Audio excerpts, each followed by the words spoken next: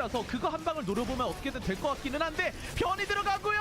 알렉스 먼저 녹여줍니다. 자, 그래도 테오도르가 딜 타임을 좀 잡긴 했거든요. 그렇죠. 그리고 에이드 생명공이라서 그래서 잡아내면 그 와중에 잡았어요. 자, 잠시만요. 변지고 2대1 해내야 합니다. 해내야 됩니다. 이팔 선수가 해줘야 되는데요. 자, 1대1인데 일단 철사조가 있는 쪽은 네, 에이든 궁 5초 남았어요. 에이든 궁 5, 자, 4, 이팔. 3, 양소가 2, 비스켓도 있어요. 1. 28 자, 셋이 찼습니다. 폭발로 이거 한번 보내고. 노려볼만해요. 그렇죠. 한 명 이렇게. 노려볼만해요. 켄시!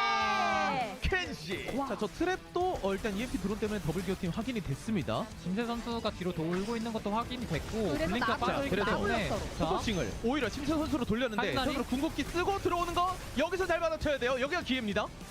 자, 근데 오. 골든라이트가 다시 포지셔닝에 성공했어요. 이러면은 그렇죠. 와. 이제부터 마무리하고 나머지 2명. 자, 이거 섀도우 골든라이트의 승리가 보이는데요. 이거 백탭도 이미 11에 빠져있는 상황이었다 보니까 진입이 어려웠고요. 맞습니다. 자, 남아있는 테오들만 처치하면 섀도우 골든라이트의 승리입니다. 나블러스 다시 한번 들어가서 자집중 도발 걸어내고 마지막 한 대로 처치하는 섀도우 골든라이트. 네, 날라가려다가 핑이 뜨니까 지금 눈치를 좀 보고 있는 것 같습니다. 자, 설다비 쪽으로 들어가 보는데요. 섀도우 골든라이트. 터졌어요. 피스메이커로 살리지 못했어요. 강력하네. 이러면 마무리 터미네이트. 모던 섀도우 골든라이트를 잡아냅니다. 변경이 되는데요. 자, 닌자 날다람쥐와 모던 5대 전명왕진이 켜지면서 자, 들어가 권 봅니다. 선수. 자, 이거 나가면 안 되죠. 그렇죠. 피스메이커 이후에 끝난 타이밍에 그리고 모던 또다시 터미네이트. 이러면 16.5점. 고 있고 NCMB 선수의 늑대뱅크도 돌았다고 생각하고 교전을 보는 게 좋을 것 같습니다. 물론 아직 안 돌았지만요. 설다비 앞라인 버티는 중. 아직은 시간이 조금 더 필요해요. 자, 나딘 궁극기 이제 5초 뒤만 돌고요. 이러면 이제 서로 할만해요. 근데 체력 상황 니키가 생각보다 자, 많이 이거 빠지고 있고요. 나이트 포크가 이제는 충전시키기 때문에. 자, 이거 늑대뱅크 타이밍 다들 좋았습니다, 철.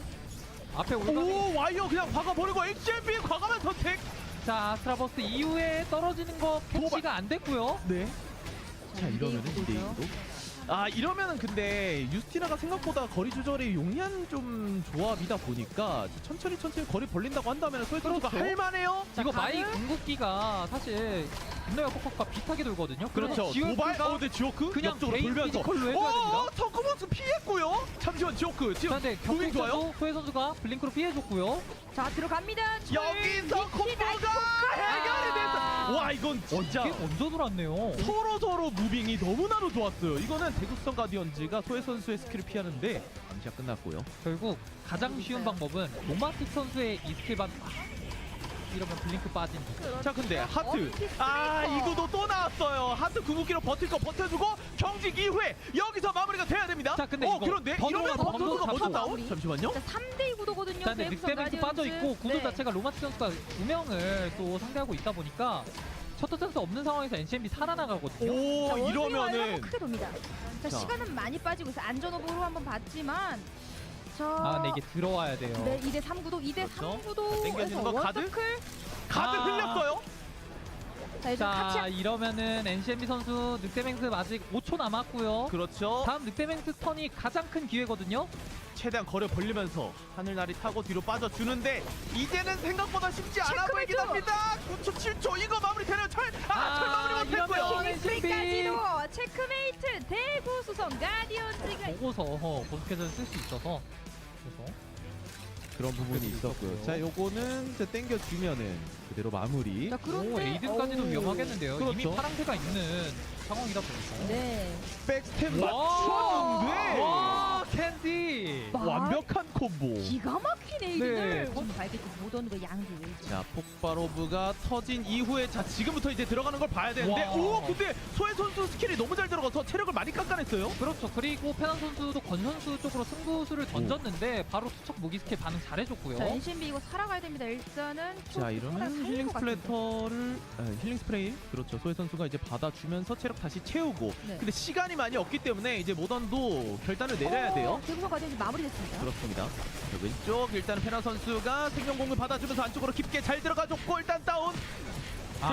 근데 마무리가 이러면 모던 그림이 보이죠. 아스트라 버스 2팔에 엠마 잡아내고요. 3대1 구도에서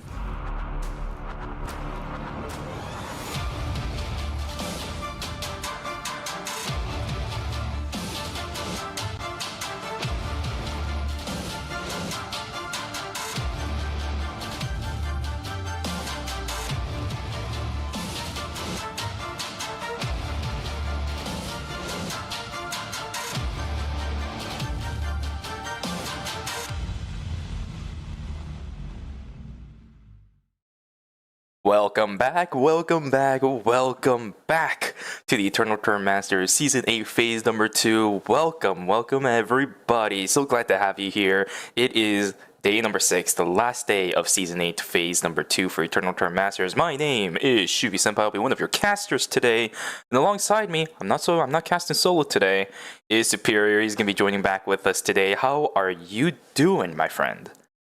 I'm back, and I am doing fantastic. I'm excited for today because today is the grand finals for Phase 2, so, it all comes down to this for these teams. Exactly. I know a lot of you guys in chat were excited to hear the angelic voice of Cass today, but we get to hear the heavenly voice of Superior. Two sides of the same coin. It doesn't matter who we get because we're going to get good casting anyways, and we get to get some ear candy as well with Superior's voice. Guys, let's talk about what we're going to be looking at today. Last day of ERM Season 8 Phase number 2. Super, take it away. Yeah, we are down to our final day for the schedule here. You can see we're at day number 6 for the final stage, and yeah, it's you guys are here at the right time. It is 4 AM EST. The prize pool still going to be the same, 10 million Korean won, and the point matrix is going to be the same as well. We're going to have the format for you guys here. It is going to be a 65-point checkpoint format. So if you guys don't know how the checkpoint format does end up working, it's these teams need to get into that 65 point threshold, and then they need to win that final game. So we have had teams get maybe 2 or 3 wins early, but they just can't etch out that final win, and the series goes on for 7, 8, even 9 games. We actually had that in our last phase, so very excited to see. Maybe we'll see a team take it home a little earlier today. Who knows? We have no idea. Every single time it feels like we want to try predicting the number of games, or we get a vibe in the first couple of games to say, this game should end in about maybe 4 or 5. Nah, it goes 6, 7, 8. Every single time we think it's going to end in 6, 7, 8, nah, it ends in 5. I feel like you and I are just caster cursing the number of games that we have to cast at this point as well. Let's take a look at what ended up happening, the history of everything. Wow. No miracle run today. We are not going to talk about the Mithril incident from yesterday, the one that triumphs Meek's Mithril. It's not good. We're not going to talk about it, all right? No miracle run today, which means for the final stage, the 8 teams that are going to be playing today, Step Back, Modern, DS Guardians, and FN Sejong. Joining us from knockout stage number 6, they'll be joined alongside Tejan Auto Arms, Gyeonggi Innate, Always Incheon, as well as one more team that I couldn't catch towards the end, but those were the teams that placed first. Which one was it? Team Insider. Team Insider, you're absolutely correct. Yeah, of course you would know about that one. But those are all the teams joining us from the group stages. They all placed first place. Today is going to be an absolute banger. Yeah, looks like our lowest knockout stage team was Team Modern. I'm not too surprised, right? We did see them, I think, on Friday. They did end up winning, I think, 6 out of the 8 games. Like, they showed a really dominant performance in the knockout stages. So, very excited to see them on the final stage here on that front-to-back type of team comp, right? We did see them on the, I think it was Mai, Justina, and I think it was Subame, I think, right? Mai, Subame, Justina, I think, and yes, they looked really good. So very excited to see how they do end up pairing into the best of the best here at the very end. Yes, indeed. Guys, let's go straight into the character select and see what we are dealing with here, Insider. Not that big of a surprise, is it? Same thing, bread and butter for that team. Always Incheon as well. We're going to go back to what we actually saw during the group stages. Luminal and Blaster. Ooh, yeah. Going to make that showing for us today. Cenophin looking to start out with the Sua instead of starting out with a little bit more of a supportish build for this roster. I kind of like this. I think maybe Cenophin is hovering the Sua to try to get it banned. Maybe. Just because, Bum was playing it, I think yesterday, for the other team, FN Sejong. But it looks like they're going to be swapping back, and they're going to be locking in that Heart with that Charlotte there. So we're actually going to have, actually, I don't think there's going to be 3 Hearts. So it looks like we're not going to really have any bans coming, I think, in game number 1 here. Trying to take a look, do a quick scan. We have a lot of duplicates. We see 2 Tazias, 2 Mais, 2 Hearts, 2 Nikki's. Oh wait, no, Insider is actually playing the Nikki Della here. We're actually gonna have them on their Shukai, Tazia, and William team comp to actually come out here first. I think this is a good time to pull this composition out. You know the other one works. It's game number 1 in a checkpoint format. You have so many games that you're going to be able to play today. You might as well test whether or not this composition works against some of the most comfortable compositions everyone else in the lobby has. Because if this composition works here, it's bound to work for the other alternative compositions. Love the timing of this from Team Insider. It's going to be a great day today. And let's see how this entire series begins. Super. We are finally here, day number 6 of phase number 2. With this, by the end of today, we're gonna know what the standings look like going into our season finals. I talked about how Daejeon Auto Arms was guaranteed for day number 2 yesterday, but I haven't gotten news of anything else just yet. Irrelevant of the result of today, Daejeon Auto Arms will see them in day number 2. But other than that, Super, let's get started because round 1 is now locked and loaded. Yeah, I'm very excited. I mean, I'm very excited to see, you know, Team Auto Arms play this team comp once again. I mean, they are our previous phase champions coming in, trying to defend their throne here in Season 8's phase 2. So very excited to see them on this Mai, Yan, and Tsubame. We do always see, you know, the Mai paired with the Yan for this team. And, I mean, it's just a really, really solid kind of combo, right? You have the taunts followed up with the Yan engage, or the Yan engage goes first, and then you have to follow up with the Mai taunt as well for that Tsubame to, you know, try to look for an angle to, you know, finish off any of those straggling targets. Indeed. Straggling targets, we can talk about that right now because Luminal completely isolated away by Sadhan. Execution is going to be there to knock that heart down. No Peacemaker available as she was still level 5. That means First Blood has been drawn by Team Daejeon Auto Arms. FN Sejong following right around as they're going to get a pick over onto Gun. Trying his best to run away. No, he actually wants to fight this. Is going to get taken down though as the Garden Reverse is going to come online. Sadhan's joining the fray, but he is completely isolated. Nice try onto Terra, but he's got the Garden Reverse.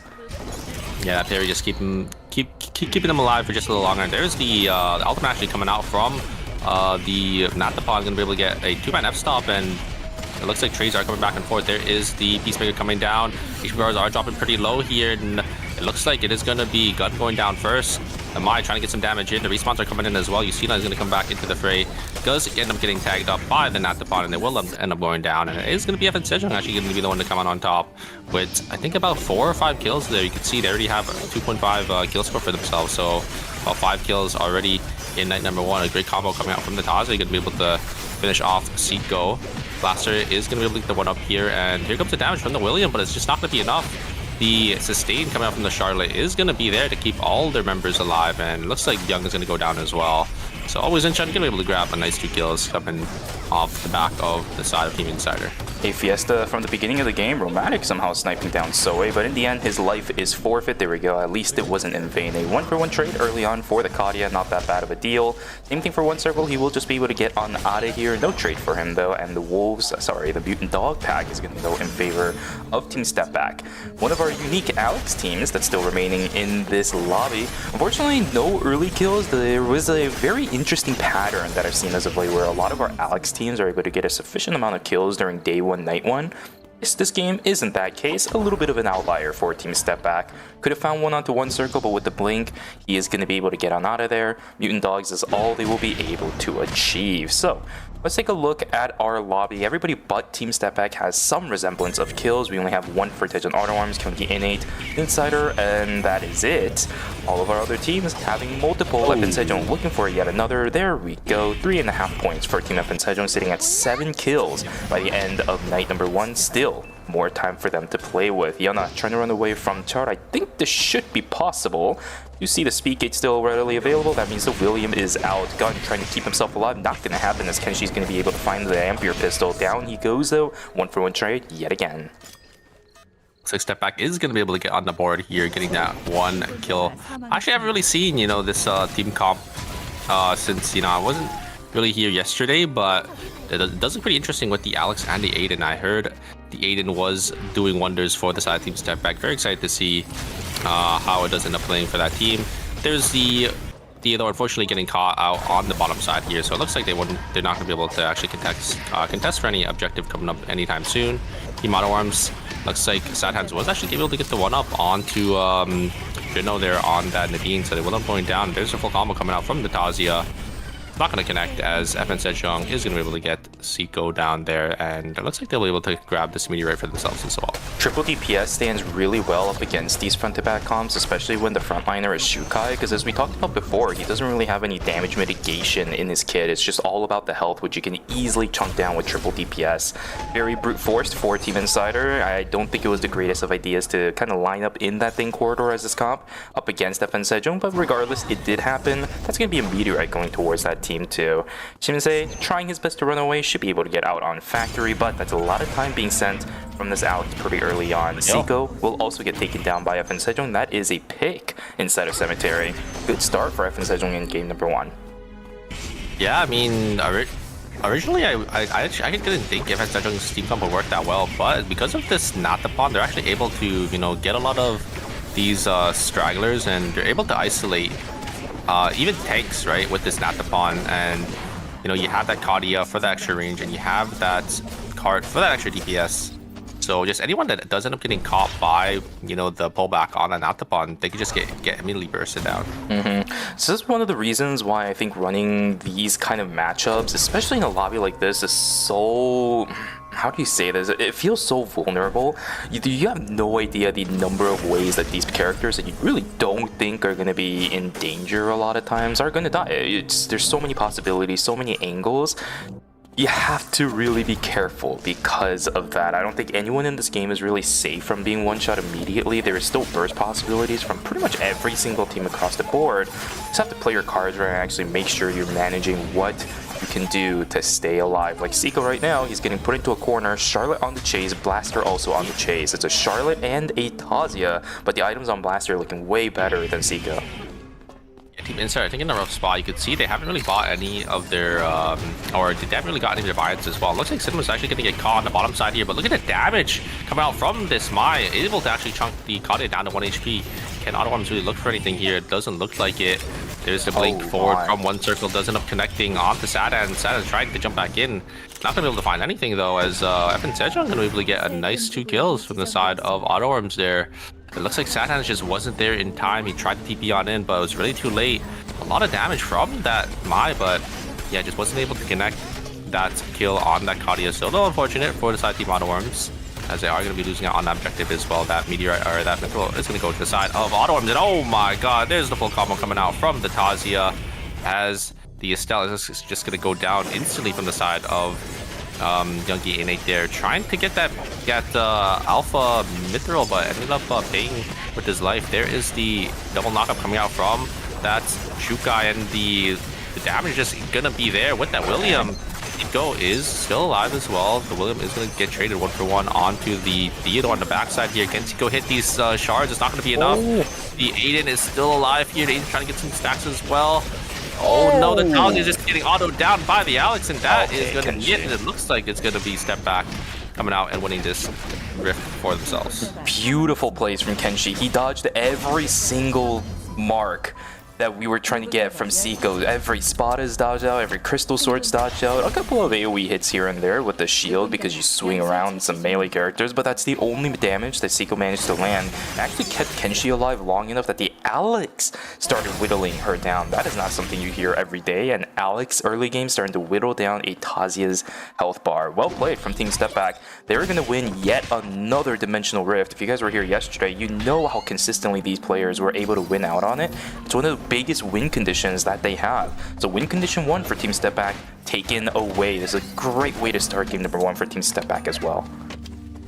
Yeah, I actually really like Team Step Back's rift potential, just because, you know, they are running at Alex, so Alex's ultimate is actually really good in the rift, and then they do have that Theodore and that Aiden to, you know, look for that all-in potential here.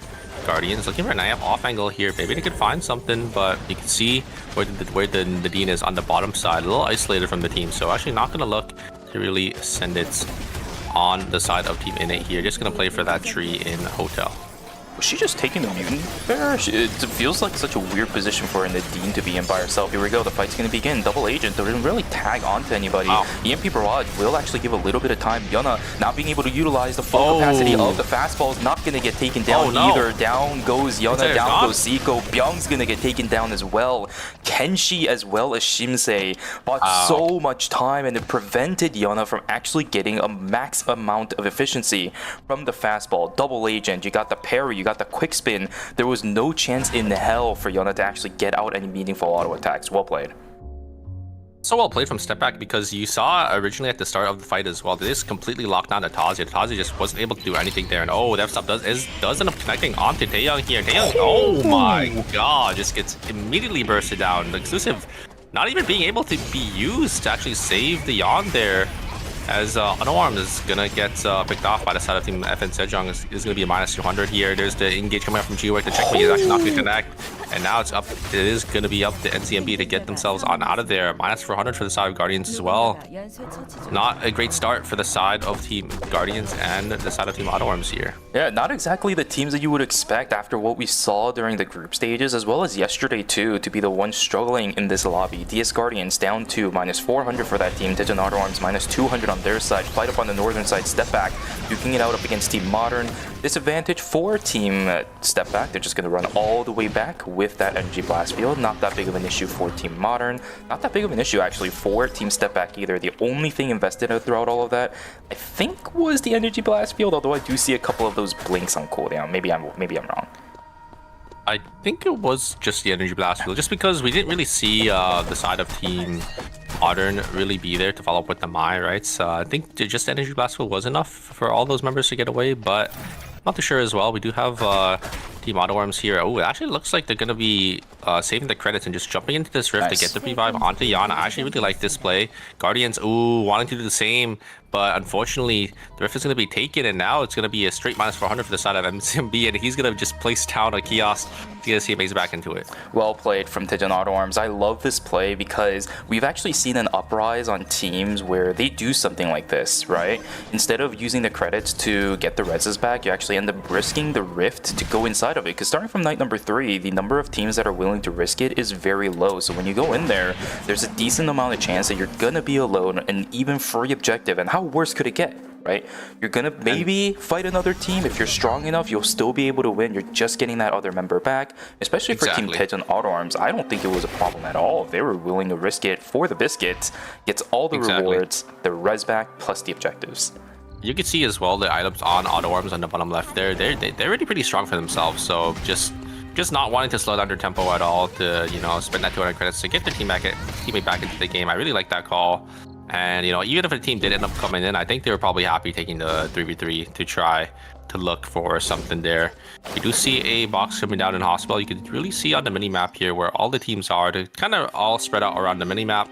But I do think Team Strike Back is probably going to walk in here to Hospital. It looks like they're maybe eyeing to take the VLS system. I wonder where they're actually going to go if they want to come for this Hospital box that is going to be dropping very soon. Okay, with 30 seconds to go in night number 3, are there any teams willing to take some bigger risks? We do have objectives coming up in about that same amount of time. Purple box inside of Hotel seeming to be contested by Team Always Incheon and DS Guardians. DS Guardians need something to catch back up into this game. Always Incheon very, very strong at this point too. A lot of threats on Team Always Incheon's side, but they see DS Guardians' composition, doesn't want to risk it. I think it's the right call. One small mistake, this team could absolutely blow up to the point where even Peacemaker and Divine Intervention isn't going to be enough. I like the play here. No need to risk it, right? You're completely fine where you are. You have a ton of objectives on both the Tazia and the Heart. You're ready for that blood sample call in 2. Just play safe. Get the blood sample and then start playing aggressive. Yeah, I think especially just because they were floating on so many credits, just waiting for that blood sample. It's definitely the right call. They also just ended up getting the Elf Dress as well, so that's actually a lot of combat power that they were missing there. Ooh, FN Cedric is looking really strong here, really having those blood shoes on that Kadia. They are going to be chunking people down with these auto attacks. Quick line about to show itself as well. Either it looks like going to be... Oh, cemetery is open as well, so it could be in 3 zones, either school, cemetery, or forest here. We do have an engage coming out from the Mai here on inside Team Modern. There's the ultimate from the William, just jumping on in. Gun getting a lot of damage, Ignite getting chunked down, but the stun is going to connect onto the William, blinking on forward to actually grab the ball back. That is so well played by the side of Gun there to get the insta-stun. And I think that is going to be Team Auto Arms, or sorry, not Auto Arms, but Innate going to be on the back foot here. There is both of the safety drones going to be used. And oh no, the third party is here. There is Guardians just going to send it onto the side of Team Modern there. And that's going to be a minus 200 for the side of Team Modern and Innate as well. It looks like the Kali did end up going down. So a little unfortunate, Modern overstepping, but I think that's just a little unlucky. You can't really expect a team to be just in red there. That's really unlucky for Gyeonggi Innate as well. Third party inside of Forest. It's not even Wiggle Line zone, but there are so many teams hanging around this area. That means Gyeonggi Innate down 2 members. We do have the Hellfire being built up as well as the Sanguine Goombai. There was a lot of value to be gained for Gyeonggi Innate. Yeah, he was holding a Blood and a Force score for himself there. So luckily the Haze that had both of those items didn't end up going down. And oh, perfect for Gyeonggi Innate to actually jump into the Rift here to get both the team members back up without actually having to spend any credits. Huge value. And are there going to be any other teams willing to fight it at this point? I did also see Team Step Back duking it out up against Always Incheon. Kenshi landed a massive dissipation to lock down both the Heart as well as the Tazia. One of the biggest threats for some of these backliners is not being able to use their mobility skills, because standing still means you're going to die very, very fast. Oh man, Step Back is looking great today as well. 10.5 points for that team. If it wasn't for FN Sejong, would be the kill leaders in this lobby. I should say the point leaders. That's probably a little bit more accurate, but 10.5, a very good start again for Team Step Back. 12 for FN Sejong, looking very solid in game 1 as well. You know, we're talking about how FN Sejong looked a little bit shaky this season so far, but this is a different side to them. Yeah. Exactly, with this triple backline composition too, taking a lot of risks, but making it work. Oh, Shimsei on the backside. I don't think this was the right call.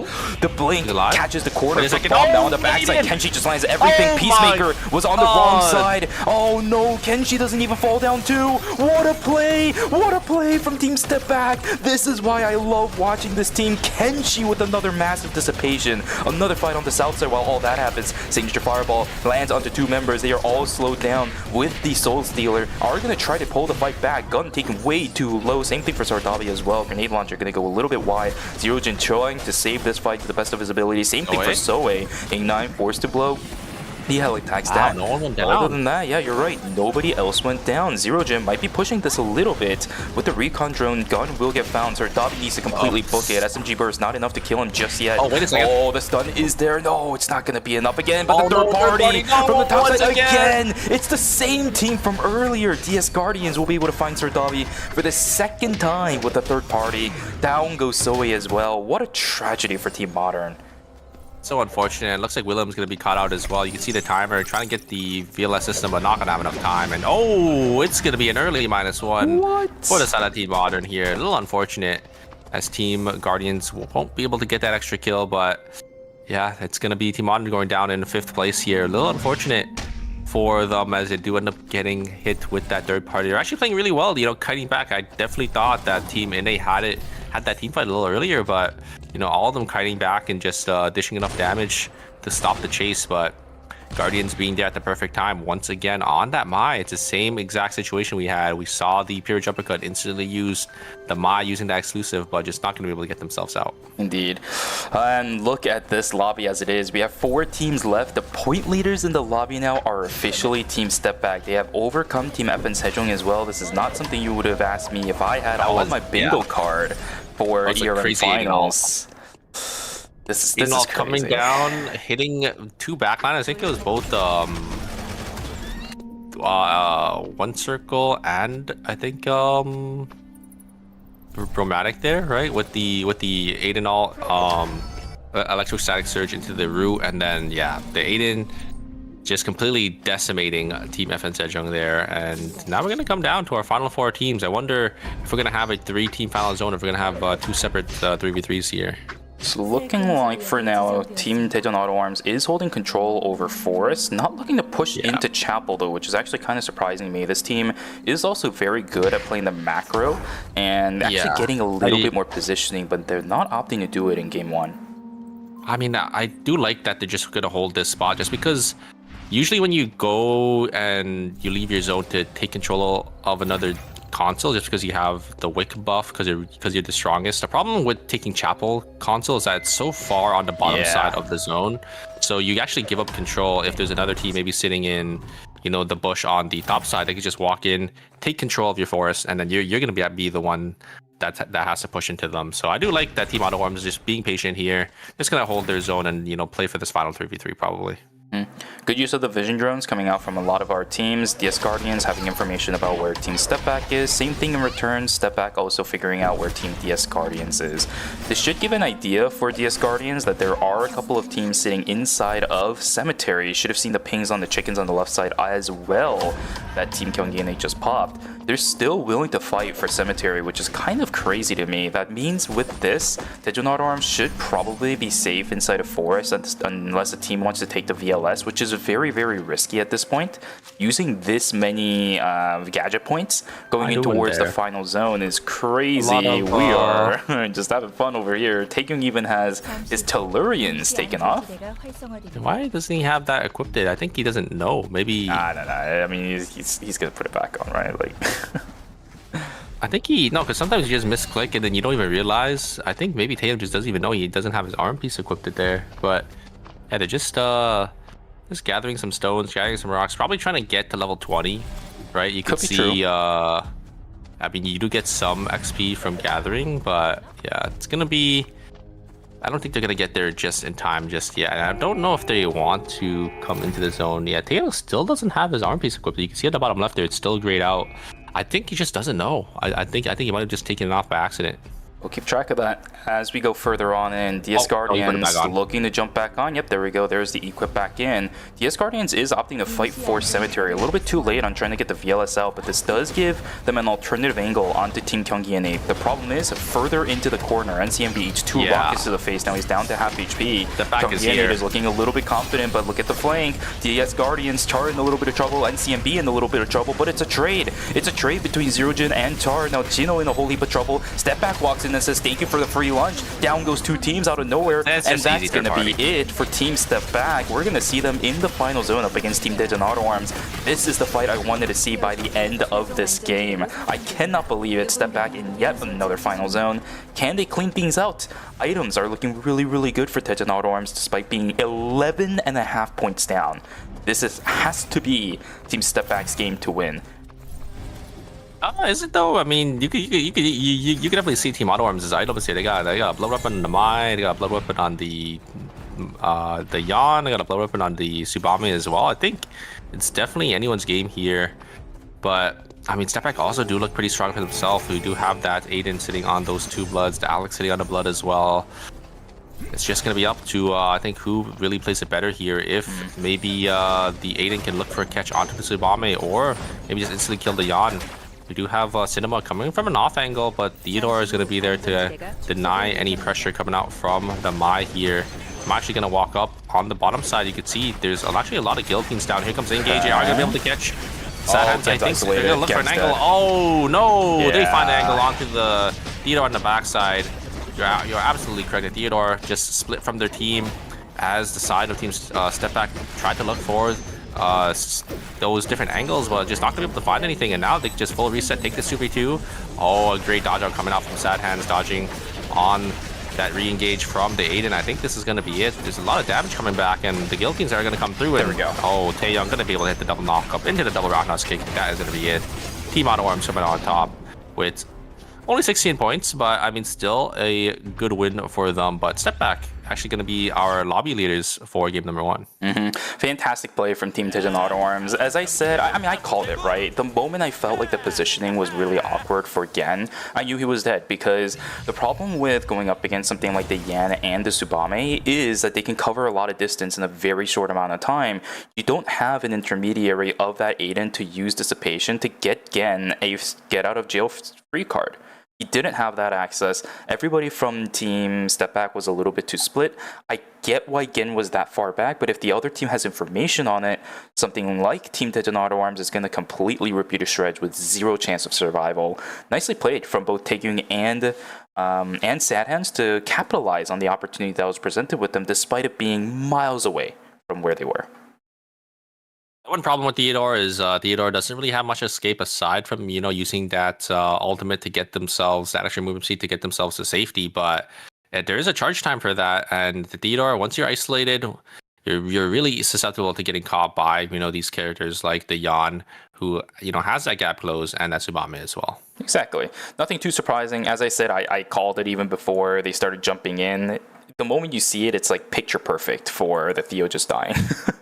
Alex isn't there to support. The Aiden isn't there to support. It's going to take too long for those characters to actually make their way back.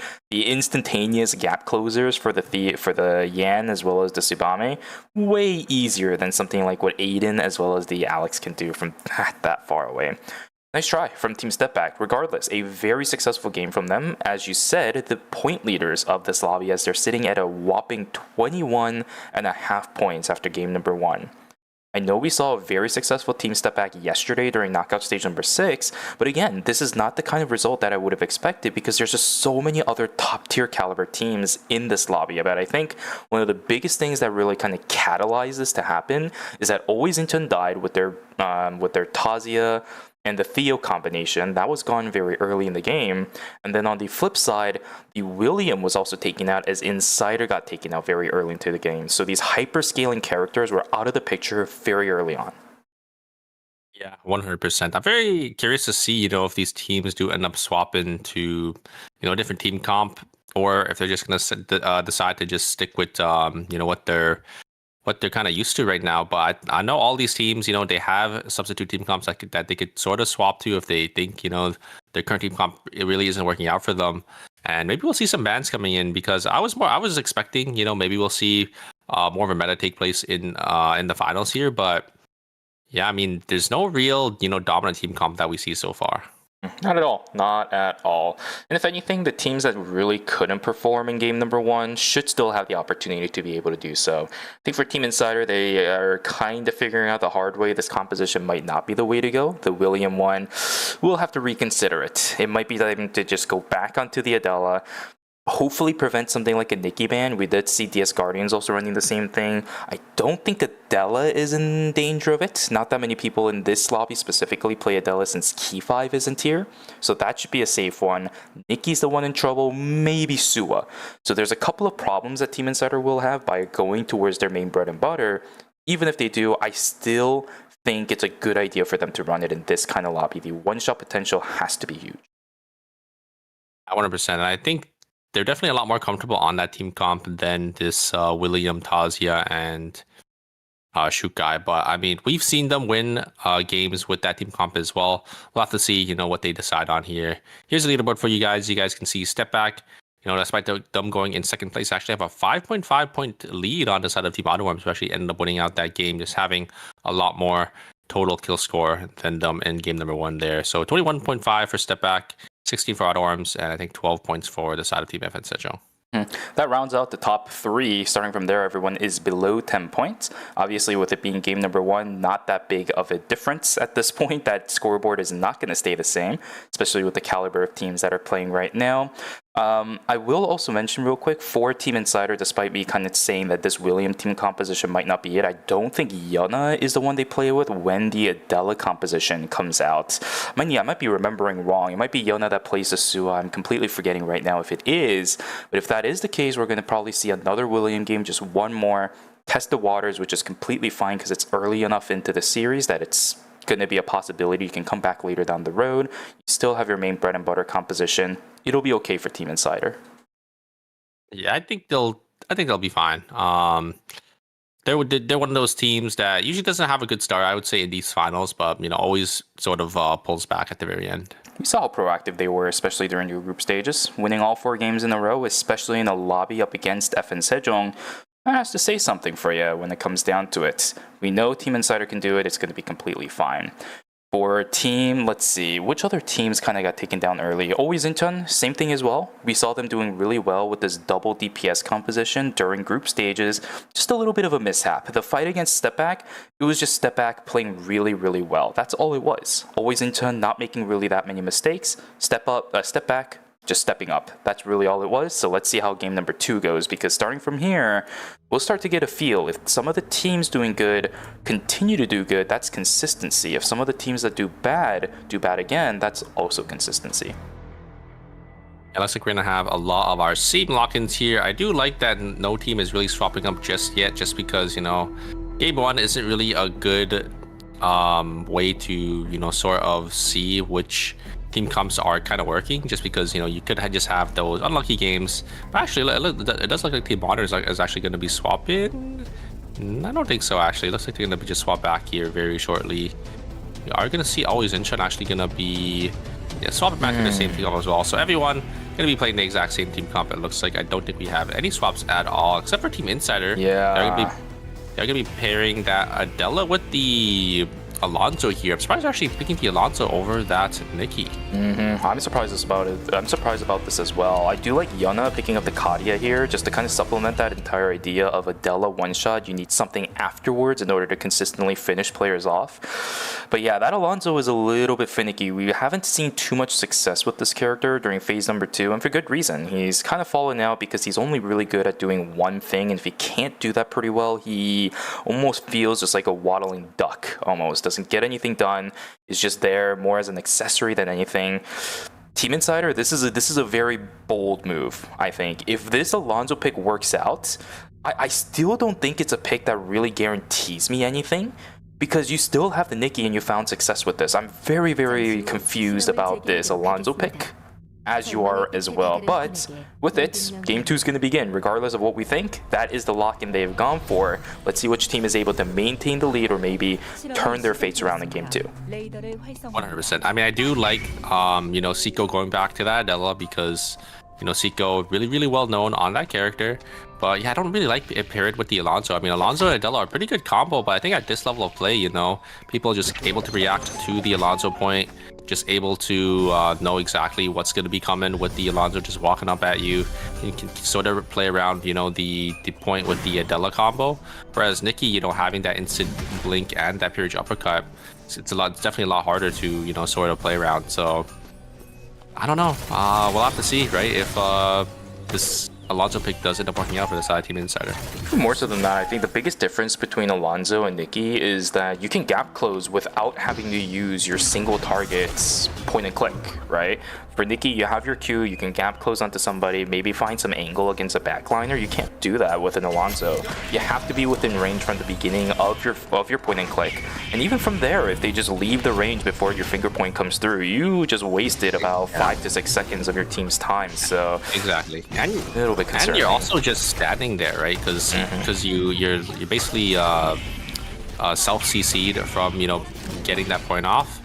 Do have one circle actually looking down to, or looking to get to this Kadia there. Kadia is going to be able to get the board before they end up going down, so not too bad for them, as we're going to have so many TLs actually already. It looks like Strike Back as well going to be on the back.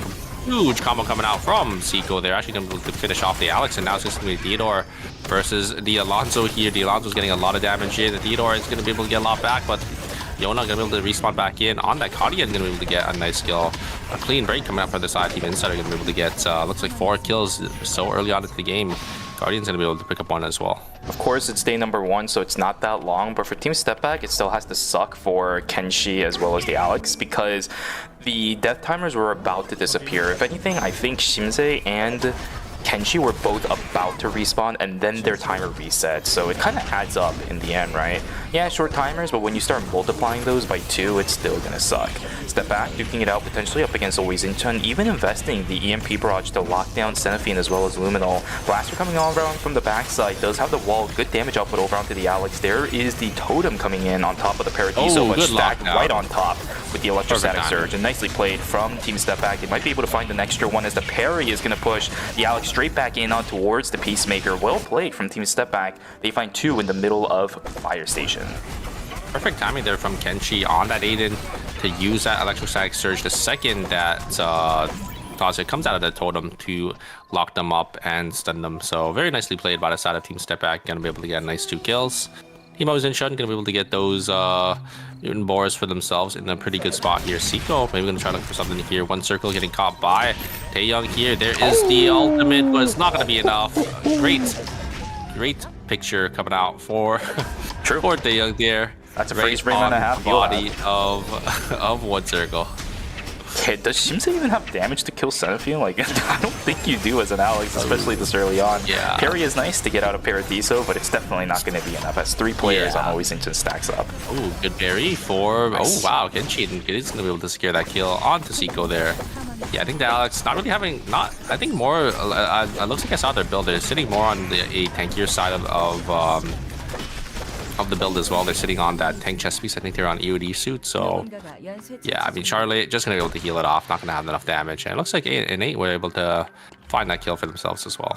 A little bit of an awkward time for Team Step Back, but with Kenshi dying right around then, it actually opens up a bit of an opportunity. You can see the Theo hanging around the Hyperloop. You're going to have information from Shimse resing first, so now you're going to start moving towards a place that has nobody. Maybe you can get a couple of objectives. They actually end up Hyperlooping into a zone with 2 different teams. Team Insider trying to jump on in. Shimse gets finger pointed at, but on the backside, Electrostatic Surge looking pretty good. Seiko taken down below half HP. Byungchun recovered to the best of his abilities. The team on the top side is gone. That means it's a clean 3v3 fight. Shimse still in a little bit of trouble. Will get tagged by the Inner Blitz. That's all they're going to get from both sides.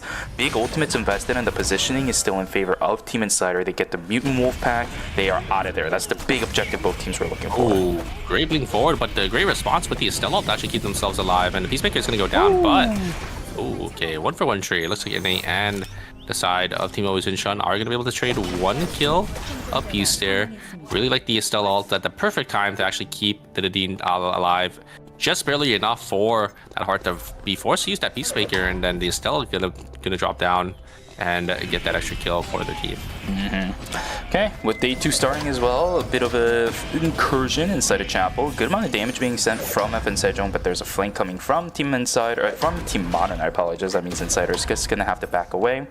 Bit of a slow start, I would have to say, for this one, especially as data. Okay, we don't talk about that one. Castling looking a little bit sus. Gun trying his best to get away. Signature Fireball actually does carry him across the wall. Zoe trying his best to run away. Will be able to dodge out on Inner Blitz, but can he dodge out against Ballistic Advantage? There's 1, and there's 2! Predicting the dash. Nicely done from the Kadia. Gun, last one alive as Dubai just completely on the opposite side of the map. They're going to be in a little bit of trouble. That's a triple taunt coming in from the double agent, but is there any damage to follow up? One Circle in a little bit of trouble himself. There's another double agent to lock him down. Peacemaker comes down to keep him alive for the time being. There is a trade, 1-for-1, 2-for-2. Now we are left to 1v1. It's just going to be Team Step Back walking away. I like that decision because Theo's power spike is gone for the time being. There is no Energize, there is no power-up auto attacks. Romantic, though, is just so fully stacked. Well played from both teams. Yeah, I mean, you would think, you know, with how this fight started, it would go into the favor of the side Team Step Back, but once but FN Sejong is able to swing the team fight back into the favor with that huge Peacemaker, is able to keep their DPS alive for so long, and the damage in return with the, you know, the triple DPS team they were just able to trade it back. So very nicely played by the side Team FN Sejong. I mean, Strike Back also getting 2 kills as well, so definitely nothing to scoff at there. I think a little bit of a mistime, if anything, from, who is it? I think it was Shimse. You should have usually timed the double agent just to make sure that by the end of Peacemaker, whoever's inside of it still gets taunted up. They can't do anything. Just wasn't there in time, although the cooldown was there. I think I was keeping track of it correctly. Fortunately for everybody on Team Step Back is going to lose pressure inside of Hospital. They did go to the top left of the map, although another fight inside of this. Here we go, Cenophian gonna pop the Divine Intervention right at the end of the Peacemaker. Classic combination for the Heart as well as the Charlotte. Oh wait, oh Luminol. No, the Bear is actually gonna end up knocking down Luminol. These rocket launchers standing true as the auto attacks still coming through. Empowered auto attacks for Zero Jin. Paradiso, he's just walking straight through it because it's just way too early in the game. There's no way Tazia has enough to knock them down.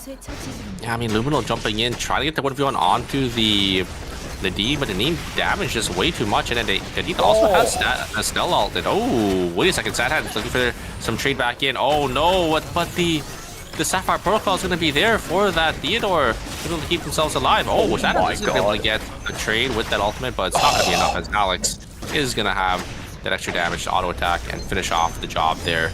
Tsubame almost having that. I think if Sad had a camera down to actually finish auto attacking that Theodore, I think he might have actually been able to, you know, clutch up for that 1v3. He just ran out of time to be able to get the call in, right? A lot of people use the V-pad to call those items in, but in those pressurized of situations, it's so hard to do that. And with that, Step Back wins yet another dimensional rift. Always Incheon doing the same combination again, but the Rockets are just doing way too much. Blaster on the backside trying to recover. They do end up actually getting it.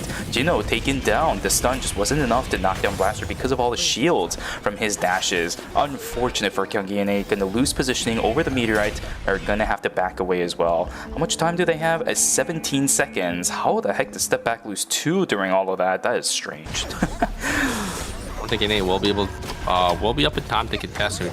While on the top side, we do have the team fight between Team Modern and the side Team Insider here. Here comes Engage coming out from the Mire. They're going to be able to get the taunt. The Blink is going to be used early, and a point isn't actually going to be used on Yuskidon. They're going to be forced to use the ultimate there. There's the ultimate coming out from William. William's going to slowly start to jump on in, but the damage isn't going to be enough to actually kill the Kadia. It is just so much damage from the fire, from the fastball. It's going to be able to knock down Yona in the back here. The ultimate is going to be used on Seiko to try to keep themselves alive, but the third party is going to be here, and I don't think Seiko can get on out. Oh, what about Alonso is also one of those characters that is really hard to get away, but looks like they're actually able to get a knock before getting themselves on out, but it will be an early -400 for the side Team Insider. Not good at all for that team. Gyeonggi and they also trying to recover, but FN Sejong has been doing pretty good, keeping pace with the rest of the lobby.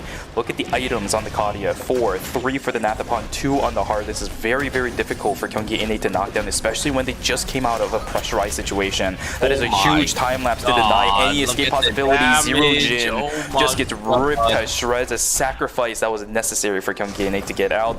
That time lapse just denied so much from Gyeonggi and perfectly placed from one circle.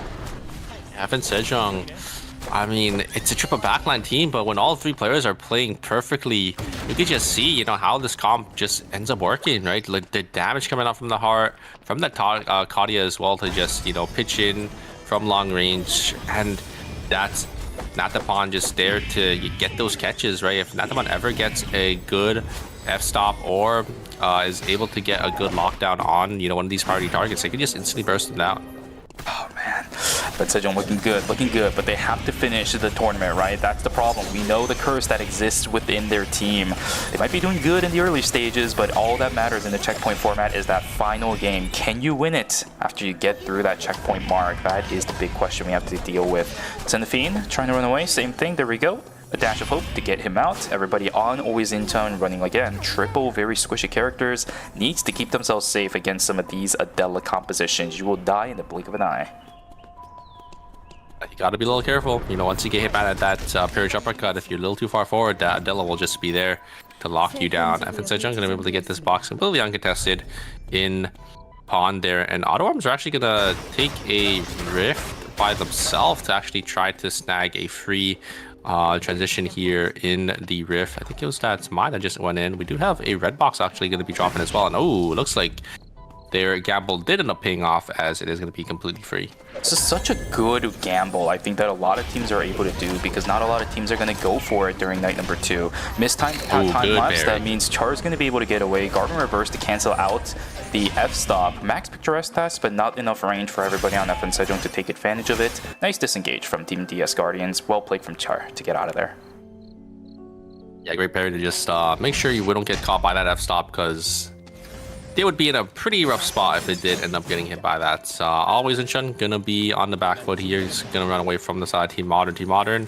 Not looking as dominant, obviously. Like we have seen them with their items, still missing a couple here, but Insider definitely on the back foot this game. We saw, they had that early -400. You can see their items as well, just not in the position that I think they're definitely looking for. Ritual being dropped down. What are we gonna get? We're gonna get shoes for the side of Team Auto Arms, and they can actually use that perfectly. It's gonna be that Taproots going into right into the hands of that Yan to make sure they're gonna be a little more tankier while also having that extra cooldown reduction. Fantastic position for Tejan Auto Arms to be in. On the flip side for Team Insider, no Dragon Scale for Seiko. This is not a good spot to be, especially this late into the game as the Adela. You need that Dragon Scales at this point in the game. If not, you need it way earlier into this game too. Trying to save up for a blood sample from the looks of it, because the Kadia is holding credits. Maybe looking for the Burgundy, I'm not entirely sure.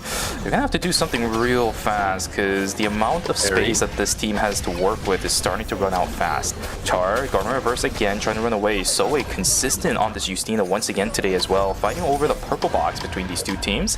Not for Night Fork, I apologize, is also going to miss from G-Work. Soe still holding the line. Look at how much value he's getting with these lasers. G-Work in a whole heap of trouble. There's a signature fireball trying to get the knockdown onto a couple of these players. Astroburst also ended up whiffing a little bit. Char, he is going to be forced to use the blink. Health bars on DS Guardian is just not even there to compensate for anything they were able to get done, which is next to nothing.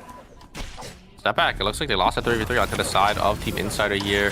Seiko gonna try looking for something more, but the Theodore is just gonna deny any more chase as step back. Yeah, it's gonna be a minus 400, but you can see the credits is still sitting in a pretty decent spot deck. If they can't get away, Seiko trying to get that extra queen. Try getting an extra knock. It's not going to be enough here. The kiosk is going to go down. I think Team Auto Arm should see this kiosk in force. The pings are going to be there, but looks like Team Setback is just going to walk into forest on the top side.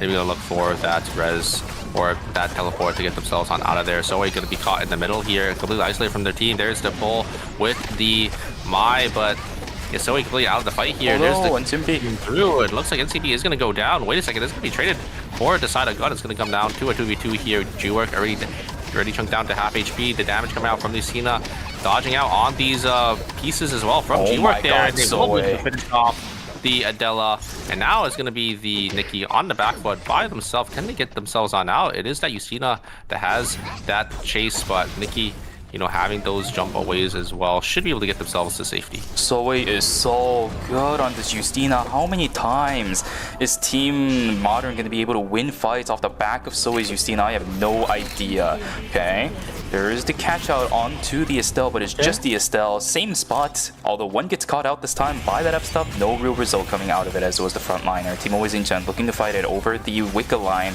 Team Modern is starting to step on in. Sardabi, catwalk locked and ready. They're going to only use it up against the Wicca line. Oh. Hello? Yeah. Oh my. Oh. Team Always Inchan? Hold on. My OBS disconnected. What the heck? Uh-oh. I did hear you like robotic a lot there. So. Okay. Are we back? Are we back? Are we back? I think we're back. I think we're back. Yeah, okay, I mean, okay, just a little bit of technical issues. Yeah, I mean, a great play coming out from the side of Team Always Inchan, getting that Wick line buff, and yeah, I mean, it's kind of hard to push into this Tazia, right? They ended up trying to look for that blood sample, trying to secure that Wick, but just wasn't going to be enough for the side of Team Modern there. It is a minus 200, but they did end up having enough credits to get their mind back into the game, and you can see their items as well. They still got that Burgundy on that William, so they're still looking pretty strong for themselves. Okay, Tejan Auto Arms getting some positioning around Gyeonggi in 8. Ing9 in a little bit of trouble. Sorry, Ingu in a little bit of trouble. There's the catwalk to get the damage in, but the shield is blocking so much of that right now. Ing9 still going to get taken down. Jino trying to replicate. No, it's not going to happen as the wolf, the fadeaway wolf, not there, but he snipes down the Mai using the bullseye. The problem is Sad Hand still exists. These are all squishy characters. Free farm for the Tsubame. Everybody is playing so well today. Oh, he called the wrong item too. Or did he? No, he didn't have credits. No, he doesn't have enough credits. He doesn't have enough credits to get their teammates back in this game. But I really like that play from Auto Arms. They just sent it onto the tank there and just won the DPS race because you could see the items on the Mai, right? Having 3 blood samples for themselves. So they're just actually just able to just live through everything there and just outrace the Estelle, even through the shield, right? We saw the Estelle just having that shield up the whole time there, and they just still lost the DPS race because of how much damage the side of Team Auto Arms is able to do and how much damage the Mai is able to soak up. Confidence. I think the difference was confidence. Daejeon Auto Arms were the aggressors, whereas on the flip side, Gyeonggi Innate were the ones receiving all the aggression. There's plenty of damage to go around on Gyeonggi Innate's team. Look at the damage. Look at the items, I apologize, on both Jino as well as Zero Jin. There's a lot that they have. Blood Half Moon plus all the items for the Haze. They have plenty of damage to kill the Mai. Just never got comfortable enough to actually start pumping it out over and over and over again. That's where Daejeon Auto Arms comes in. Consistent auto attacks from the Tsubame is just barely enough, even without the blood, what is it? The blood, what is it? Not Blood Half Moon, but Black Lotus Shuriken. There we go. They still just end up getting taunted, right? A little too early in that team fight, so just lock down and just let Sad Hands just have free reign to auto attack. I don't think Team NA was expecting the Mai or the Assault to go down that fast with their shield up, but unfortunately, that's just gonna be how it goes here. Zero Jin, only 2 seconds left. Oh boy. Caught in the middle between so many teams. Oh There's still boy. 8 teams with 22 players, and it's gonna go down to 7. NA is gonna get sniped by 1 circle, and we're gonna go down to a 7-team temporary zone here very shortly. This is gonna get hectic. This is really, really hectic. The good thing is it's a lot of very, very big zones. Fire Station going to be one of them, and the other one is Hotel. Final zone will be School. That's where the real problem is, I think. With this, yeah, this is. Sad Hands' items, man. 3 bloods on this Mai. I'm surprised they stacked the bloods onto the Mai, but I think it's probably just because the Mai didn't have any items, and they probably got some red boxes. Would be my guess here. Wait, wait, he died. There is the Mai. Okay. Oh, wait a second. Tia finds it. Oh my god. Okay. All right, dude. Okay. Wait, no, wait, dude. The ultimate from Sad Hands able to secure Dramatic there, and they get the body. They actually are able to get the pushback, but the third party is going to be here. No, Insider is here. They are going to be able to finish off FN Sejong. Sad Hands doesn't end up getting it, but that is going to be it. The Auto Arms is going to go down, King, the last one alive, taking FN Sejong with them. So well played from Taeyang, just jumping on in, finding that early heart, and then they're just able to just win the 1v or the 2v2 together. Taeyang and Sad Hands, I mean, they've played together with each other for so long. They're just able to play off of the backs with each other, and FN Sejong are actually going to go out in 7th place. That is insanity. Insanity, I tell you, but the fight still must continue. So we're forced to use the Astro Burst pretty early on. 9 seconds left on their timer. The problem is always Inchen's the one that's in the backside. Good exclusive to pole gun outside of that pole, outside of the wall as well. Double safety drone utilized by Team Always Inchen. They're starting to panic just a little bit. The communication still has to be there. There's a signature fireball going down from Gun, trying to get the auto attacks out, but the problem is her Dabi is already dead. Well played from Team Always Inchen, but that's a lot of gadget points going unnecessarily right now. Yeah, Always Incheon is able to get the 1-up on the side Team Modern, and a lot of timer was invested, and I don't think they're gonna have enough timer to really play with here. Jumping into the final zone, into the side of Team Guardians. They're already down about 20 seconds of timer. Blaster gonna try looking for an angle and not gonna be able to find anything. They are going to try to look for something, though. The damage coming out from the Nadine is going to be there. There's the parry. They are trying to use the parry jump cut, but it's not going to connect. A great totem coming out from Blaster there. There's the ultimates. Both the ultimates are going to come down, but the damage is going to be there. The consistent damage from this Nadine will be able to secure a couple of these kills. So we're going to go down as well. Going to get locked up by that Nikki, and there is the William as well. A clean zone coming out for the side Team Guardians. Right up on the northern side, let's take a look at this. It's going to be a battle between Team Step Back versus Team Insider. Seiko gets out of the fight. Kenshi's going to get taken down, but look at the health bars on both Shimse and again. Nobody on Team Insider can fight this anymore unless the combo is there again. Ends up knocking down Seiko. Byung can't do anything about this. Maybe I don't think Resing is the right call here. Yo, hold on, no. Resing is not the right call. Resing's not the right call. Alonso can stop that really easily. Just get the kill. There we go. That's the easier way to get the res onto everybody else. Step Back one more time, steps up and goes into the final zone with 19 points. Yeah, I do think he was just resing just to try to bait the Alonso to come in, right? Because the body's already blown up, and I don't think Alonso can really deal in the 1v1 onto that Alex there. And you could see the items on the side Team Step Back. This was a zone that they just completely stole, right? Both of the strongest teams, FN Sejong and Auto Arms, just kind of self-destructing into each other there. Step Back coming out and just stealing the zone out of their hands, and because you can see the items, right? The allow Alex having just 1 item to their name, that headpiece, and the 80 isn't even full build, so Step Back coming out and just winning that final 3v3 into the side Team Insider. Yeah.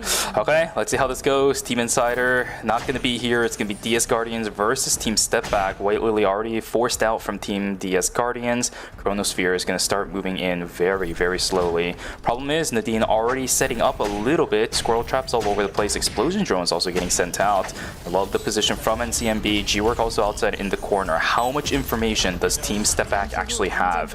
Going into the Infiltration for Shimse doesn't grant too much invisibility nowadays. Love Here we it. go. The initiation is going to be there, sending everything over G-Work. onto G-Work. That's going to be the checkmate forced out very early on. Thank you. Oh, and it that's comes engaged it. Electrostatic surge Wait. to finish everybody off. NCMB pumping out the auto attacks one Oh my after God. another. Down Okay. goes the trade. Kenshi trying to find the spine damage on the backside. The problem is Char's also going to get taken down as well. Down Okay, goes 1v1. one. NCMB, I don't know if he has the damage for it. I don't know if he has the damage Oh for it. He my doesn't.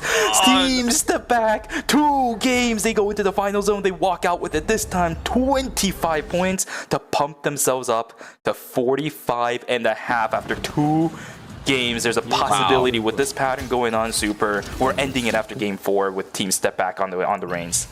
Step back, playing these fights so well there. I loved how patient they were. You saw how far back the Theodore and the Aiden were, just waiting for that Alex to find that engage. The second that Alex gets that taunt, the ultimate from the Theodore comes down, and they're just able to force so much out of G-Work, right? You saw the blink come down early, and he just wasn't expecting that electrostatic surge from out of range there, and then the Aiden just locks him down and just immediately gets the pick. Fantastic, fantastic. Again, it wasn't in my bingo card at all to have Team Step Back being the ones to step it up. They're not stepping back anymore. They have no reason to. They're the ones dominating this lobby. So confident are these teams. But Team Step Back is even more confident. That's the one thing I always wanted to see from Alex rosters, right? Always being confident, making sure the EMP barrage is actually proactive instead of being reactive. That's one of the biggest issues that I've seen this entire season of Alex players, despite there being more Alex players. I always see these Alex ultimates being used reactively than proactively. This one was proactive. Forces out the checkmate. Kenshi, hidden in the darkness, in between the 2 buses, is able to snipe down G-Work post-checkmate using the electrostatic surge. We saw the execution from Tactical Armor as well. Starting from there, the fight seems so easy. NCMB, though, almost turning it around. That Nadine auto attacks. You have to keep an eye on it. If it wasn't for NCMB, wouldn't have been close, but Gen was way too healthy by the end of it. Well played from both teams, but my god, Team Step Back, they are popping off today. It is incredible how well they're playing. I mean, not only Alex, but Aiden as well, right? These 2 characters, we usually see, every now and then in the, Eternal Return Masters scene, but we never see them pop off this hard, right? Yep. They're just playing phenomenal Eternal Return here, right? So the Aiden just able to get these finds on these backliners, these priority targets, just getting these great ultimates to lock them down, and yeah, it's just a great showing coming out from the side of Team Step Back. I'm telling you, it feels like NA. It really does. When do you see Aiden in ERM? Next to none, no times. When do you see Alex in ERM? Almost next to no times as well. I know Gen is also a very seasoned Theo player. He's just playing his comfort pick. This is what we saw in NA during pre-release. This is what we saw in NA during the early access times of competitive. They're just playing comfort picks at this point. It's not even common picks that you would see in ERM, but they're making it work, melding everything together into one piece instead of playing individual pieces with these very, very unique characters that do things so differently. But 1, 2, 3 steps are there. They're taking steps 1, 2, 3 exactly as outlined in the textbook. I think they're just playing off of each other so well, right? Like we see, we kind of saw how that fight ended up evolving, right? The Alex going in by themselves so much farther than the rest of their team, but because of how far range the Theodore has that ultimate to get the team inside there, and also the ultimate is doing some damage as well. They're just able to just get that speed boost and get themselves on in. The second that Alex is able to sort of split and catch these players off guard, right? So we saw, I think G-Work ended up getting taunted up and locked down, and then the follow-up was just there to finish it. The follow-up was just there to finish him off. What the hell is this score sheet, man? 46.5. We are 20 points up in second place, who is going to be DS Guardians and Tejon Auto Arms. In what world? In what world is this a score sheet you expected after game number 2? The consistency for Team Step Back is really coming into clutch. They're going to set themselves up very nicely going to round number 3. And on top of that, we have ourselves a break. They can kind of rethink about what happened, look at what was actually successful, use that to their advantage, and talk about how they can strategize around using those exact plans. 100%. I'm very excited to see, I'm pretty sure that, I think they're obviously just going to stick with their comp, but I'm very excited to see if these other teams do end up swapping, or if they decide that, maybe it was just an unfortunate game 1 and 2. We could still play this team comp and see, how we could do in this lobby. After all, it is a break time. That means you're correct. Substitutions are potentially in play. Guys, that was game number 2, which means we are about to go on break. Game 4, for now, is guaranteed. So we'll be back with you guys for games 3 and 4 of the finals. So go grab some water, go grab a snack, and go take a stretch. We'll see you guys back here for the next 2 games. Take care.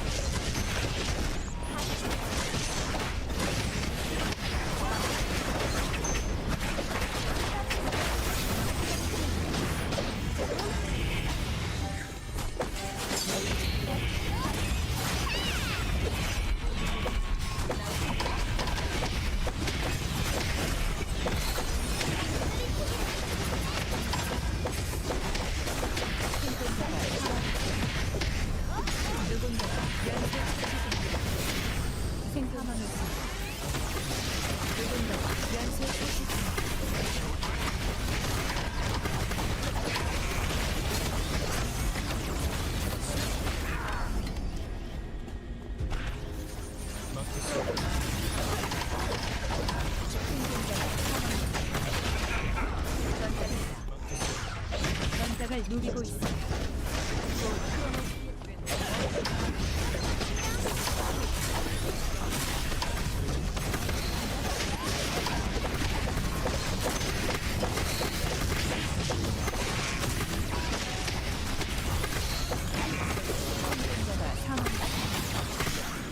전설이 탄생하고 있습니다.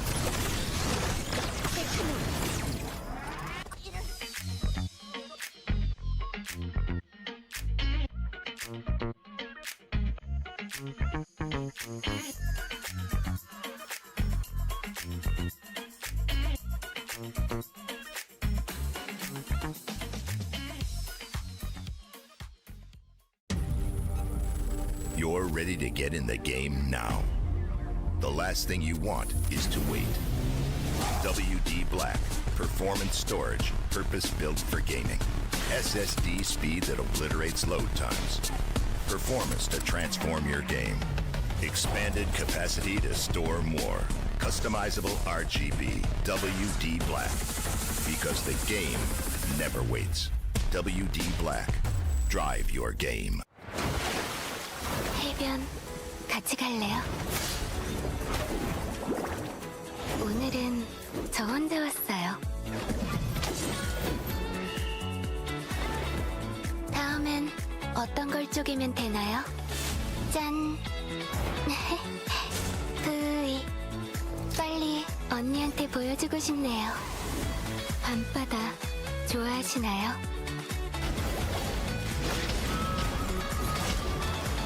큰 파도가 올 땐 피하는 게 나아요.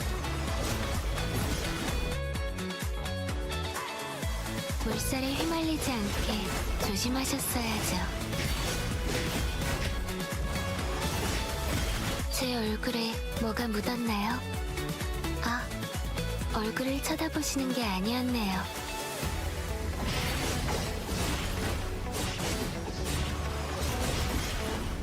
저와의 여름바다는 충분히 만끽하셨나요?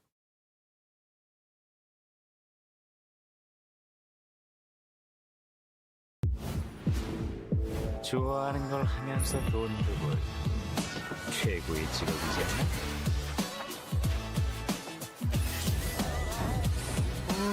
비즈니스를 감정적으로 하지 맙시다 우리. 풀스윙으로 깨부숴주지.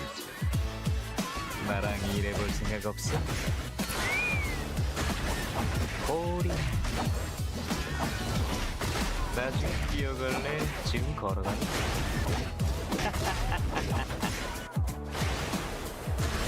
안 힘들어? 어디를 가려? 물은 답을 알고 있지. 언제 기분 째지는데.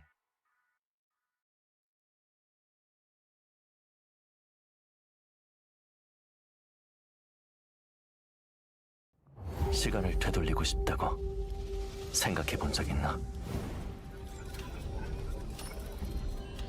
시간은 화살처럼 빠르다고 하지.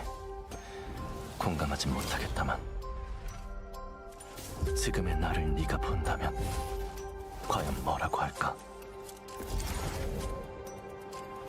멈춰있던 시간을 움직일 때다. 너희가 날 이용하는 게 아니다. 내가 너희를 이용할 것이다.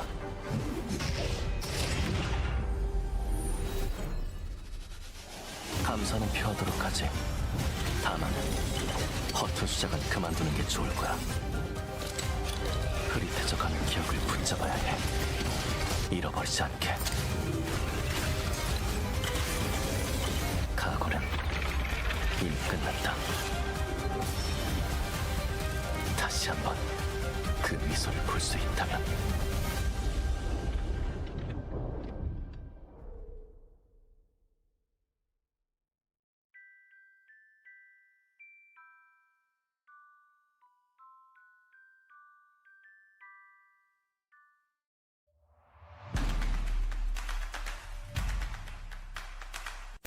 이쪽은 CNJ 그리고 웨이트 мя오먼트죠. 아이템 제작 완료한 것 같고, 자 여기 모여 있는 상황에서 일단은 세료 선수가 이제 루크로 니아를 견제를 해주러 가고는 있는데 원어로 한타 버틸 생각인 것 같아요. 자, 초월 키고 다시 한 번 더. 와, 백수 그리고 하늘 와. 사이에. 예, 깔끔한. 자, 자, 근데 포커싱 좋았고요. 이게 일단 루크가 살아남아야 될 것 같고요. 자, 근데 네, 여기서 일단 제키가 마무리를 해주면서. 그러면은 터미네이트죠. 오. 네, 이게 하려는데 힘을 썼던 팀들이 오, 있었거든요. 오, 여기서 오는 건 모를 수 있어요 이거. 근데 뭐 일단은 미안하다. 체크하기에는 너무 Welcome back, folks, from the break. Hope you guys had a good one. It is time for now the next two games in our final stages. Two more games, hopefully, is what we're going to end it with so that Superior and I can go to sleep a little bit early. I'm not entirely sure, but of course, you guys don't want that in the chat. We want more games than the four that is lined up at least for the time being. Let's take a look at how it goes. Team Step Back with a dominating lead, 20-point lead over second place and third place as of right now, 46.5. With this kind of pattern going, and if they stay consistent, they can get in a checkpoint with the next game and potentially even win it out with how dominant they have been. Let's take a look at how it goes. Character selections now underway. No threat for Team Step Back really being banned out at this point either with how unique their character picks are. Everyone else is going to be responding to that. Yeah, I mean, really like their play. You know, Team Step Back just playing out of their mind for the first two games here. But let's see if these teams have an answer to the side of Team Step Back. It looks like Team Insider are actually going to be swapping back to their bread and butter with that Nikki Adela as well. And then Yona is going to be on that Sua. Comparatively, we do have obviously Guardians running Nikki Adela as well, but they're going to be on that Nadine on the side of Team and or on the side of NZMB. Finally, we are going to see the My Band coming out. Cinema, Ingu, as well as Sardabi going to be on that character. Only two Nikis this time around, so no ban threat over there. It's going to make it a little bit annoying for, I think, Team Daejeon Auto Arms. Cinema on the Mai has been pretty integral to keeping a couple members alive, and we've already seen some really nice exclusives from any of the Mais that have been played so far today. That means they will substitute out. Pretty much for Gyeonggi Innate as well as Daejeon Auto Arms should be the Estelle substitution. For Team Modern, I'm not entirely sure. They've been able to play the Mai very consistently ever since Knockout Stage number 3. I don't really think it's ever been banned. So the swap up is going to be an interesting one. I would have to think it's Estelle just because we know Sardabi is able to play those kind of things pretty efficiently. But when it comes to data, I don't really have it. Either way, let's see how this game goes, guys. Game number 3 is now locked and loaded. Can Teen step back, step it up one more time, and take away the victory to go into knockout, to go into checkpoint, I'm sorry. Or is it just not going to be enough, and another team, will they be able to shut them down to push themselves closer and closer to that checkpoint mark? I'm very excited to see as well, because they only need about, I think, 18.5 points here to actually get into that checkpoint breakpoint. So actually not too bad of a game. You know, if they just have, you know, a lot of kills, they can get into that checkpoint breakpoint even without winning the final game. But definitely have to start looking for those early game kills. It looks like it is actually going to be the Dito actually going to get caught, but is just going to be able to get themselves to safety. Oh, wait a second. Young going to be able to jump on forward, but oh no, there's a Nikki going to be able to finish the job there. And it's a little unfortunate, but it looks like the kill is going to actually go to the side of team. No, actually, no. It went to the side team Insider there. I think the Nikki did end up getting it, as I think Sad Hands did end up getting another kill on the other side of the map. Young gonna look for some more there. There's a blink on forward. Gonna be able to actually stun G-Work right into those benches there, and I think they should be able to finish this off. Oh no, there's the castling to get themselves to safety, and you can see the items. All these players just not finish their items, trying to look for these other game kills. Not gonna be able to find anything though. Sad Hands, I love this play. I'm actually able to bait out the Peacemaker, just walk away there. Is gonna be able to finish the job and try to do this 1v1, and yeah, I think so. And oh, actually is able to just use the ultimate to actually jump on out of there, but oh, push hard at the very last second. Very nice coming out from Blaster, able to finish that kill there. Sadans almost having that though. Excellent play. I genuinely thought he had it, because Tsubame auto attacks early on can be very, very threatening, especially with it just being Tazia early game too. But and Tsubame got that buffer as well, right? Sad Hands was able to buffer that stun with their ultimate to actually jump on forward, but just that last shard was just enough for them to get the kill. And oh, here comes the ultimate come out from the William. The fastball's right coming through. It's going to be way too much damage for the side of Team Autumn to really deal with there, and Sad Hands going to be the last member alive to get themselves to safety, as Team Modern will be able to pick up 2. Fantastic exclusive coming out from that team as well to push away everybody who was under threat of the leaping knee strike. Good stuff for them. I think Seiko may have actually ended up picking up both of the kills right here. Bum and Kenshi both gonna pop, and down goes the body of Seiko. Kill credit going in favor of the Guardians, but a nice attempt from both those two. The explosions did so much damage to G-Work there. I think Seiko maybe could have looked for an angle, but I mean, I don't think he was really expecting that. They ended up getting, I think, 3 of those 9 or 3 of those 4 dogs, so still a pretty good, you know, cash out from him, even though they ended up having to go down at the very end there. We have seen this becoming a little bit more of a pattern between some of these teams and players, right? Trading out their lives in order to get some of these bigger objectives during night number 2. It is, sorry, night number 1. It is kind of funny, but very, very worth in the long run. Yeah, I mean, if you're gonna go down, you might as well try taking something with you, right? So all 3 members of the side, I think, of Guardians was there in hospital, so might as well try getting something as a consolation prize before, you know, giving your life up and giving that extra kill to that team there. Looks like the Dito is going to get caught, but a great turnaround. Is going to be able to send up G-Work there, but here comes the ultimate. Is going to be there to lock up the side of that Adela, and there's the Alex as well, just jumping on forward, and the Aiden's here too. Look, the HP bars of the side team Guardians there. G-Work getting chunked down to 1 HP. Oh, is going to connect the Queen.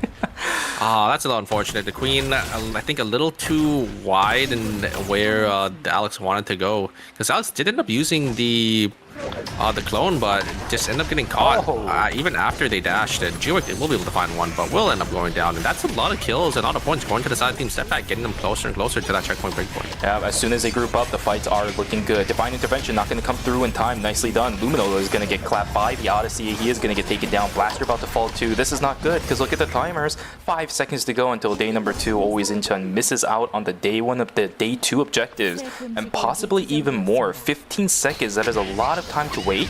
Other teams are going to start being able to move around the map before Always Incheon even comes into play. That is a really, really bad time to follow the entire team. Yeah, especially on this cycle as well, where there's the wolves coming up, the wolf packs, all the wolves are coming back, and obviously the meteors in the trees. It looks like Insider was able to get that tree up in Temple there, so definitely feeling pretty good about that. They ended up getting a lot of kills as well. You could see 7 kills on day 1 there already, so in a pretty good spot for themselves. Zerogen gonna get caught on the top side here in archery, and Seiko is gonna get a double knock here with the checkmate. Parry. be able to get themselves to safety. There is the parry jumper cut. Actually going to be able to lock down Aiden here. And the D-door is going to go down. And I think this might be it for the side of... Oh, wait. Gen is able to get the kill and is able to get out, maybe through the Sapphire Protocol. Can Gen get through this White Lily? There's the blink, and oh no, he's gonna be able to. He's gonna get sent back in, and that's gonna be it. Step back, gonna go out in 8th place. Our first place team gonna go down, and I think that guarantees we're probably gonna go to at least a game number 5. Energy Blast Field was up. Look at the Theo's cooldowns. Why did he just not use it? Nikki doesn't have that much damage this early in the game too. That is brutal for Team Step Back. And I was just about to say for Team Step Back, this is the moment where you just kind of have to breathe and take a step back. Like honestly, all jokes aside, it's these kind of moments. This is what happens every single time to these non-common ERM teams, where they might get the lead early on, but then they get complacent with it. Didn't group up during day 1, night 1, right? That's why they were losing so many fights, losing individual members getting picked over and over again. As soon as they grouped in Factory, they won a fight. That's good. But then you gotta step back a little bit, think about what led you to win the game, calm yourselves down, and not get complacent. That is exactly the complete opposite of what happened. I don't know why 2 people are trying to catch out in the Dela by themselves in the middle of nowhere when Theo is just not there to support. You don't have damage this early on as an Aiden and an Alex. Huge misplay that could have been completely avoided if you just took a breather and calmed down a bit. That is exactly what Team Step Back needs to do right now as soon as this game is over. They have a long time to talk about it and calm down. I need to see them focus back up in game number 4. I mean, I think it was just well played by Seiko as well, right? Seiko did end up getting that double knockup and was able to actually get themselves to safety with that checkmate and that rook combo. So I don't think they're really expecting that, and really they ended up paying the price. And oh, there is the White Lily actually gonna send Cinema over with NZMB there, and looks like Cinema is just gonna walk back, and oh, the Queen is gonna be used. I don't know if the blink was invested. I think by actually no, the blink wasn't invested by any of them there. I think Sad did end up just teleporting back to their totem, and it looks like Cinema is gonna be able to pick up that meteorite, so it's gonna be a free alpha going to the side of Team Auto Arms. But the kill credit actually goes in favor of Team DS Guardians. That could matter later down the road if they do end up picking up the Omega, so we'll see if that does come in.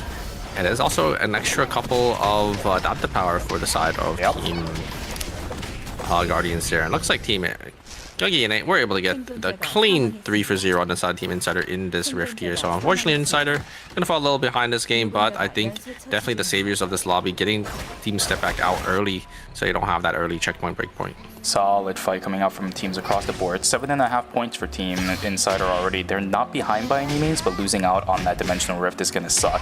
That means when it comes to Snowball, their pacing is going to be a little bit stunted, which is fine because of how their early game went, but...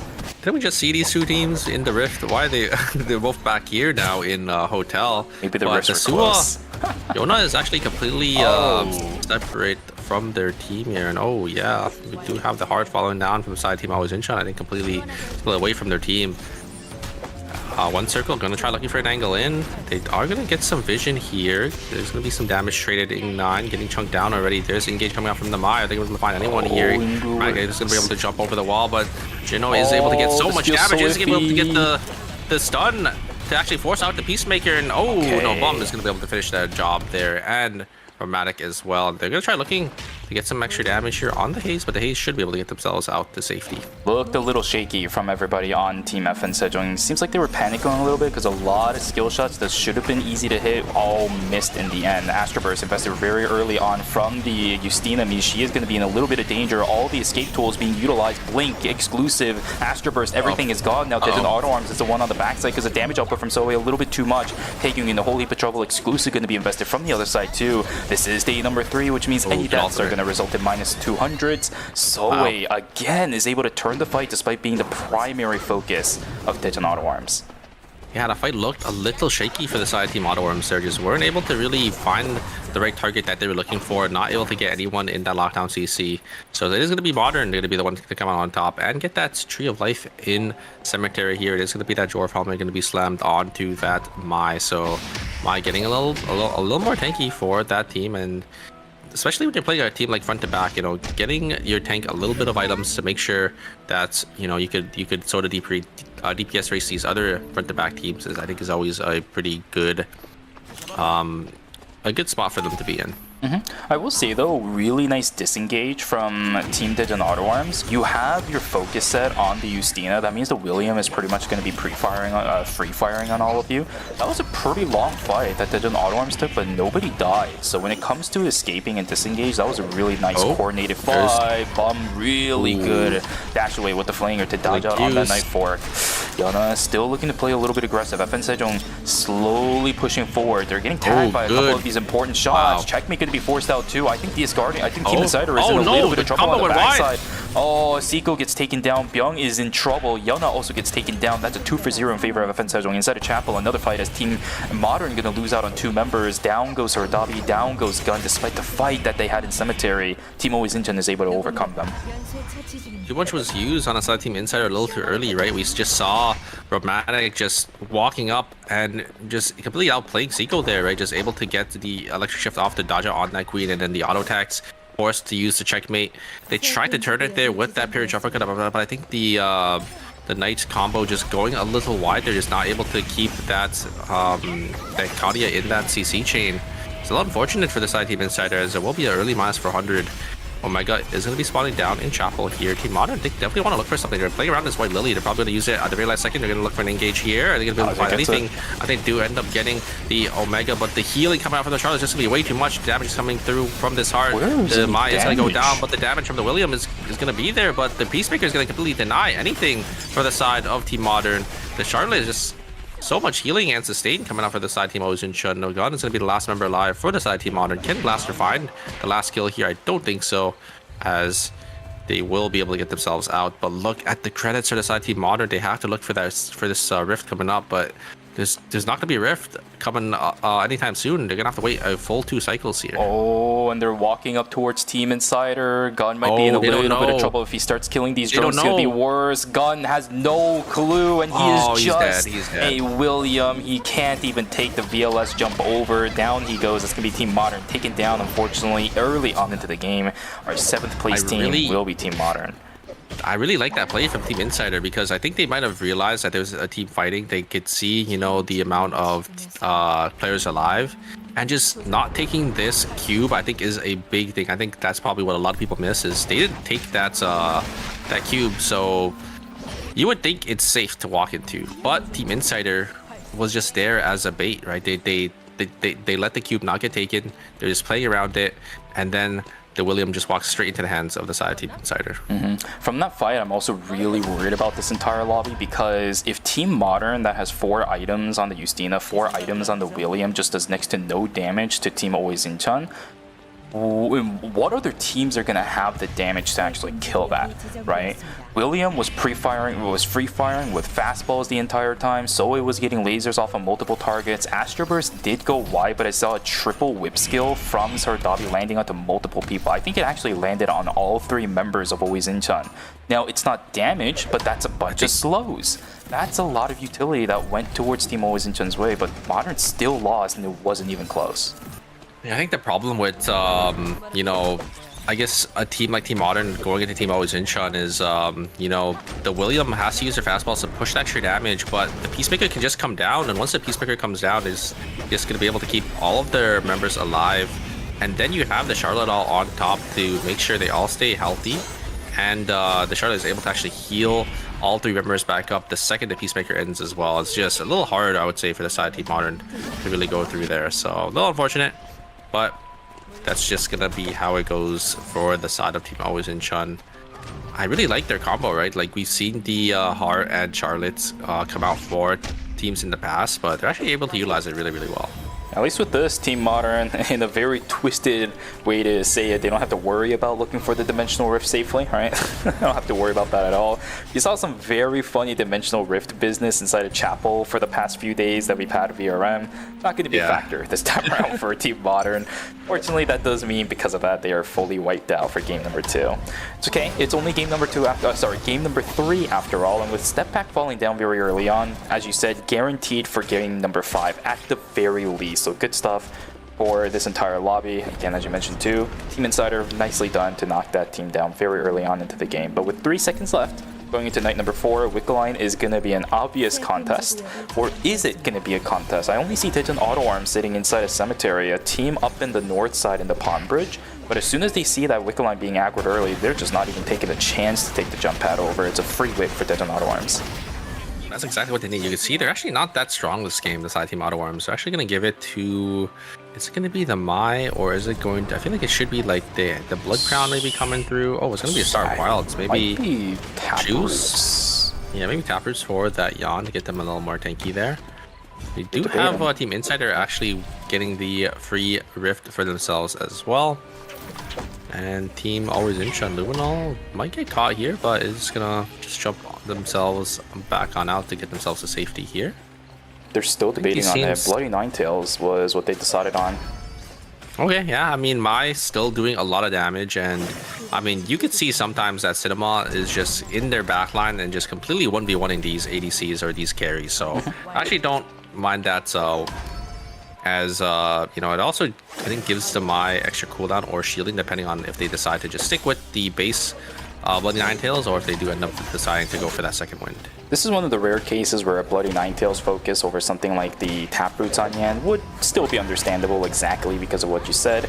The way that they're operating this comp actually allows for that to be a very, very valuable resource to be on the Mai.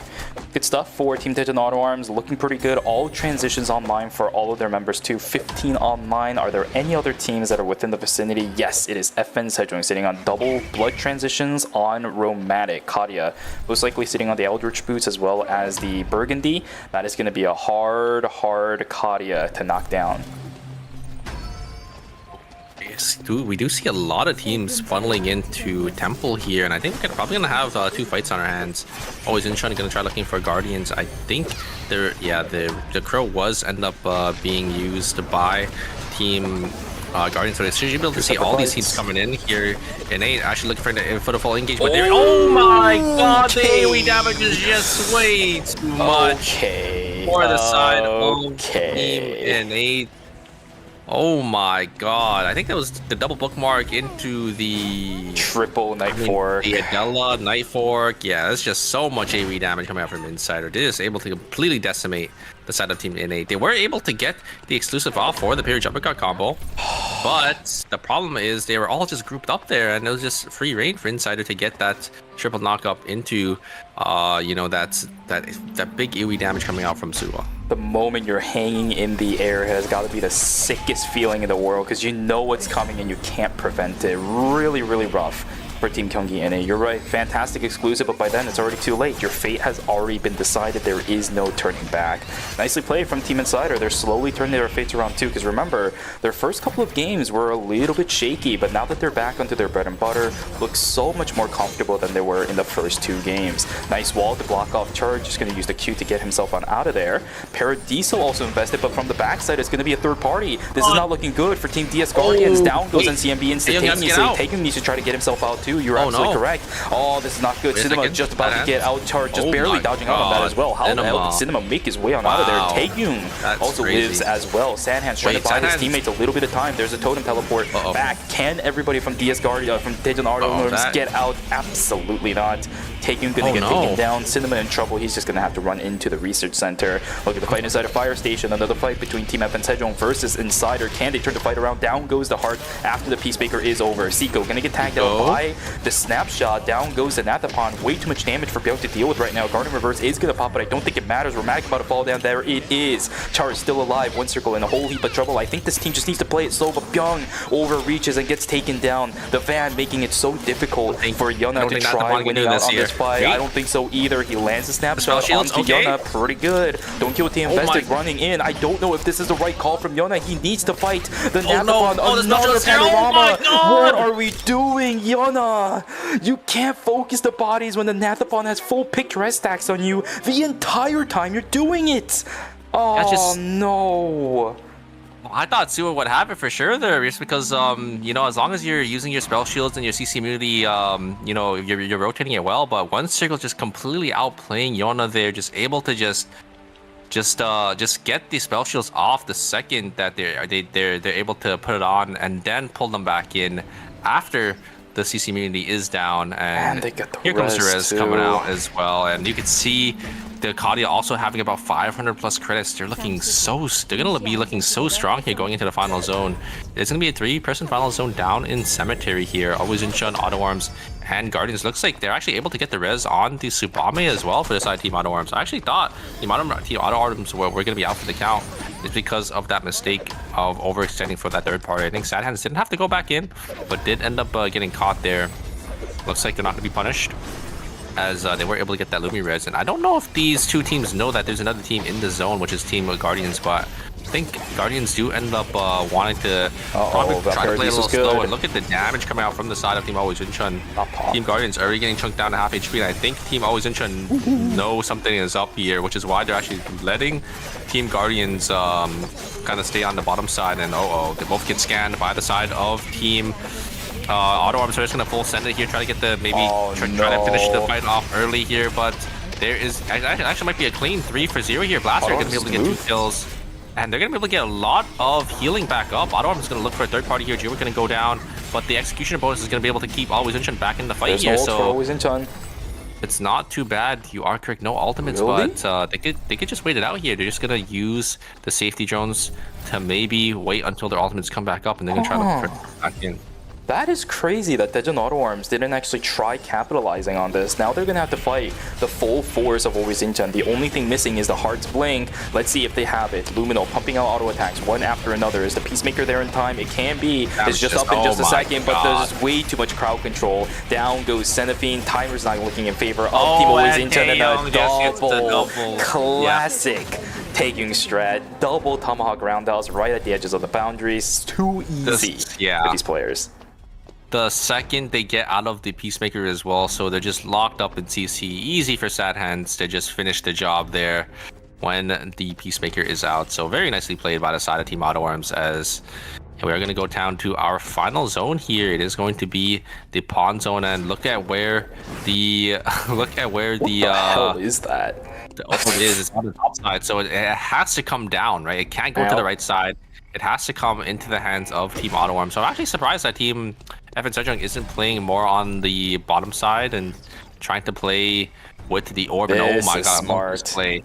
I love this play from Team Auto Arms. We're actually going to wrap around here, but look, Team Guardian, Team FN Sejong, they have no idea. They have that Natapon cam. I don't know if they saw them on the top side here. There's the EMP drone as well. Oh no, they didn't see. They actually wrapped around fully here, but now they know. Oh my god. Team FN Sejong are in the perfect spot now, because it's going to wrap down to them on the bottom side, right? So they can just let them play into... they can just let the Chronosphere play into them. That's true. It's gonna be up to Team Auto Arms to play into this triple backline team. Actually, this play might have ended up fighting them back here, as the Chronosphere is just gonna rotate down into the side team FN Sejong, and it's gonna be a little hard for the side team Auto Arms to try to look for something here. This is looking real bad. The value of the trail camera earlier made it impossible for Taking to find any jump initiations. Full information for FN Sejong. The Chronosphere is still moving. The two complete opposite sides of the north and south is where this Chronosphere will res. What is this spot for this? Daejeon Auto Arms going to try to send it. F-stop is going to lock down Taekyung. He is still going to land the Tomahawk Roundhouse. What the hell? What the hell? What the hell are we witnessing? He lands it again! What are we doing, man? What are we doing? Thank you, what are we doing? This is insane. He's gonna land another set over onto Romantic. I don't think he has a chance in the world. He's still gonna be able to find the trade. But the problem is Sad Hands is still alive. 1v2 and the Chronosphere just closes on in. Timer looking dire for Romantic. 15 seconds to go. Sad Hands versus Cinema. This has to be the easiest fight in the world. There's the backstep plus the electric shift. That is all the mobility in the world gone. Timer for Sad Hands not looking good. Timer for Sad Hands not looking good. Timer looking good for Romantic. But can he win? No, he cannot. He cannot. No. Daejeon Auto Arms. Taekyung. What are we doing, man? What are we doing? This is ERM. This isn't solo queue. He just finds it, and on the priority target as well, killing the heart before they even get the Peacemaker down. Oh my god. I think he's up for grabs on another MVP for this. He got it easily in phase 1. Phase 2 is... Yeah, 100%. Like getting the knock up there, and then he finds it once again on one circle this time out of all players. Just getting bomb first on that heart, and then finding one circle, getting that roundhouse kick into the wall, and then that's 2 picks. And then Romantic almost able to clutch it out on the Kadia, surprisingly, in the 1v3. But yeah, I mean, it's a 1v3 scenario. It's just going to be really, really hard for you there. I need to take a breather, man. I am flabbergasted with everything that is happening today, man. Step back, winning game 2, getting the most amount of points after game 1. Daejeon Auto Arms, Taegyung doing it again. A classic at this point. I don't even know why I'm surprised anymore. This guy just keeps making plays like this. How do you find that? It's just always. I mean, I'm definitely not surprised either. You know, Taeyong. I mean, he just always finds these angles. He always just shows us, you know, how to play this character. Like Yan, Yan is such a monster in the red hands, and Taeyong is just piloting this character like to perfection. He gets to have it for free, by the way, for the rest of this tournament, pretty much. There is nobody in this lobby that has played Yan sufficiently to the point where I think they can step up to Taegyung's capabilities. If KCW was here, if Rachun was here, if Hunnam was here, maybe there is some threat, but all of those Yans got individually taken down in previous stages of the knockouts. Taegyung has free reign over this Yan. There is no ban possibility on this character whatsoever unless other teams are willing to sack their game in order to get it banned. That's not worth it at this point with so many teams already sitting probably at this point 30 plus. We know Step Back is going to be 40 plus themselves as well. It's a bit too late to start targeting down bans just because of what kind of a result we saw. It's too late. Yeah, and it's just such a great showing from Taeyong once again. Wow. I mean, they didn't really have too many points that game. I think only about 18 points. FN Sejong also about 16 as well.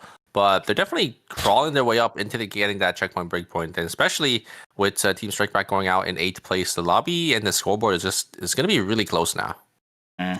See people in the chat, man. They got the power of the Uma Pyoe. We got Kita Yan Black. Kita Yan Black. I can already imagine, man. Snipey, get to it. We're going to have to see the graphics for it. We're going to have to see the animation for that stuff as well if you're here, my friend.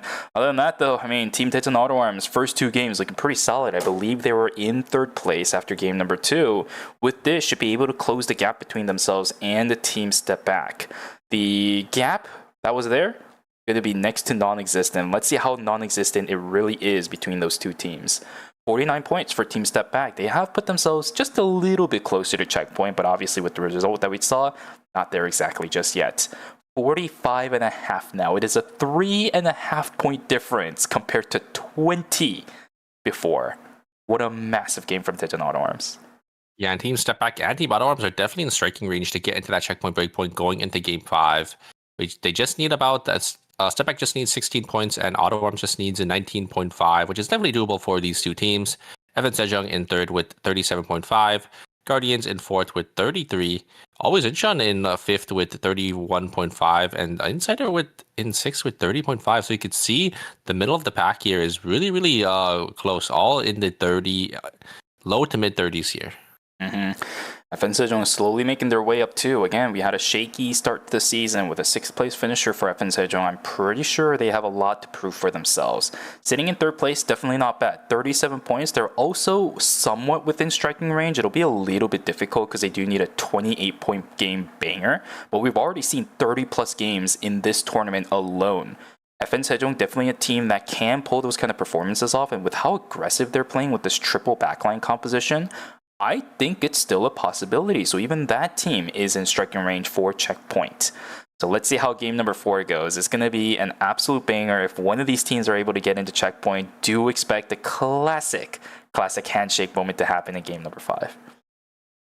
Or maybe we'll see something like we did see in the past with Team FN Sejong winning it in about 4 games. Maybe we'll see a 5-game series.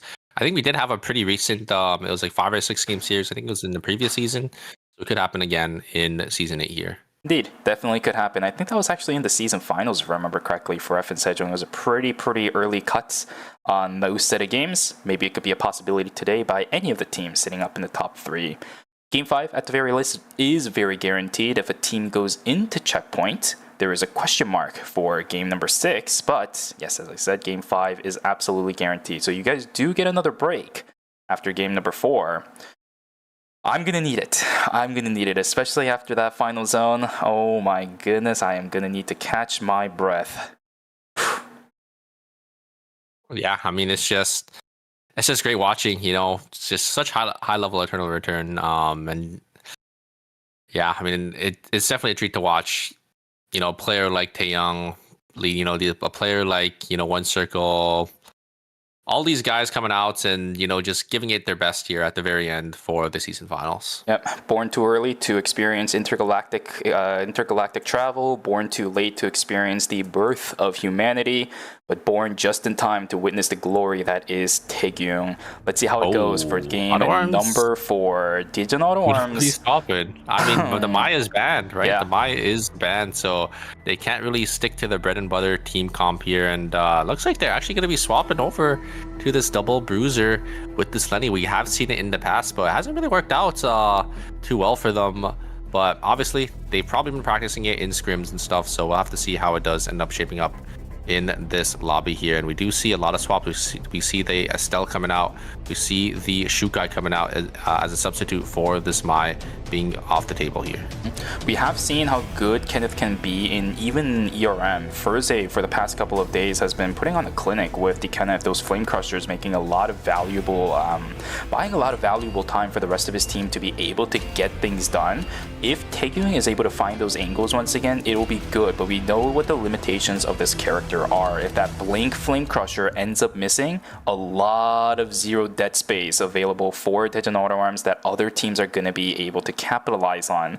Taegyung cannot afford to make a mistake. I think even more so in this game than any of his other Yang games. Xanan has to be there perfectly in time to complement what Taegyung sets up for him as well. Let's see if Daejeon Auto Arms can do it. This is a very iffy composition to work at this point, especially when they're so close to that checkpoint mark.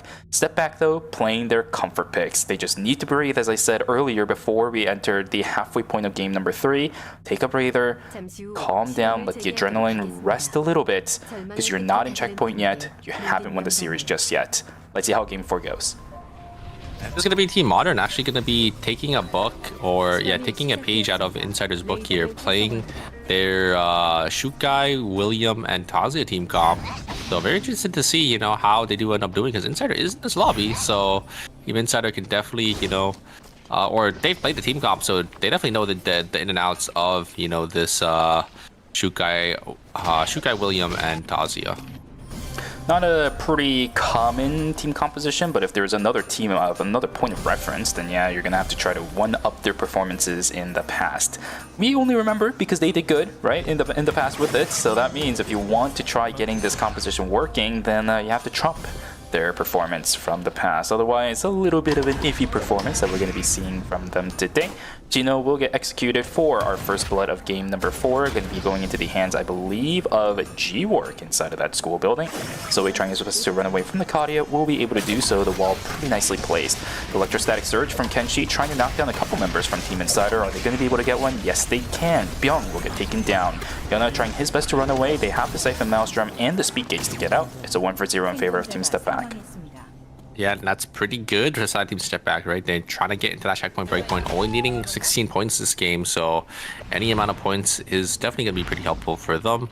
They are going to be able to get this Kia or this console as well, as looks like it looks like Seiko was just going to back themselves on out of that zone there. We have another fight here. Looks like it is going to be One Circle getting caught by the side of Team Insider there.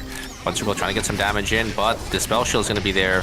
Going to be put onto that Neki, and there's a fair job. Going to be able to finish. For it to go back. Oh, I'm so sorry. I don't know what's going on. You probably just cut it and then just re-put it up, so there's no delay.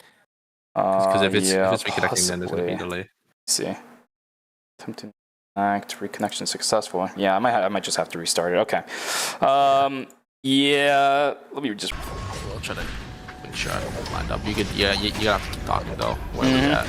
Alright, I'm pretty sure we're back. I just started the stream again. I'm gonna have to talk to Nimbuneuron to make sure that everything gets sorted out on the YouTube side of things, but hopefully we're back. If you guys are in chat, we do apologize for the technical issues. My internet just completely decided to cut off. So yeah, we're back, at least for the time being. You guys are listening to me. Thank you very much for sticking with us. Sorry about the technical issues. I do sincerely apologize for that, but we are back. All the things that happened, not entirely sure, but I don't see too many deaths outside of Team... Oh, sorry, I should say kills outside of Team F and Sejong's points. It is day number 2, so we just kind of missed that day 1, night 1 action. Hopefully that wasn't too much. Yeah, it looks like we're definitely looks like we're still okay here. You know, just those early game team fights that we did just miss out on, but yeah, it should be all right. We do have Lumi is going to be contested down here by the side of Team Modern. There is actually the pullback. Oh, going to be hit actually on the shoot guy, but the damage is going to be there. I should actually kill him just yet, as Team Modern are going to be able to get themselves to safety there. The pull is actually going to miss on the. Not on this time around, as the box is going to be here. It's going to be dropped down, but I'm going to try looking for it here, as both the hearts are going to try dashing onto each other, but they're both going to just slowly back away out of there. The pull is going to connect onto Blaster there. There is the Peacemaker going to be put down. Is the other Peacemaker going to come down? Yes, it is, as here comes the Charlotte ult as well. Keep themselves alive, and I think Bomb might get caught here. Bomb is going to be actually able to gonna be able to stay alive, and Sentiment is actually just gonna tank the damage here. And oh, Luminal jumping on forward is gonna be able to trade 1 for 1, and I think Blaster is gonna go down as well. Wait a second, Bomb getting some good jukes here, but it's not gonna be enough. Does end up going down, as we have another team fight, Team Auto Arms versus the side of Team Modern there. As Team Auto Arms is just gonna go down in with this game comp here. I don't think they can really do much into this front to back, as they do end up getting caught. So Modern gonna be able to win and get a nice clean 3 kills in the Rift here. So a lot of team fighting happening, but Insider might get caught as well here. You can see the members of Team Insider completely split away, but the Byung should be able to get themselves out to safety with this White Lily. Completely fine at this point. Night number 2 just kind of progressing as it usually does. A couple of teams losing out, a couple of teams winning out on the Dimensional Rift. Everybody else just farming the map as it's supposed to be. Nothing too crazy here. Just a standard game of Eternal Return, this time going in favor of Team Modern, as we saw. I think you're completely correct, by the way, about Team Digit and Auto Arms 2. Very difficult to do something against this comp, because as I said, the catalyst to start fights on that comp is going to be the Kenneth. The Kenneth doesn't find success, which we saw kinda didn't happen, then the entire team really falls apart unless the Lenny is able to pull off Seraphine level of moves and just set things up for the rest of her team. Fight potential between DS Guardians and Team Modern sitting inside of Dock. A couple of pieces being thrown out. One side is throwing out those glass shards, the other is throwing out those chess pieces. G-Work looking for a flank on the other side. Ends up castling in, and it's just an execution over onto Gun. Down he goes, obliterated into Oblivion. So we're gonna get taken down. Sertabi trying his best to run away, and the White Lily gets cancelled out. Team Modern just disappears in the blink of an eye. Well played to DS Guardians, well played to G-Work on that flank. Yeah, big fight there on that William, and there's not really much Team Modern can do. You know, if the Purge Uppercut finds the William with that combo there, and here comes the combo coming out onto the Kalia, but it's actually not going to connect. There is the Nikki going to try to get some damage, and the parry is going to go through, and the Blitz is going to connect onto 2. The parry is going to come down as well, but it looks like Team Insider are going to be on the back foot this time, as the damage coming out from Zerojin on this Yusina is going to be there, and a huge, great response there on that Yusina to actually dodge out on the Purge Uppercut with that ultimate. And yeah, it looks like the Estelle is going to come on forward using the ultimate as well. Maybe going to try getting some damage down there. Seiko getting chunked down to 1 HP. Seiko going to just take autos from this Kalia. They will go down. The Su is going to try to make something happen, but Zerojin is just going to be able to stay alive, and nothing's really going to come out of that. Nice try from Yona, but Ingu sitting on that Estelle is just able to provide so much pressure that there is no easy escape path for the rest of Team Insider. That was just excellently played from the Estelle. Ingu, no fear whatsoever, right? Just dashing on in there, has the shield up, sprays the water over and over again. The slow matters in the long run, especially when the rest of your team is following in to join the party. Well played from Team Gyeonggi and 8. They're going to have an easy 2 kills on their hands, 4.5 points. Not too much, but it's a step up from where they were 30 seconds ago. Yeah, I mean, it's definitely a great play from them, you know. Here comes the engage. Oh, but a great response coming out from Taeyong, but Alex is going to be there to actually split the members of the side of Team Auto Arms there. There's the push into the wall, so they actually trade 1 for 1. And look at the damage coming out from these bruisers, just too much, and they're able to tank so much damage as well. Theodore going to be the last member alive. Taeyong it's over. Going to be able to jump on forward, and oh no, it's a strike back's chance to get back into the series, but I don't think they can get away. Wait a second, they're trying to get the res here, but Taeyong should be able to cancel it. Are and insane. that is wait, they get the res on this Aiden here. Are they going to be able to turn it? Oh Aiden no, I don't can't think. beat this. Hey, wait a second, no. Aiden's going to come back in with the damage. Not like that. But the sweep is going to come through from the side of Auto Arms, and that is going to be it. I mean, I like the idea just because, you know, the Theodore can't really do much else, right? So into the 1v1 onto this Kenneth, so getting the res to get your member back into the game to try to look for that 1v2 just didn't really work out for them, though, as it gave another kill to the side of Team Auto Arms. Listen, we saw it from Sardabi a couple of days ago, but this is the finals. You can't pull things like that and expect it to work, especially up against the Kenneth. In comparison to a Darko, Kenneth has way lower cooldown on his Q. There is no way in the world you're going to be able to get that for free. If it pulled off in the first res attempt, I think it could have worked out because there's way more HP that the Theo can work with. But once it gets cancelled, you have to really cut your losses early.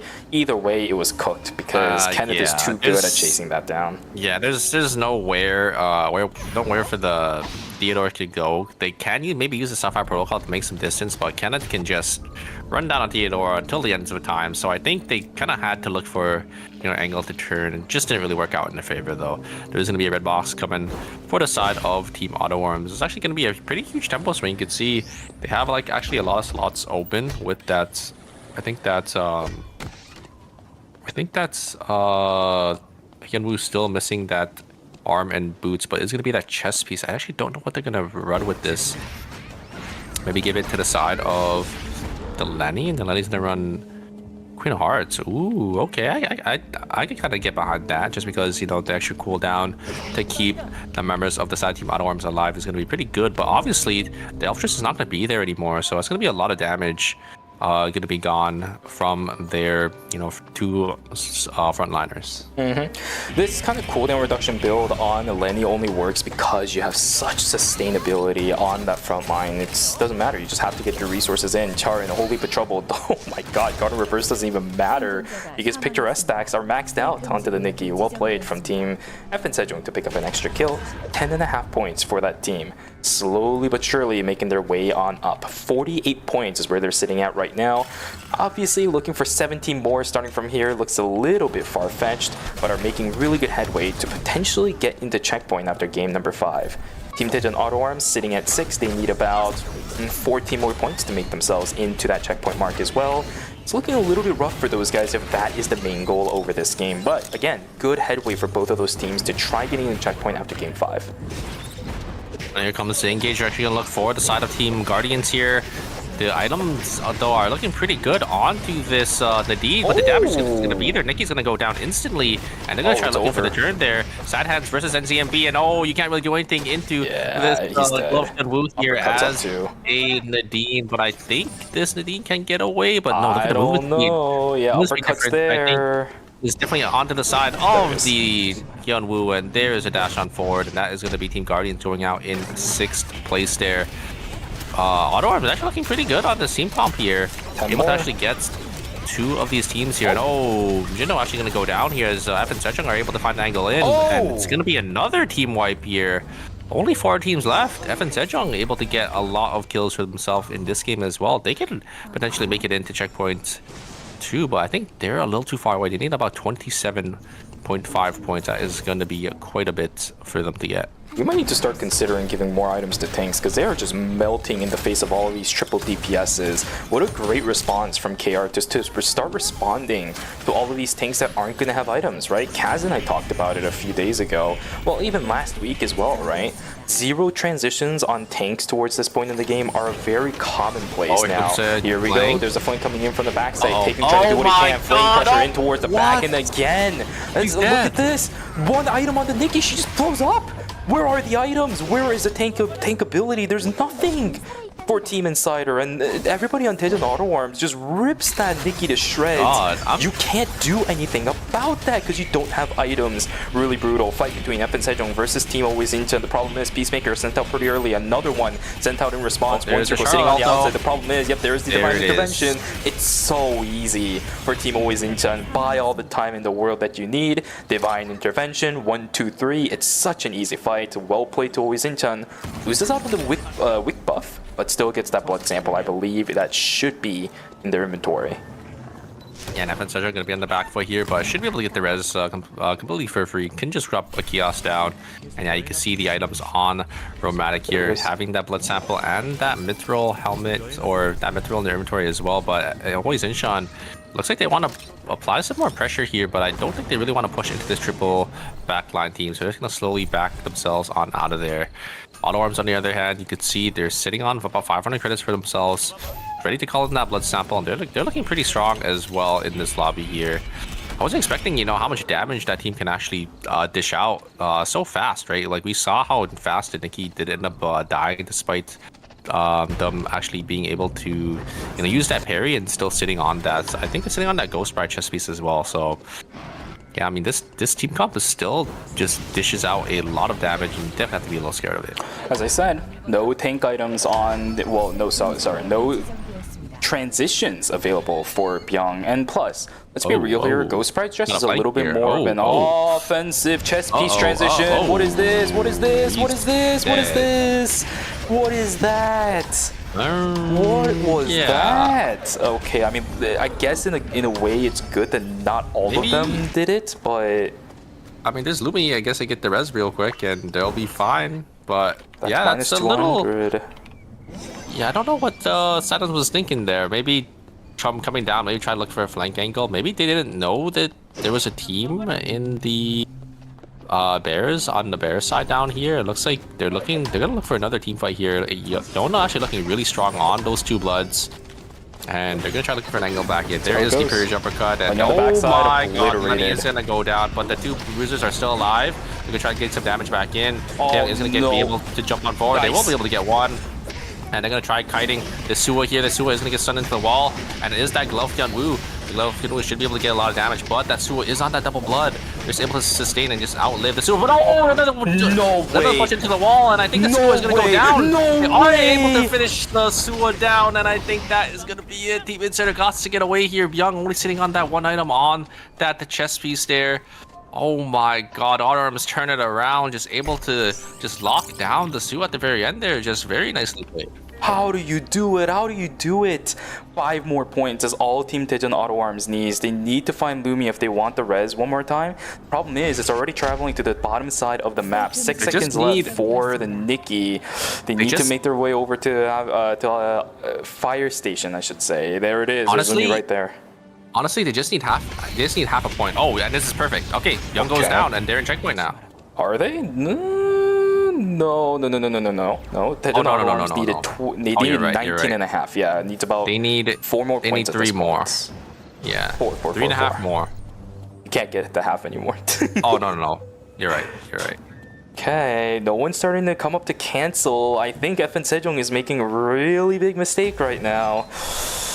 If Daejeon Auto Arms is able to wipe out any single team, that's it. They're in checkpoint off of game number 4, and we could potentially have game 5 being the end-all be-all because Yan and the Mai is going to be available. The problem is FN Sejong holding position inside a fire station. What does Daejeon Auto Arms know? Trying to call in an item. One circle is going to catch out Sadhands a little bit, but positioning-wise, it is in favor of Daejeon Auto Arms. Just going to escape straight into Temple and to fight Always Incheon instead.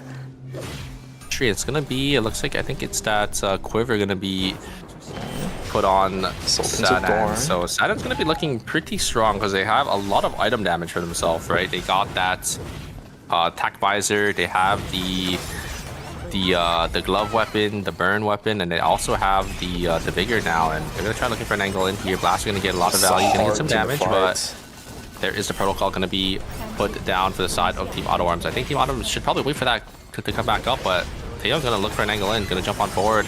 Not gonna be able to find anything though, as Luminol is gonna try looking for something. There is the totem gonna be used already. The flame pressure gonna come down. They're gonna try looking to finish it. Senefi's gonna go down already, and there's a Peacemaker gonna be invested, and I think, and a spring trap gonna be used to get the heart out, and it's gonna be AutoWorms, gonna be our first team in checkpoint here. We're gonna go down to our final two teams at the very end. It's gonna be Team FN Sejong versus the side Team AutoWorms. Okay. Oh my god. How do I even need to ask anymore? Like, what is this team? What is this team's existence? Yeah, I mean, they're just making this work. I mean, you could see the items on Taeyeon. He's actually running a more damage type of build, right? You could see he's on here's the shooting star jacket, I think, as well. I think I saw. I'm not even talking about that. Rock, paper, scissors. Tazia versus double melees. 99 times out of 100 this late into the game, Tazia wins every matchup. How do these guys manage to... How do these guys manage to get the thread in the needle? Get out of there, get out of there. Sad hands run. I may have called it a little bit too early. That's a lot of investment sent from Team Digital to keep themselves alive. Reset. Cinema missing out a couple of those carrot launchers. It's okay though, it is a full reset.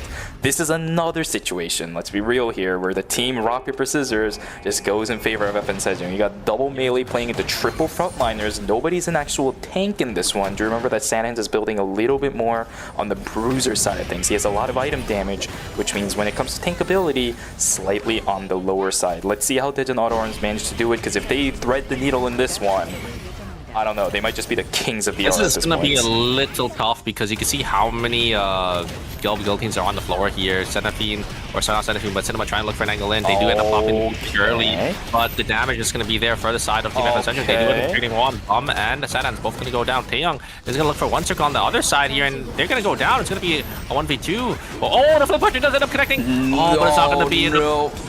Wait a second, can Cinema find anything here? I don't think so.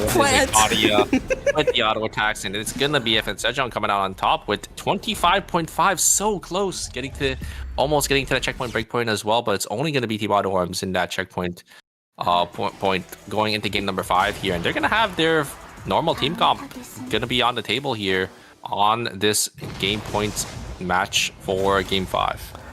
What a game. What an absolute cinema for Team Digin AutoWorms. Amazing showcase of the Kenneth and Hyunwoo composition, regardless of what happened in the final fight. The fact that they even managed to trade 2 to begin with, I think with a composition difference like that, is still massive. They still found an angle on the heart, managed to push her out of the Peacemaker to get her killed.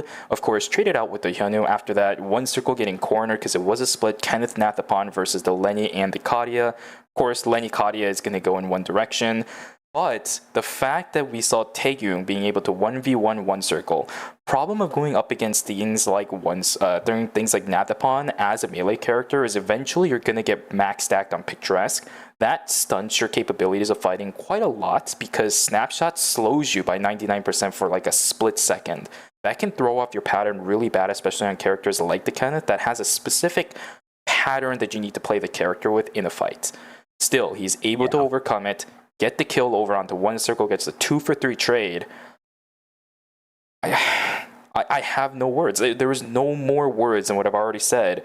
And whatever freak out I had at the end of game number 3, that makes me appreciate Team Digin AutoWorms' existence even more than I already have shown. Yeah, and the amount of damage that you're going to be taking from that Nathapon as well, right? You saw at the very end, one circle got a lot of value before they ended up going down, which just allowed Romantic to just finish the job on that Kadia.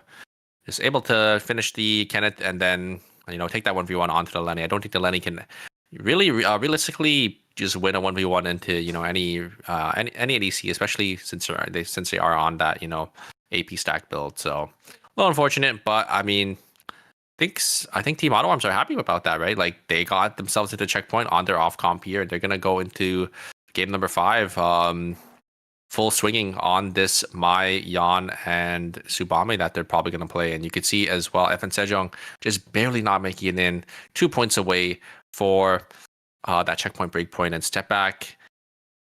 They're all the way down 3rd place. They had a really good start, but just not able to capitalize and get themselves into that checkpoint breakpoint either. Really brutal for FN Sejong. At least it's not 64, right? The 1-point curse doesn't exist. At least it's not 64.5.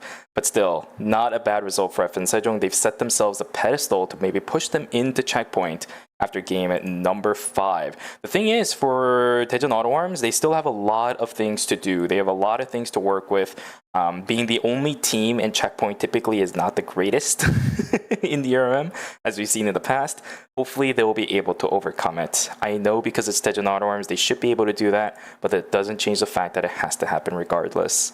Super. That was game number 4. Chat, that was game number 4. You know what that means. We're going to go on a break. We'll be right back with you with game number 5, potentially a game number 6. We're at least guaranteed for 5, but not sure yet for 6. We'll see you guys back here, so grab some water, go grab a snack, and go take a stretch. Game 5 is on the way. Take care.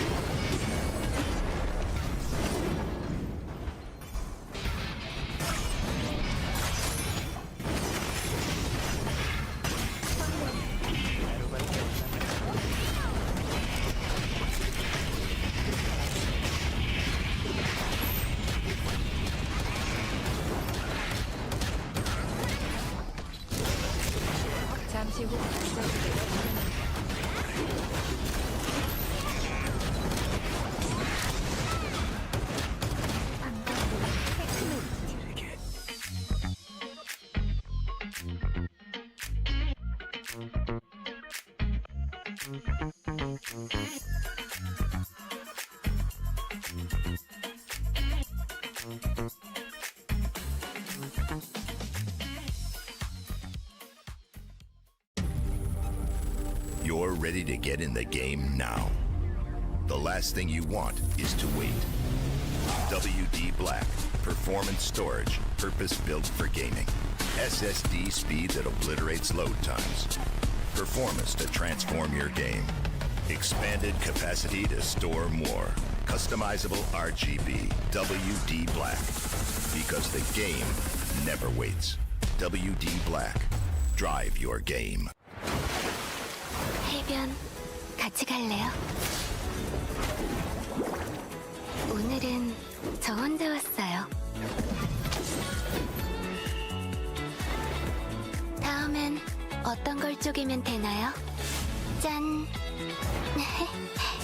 흐이, 빨리 언니한테 보여주고 싶네요. 밤바다 좋아하시나요? 큰 파도가 올 땐 피하는 게 나아요.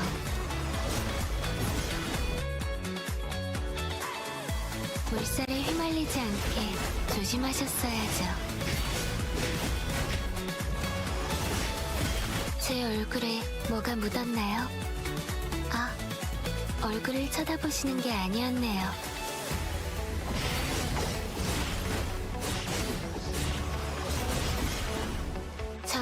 여름바다는 충분히 만끽하셨나요?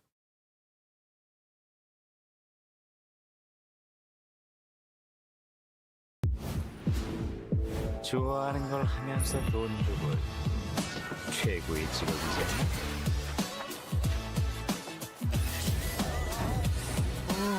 비즈니스를 감정적으로 하지 맙시다 우리. 풀스윙으로 깨부숴주지. 나랑 일해볼 생각 없어? 꼬리. 나중에 뛰어갈래? 지금 걸어가니?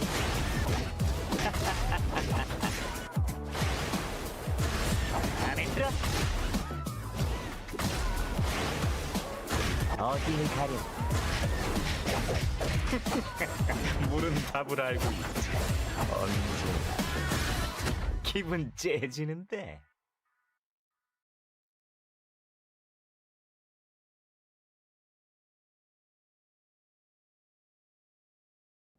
시간을 되돌리고 싶다고 생각해 본 적 있나?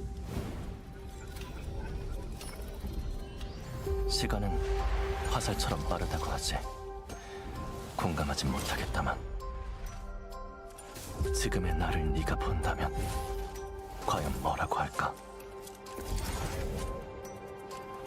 멈춰있던 시간을 움직일 때다. 너희가 날 이용하는 게 아니다. 내가 너희를 이용할 것이다.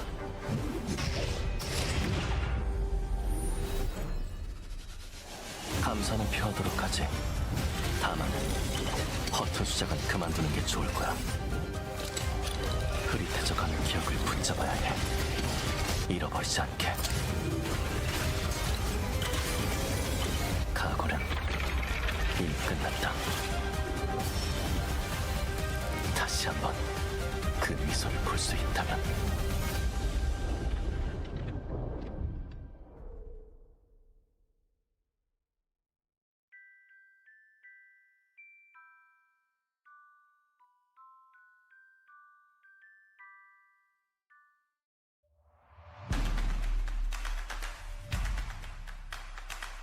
이쪽은 CNJ 그리고 wait a moment죠.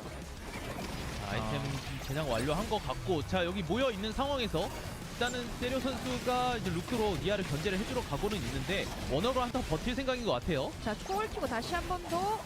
와, 백수 그리고 하늘 오. 나이. 네, 깔끔한. 자, 근데 훨씬 좋았고요. 이게 일단 루크가 살아남아야 될 것 같고요.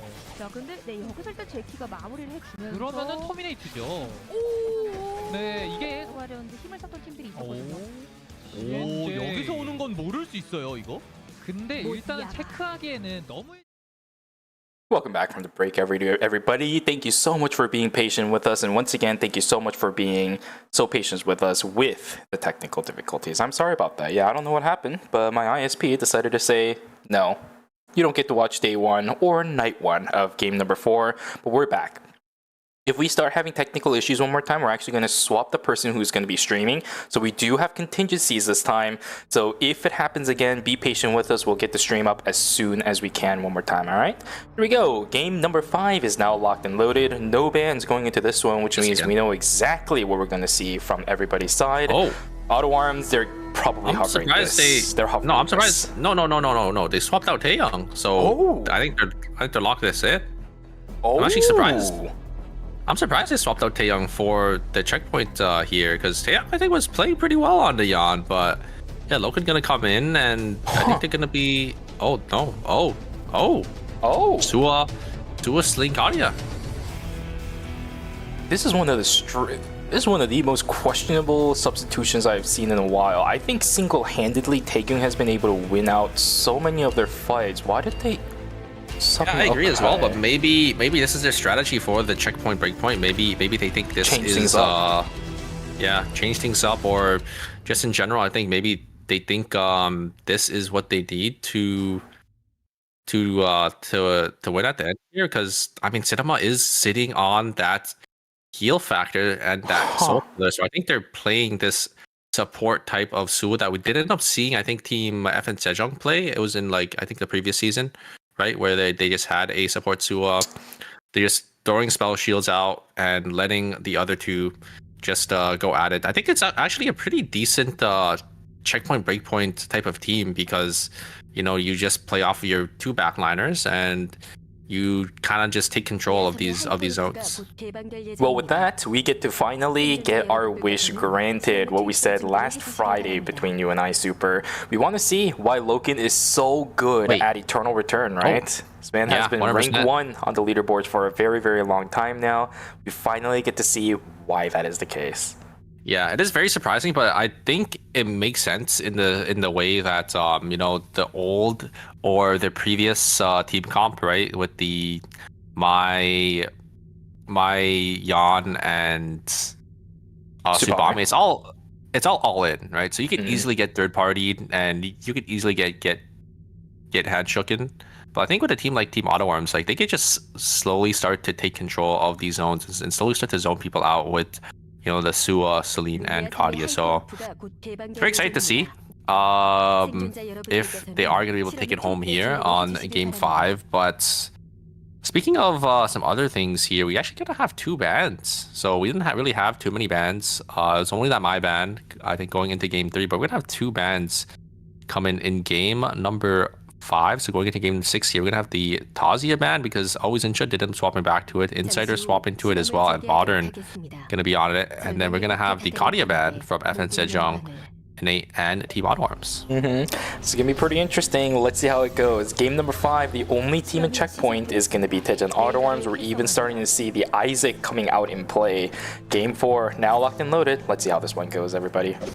5. Game 5, not 4.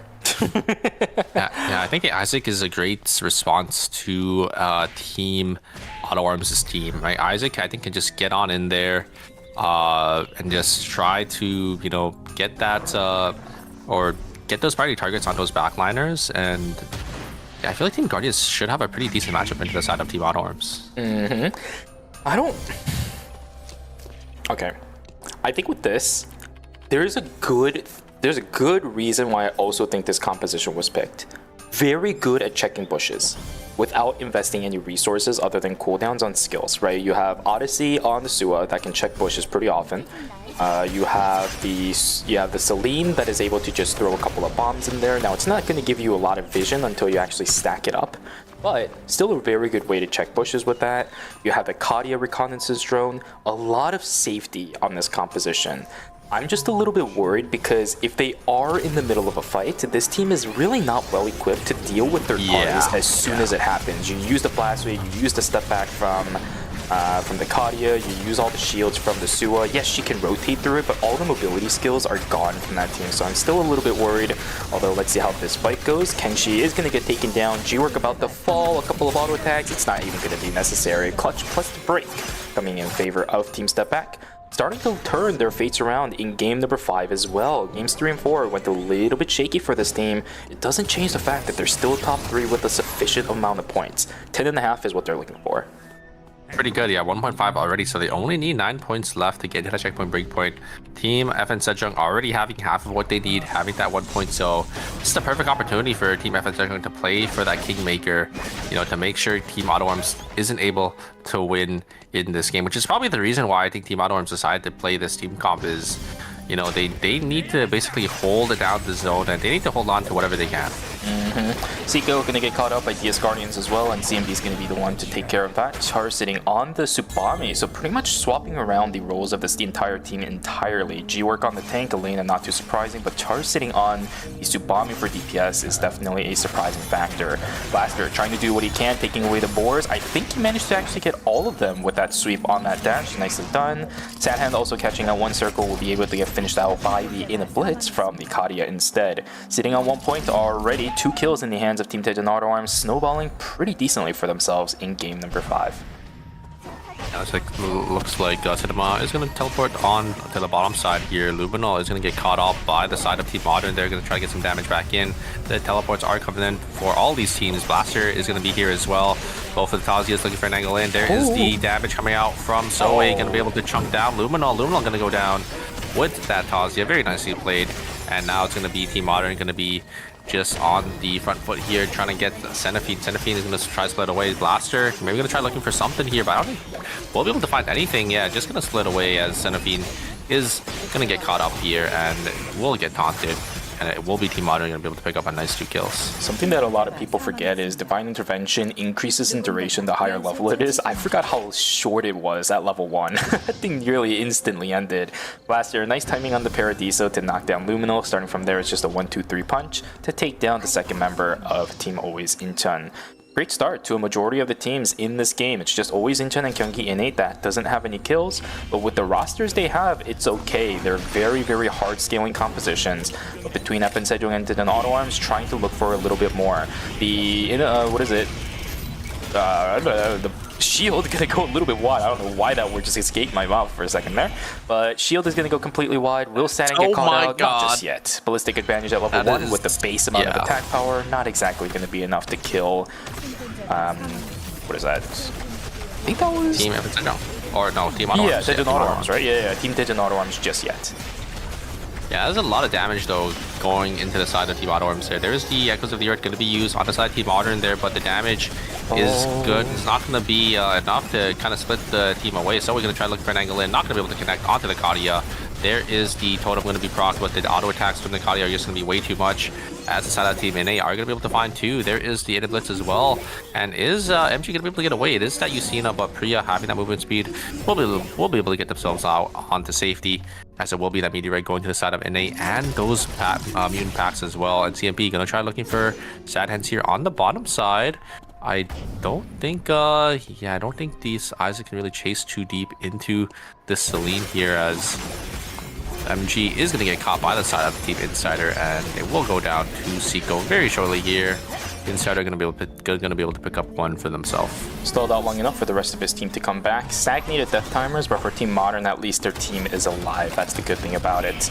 8ㅅ Sejong duking it out up against Daejeon Auto Arms round 2 between these two teams. Let's see if anything is going to change up. Loken trying to fight the fight. He got the Soul Stealer, is going to be able to knock down 1. Romantic is dead. Peacemaker, I apologize, going to be forced out from the usage of Romantic and Napalm. Down they go. Down goes 2 of 8ㅅ Sejong. 2 in favor of Daejeon Auto Arms, looking to snowball very nicely with 45 seconds going into night number 2. Still, they're nowhere really near a kiosk. It's going to stop stepping up to Hospital to grab this one. That means when it comes to pacing, looking pretty good. They got their 4-score buy-ins. The Sua is looking for a little bit more on her end. So, yeah, we're kind of happy with it. The Sua is just going to dump 2 items into this Kadia, because, I mean, the Sua is going to be on that tank, or not tank, but support build, right? Sitting on that healing factor and that Soul Stealer as items well. on Kadia. Just get the items into this Kadia here, and it's going to be that looting going to be tagged up by Modern here. Items are going to be funneled into this Kadia as well.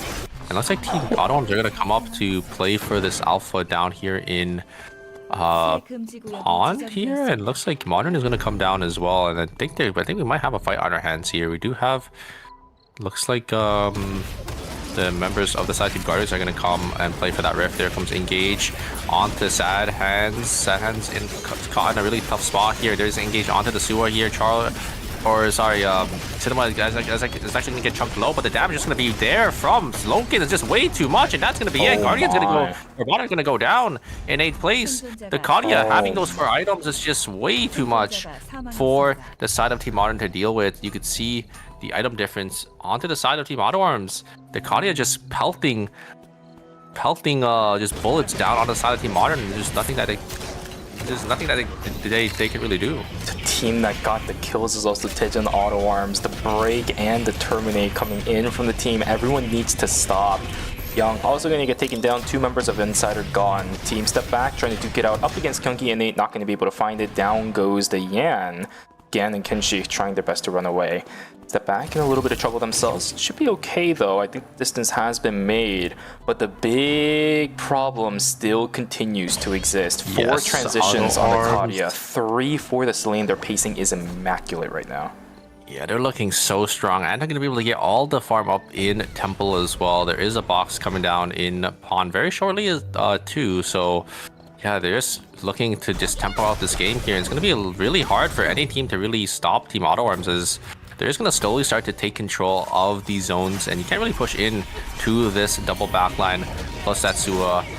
That support Sua team here. There is the F-stop is going to connect onto the Tazi here, and there is the Shukai trying to jump on forward, but wait a second, one circle goes down before the Peacemaker comes out, and it is going to be Bomb. Going to fall very shortly here. I think Zico should be able to get it, but there is that way Lily to actually get Bomb on out of there. So it looks like the Heart will be able to get themselves safety and Nomadic as well. Good fight from both of the teams. Insider is going to be able to bring back Byung. Oh, I don't know about that one. Okay, well. All right. Well, at least it was a night 2 death. At least it wasn't day 3. I think me and you have the safe idea there. Unfortunately, Jiwork is going to get hit with the explosion shot, so they're just going to have to jump over the wall and get themselves on out of there. Evan Sejong is going to get one circle back into this game here. And yeah, I mean, the game's just going to slowly start to slow down, right? We do have one team fully eliminated already, so the map is slightly more open for a lot of these teams to, slowly start to take farm. And look at the items already for the side of Team Autoworms. They are looking so strong. Kadia, 5 items. We got the Celine 4 items, and the Sua is slowly starting to build up their items as well. But as I said before, this is the time where Team Daejeon Autoworms needs to stop and take a breather. I know this is a much more seasoned team than what Step Back is, but we saw what happens if a team gets overzealous, team gets a little bit complacent. You can immediately get wiped out in the blink of an eye, especially with a composition like this. Again, very good at kind of zoning people away, but not good at dealing with third party when they're in the middle of a fight. Vision control needs to be perfect from Team Daejeon Autoworms before anything starts to happen, which is what they're doing right now. Look at the amount of camera placements behind them. One inside of hospital at that in main, and one at the entrance into cemetery as well. Everything behind Daejeon Autoworms, they know exactly what's going on, which is the way that this team needs to play. Checking off all the check marks that they have in their textbook, this is what I need to see from Team Daejeon Autoworms. Still, a bit more to go, as I mentioned. Just needs to navigate the rest of this game perfectly fine. Yeah, 100%. And you can see that credit counts as well. They're definitely saving up for these bloods for that cap out on their builds. And once they get these blood items, it's going to be really hard for them to fight. Zico going to jump on forward and going to completely whiff their combo there. But wait a second, Young is going to jump on forward. Not going to be able to find anything here, but the third party is going to be here. Evan Sejong going to lose one member. As Team Insider going to lose one as well. Zico just not going to find anything on the Tazi, just unfortunate. Forced to pop the totem, and then the Natapon just placed their W down on top, and they're just going to go down.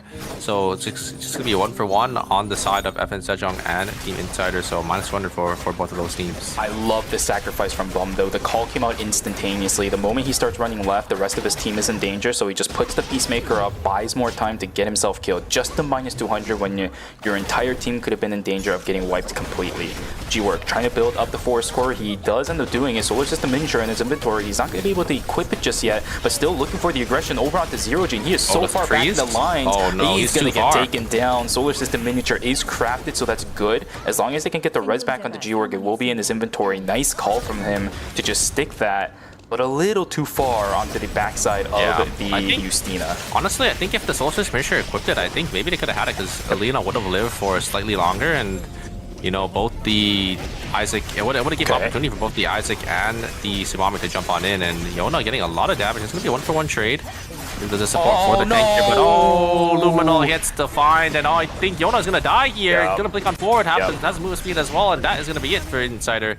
They're going to go down in 7th place. Just overstepping a little too far there. Luminol just instantly punishes. The oldest trick in the book of Zahir. Wait for them to dash in and then use the tornado, because they don't have anything else to rely on after that. Zico went straight in for it. Ooh, they're looking pretty strong here. The Sua getting a lot more tanky for themselves. Look at their credits. Look at their credits. There's 25 seconds. Blood's going to come for the side of Team Autoworms. They're going to be looking so strong. Chaser going to come out for sure on that Celine. And the White Lily actually going to send NCMB on forward there. Very nicely played by the Estelle. Estelle is going to put up the shield to try to be a little more tanky for their team, but looks like both teams are going to slowly back themselves on out of there. Little scary for the Estelle and the Isaac in that scenario. Zerojin going to try looking for some damage on this Justina. Try to space out well on this team here. NCMP in a tough spot. Is going to try to find an angle back. Isn't going to pull Zerojin, and a huge Tomfa skill, and the you seen already, getting chunked down to half HP. They're gonna try to look for an angle in. Great find there. They're going to be able to pull back the Estelle body, get the thirst, and maybe they can look for more. Very nicely played by the side of Team Guardians. Now it's going to be Team NA on the back foot here. They're going to just try kiting down and look at this zone. There's nowhere for them to really go. They're going to have to just run straight into red. Going to try to rotate around, maybe use a couple more safety drones. And yeah, I think Team Guardians do understand that they're not going to be able to get the full chase here. Fantastic play though, I think, from DS Guardians. It actually forces out the gadget points. I think that's the big investment Kyunggi had to send. At this point in the game, you want to start saving him for those safety drones later down the road. Oh, the freeze over onto Jino. Look at the timer that he has. 2 seconds left on the COD. He has nowhere else to go. Down he goes. That's 1 for 1 trade. Zerojin on the backside is able to snipe down G-War, but his timer is also looking dire. Down goes the Estelle. Where is Zerojin going? He blinks into oblivion. Down they go. DS Guardians finds 3 people for the price of 1. Doesn't even have to pay the price for that though. And this is perfect for auto arms, right? The lower amount of teams for this final zone, the better it is going to be, because there's going to be less teams that, you know, want to just kill you, because obviously you're going to have a target on your back. Okay, Tejan Auto Arms. Now it's the time to start playing the map. FN Sejong sees this. They understand what the position of this team is. The question is, does FN Sejong even know it's Tejan Auto Arms running this comp, right? Because it's a complete switch around. There is no plan for anyone knowing that this is a composition Tejan Auto Arms knows how to play. They've never ran this before. So it's a blank question mark up in the air. For all people can care, Tejan Auto Arms is already gone. This is a great play from these guys. Kenshi landing the backstep onto the NCMB. Not going to take it for rightful reasons. Always in turn right on top of the wicker line will be able to take that. That should secure their next few minutes in the game. Tejan Auto Arms still playing the right side of the map. Look at how strong they are. Oh my god, Loken. The damage. Kadia on 100% thanks to the intervention. Plus Blood Ripper and Eldritch Boots. Yeah, Loken 2 bloods, Sad Hands 1 blood, Cinnamon on blood as well. They got 4 bloods total here, but Team FN Sejong, I think they definitely want to put fate into their own hands. They're going to try looking for an angle in. Uh-oh, step back. Going to lose a member here. I don't think Kenshi can get themselves on out. So it's going to be a minus 400 for the side of Team Step Back. And here is the F-stop. They're actually going to go completely wide here. Look at the damage coming out from Loken. 1 circle. Oh, dodges out on that ultimate at the very end there. But wait a second, Sad Hands is going to get chunked down on the other side. Trying to look for an angle in, but not going to be able to find anything. Loken just does a little too much damage. Cinema try looking for an angle in, hits the slow. Onto Rheumatic, is not going to be enough. No, it looks like Rheumatic was able to get the dodge on that second Odyssey there, and Cinema is just still looking for something here, but I don't think there's anything left on the side of Team Auto Arms. There's a third party though, always in Chun on the top side. I think they should see Team FN Sejong, but I think they know that they need to keep FN Sejong alive because they need some partners to stop Team Auto Arms. Again though, does any of these teams that are here know it's Tejan Auto Arms, right? We can tell because the player names are on. For these other players in the game though, all they know is randomized test subject numbers. They have no idea, and the thing is, again, the composition is just so different, and they had never shown this hand before. Never in phase number 2. Nobody knows which team is Tejan Auto Arms at all right now. I think it's a question mark up in the air for these players. That's why everyone's being so cautious of each other. Maybe even FN Sejong is wondering if this is even Tejan Auto Arms to begin with.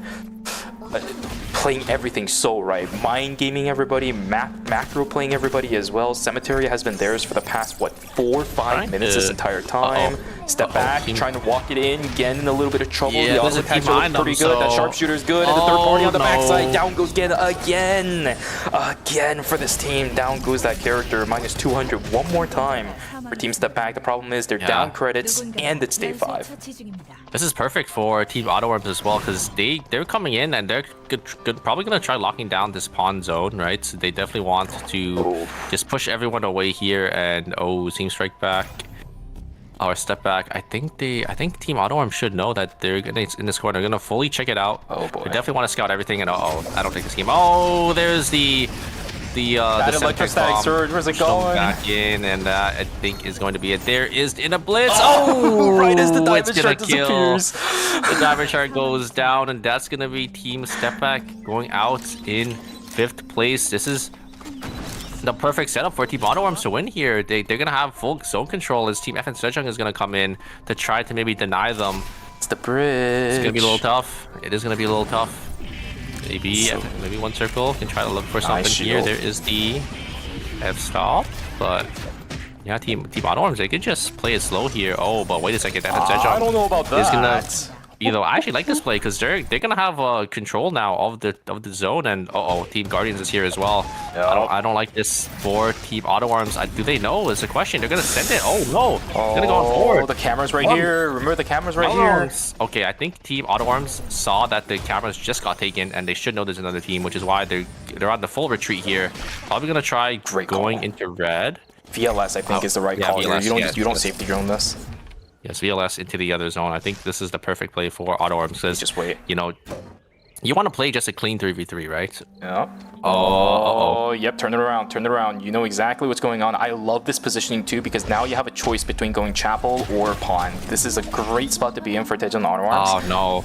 Yeah, but these other teams are just gonna follow. I think Team Auto Arms say no. That this is the only team at checkpoint. They just have to deny Team Auto Arms from winning this final game, right? But it actually looks like the other two teams are gonna go to the bottom side here, right? We do have Team Always Incheon and Team Guardians down here, but I think they know, and they're probably going to, like, one of the teams is most likely going to come up once they don't see Team Auto Arms on the top side here. Problem is for Team Tejan Auto Arms, even before that, it's pawn, temporary zone. There's tight corridors everywhere. You're playing up against triple AoE characters as well, right? Well, I say triple AoE, but you have to deal now with a Nathapon in your face, a Heart's going to keep everyone alive, and a Kadia that's going to be pumping damage from the front side. Thin corridors everywhere for Tejan Auto Arms. Yeah, I really like this from Auto Arms. They're actually just sitting on the bottom side of pawn to not give their position away because they don't, like, Guardians and Team Always Incheon, they don't know if Team Auto Arms is chilling in a corner, like in this zone, or if they're chilling in the other zone.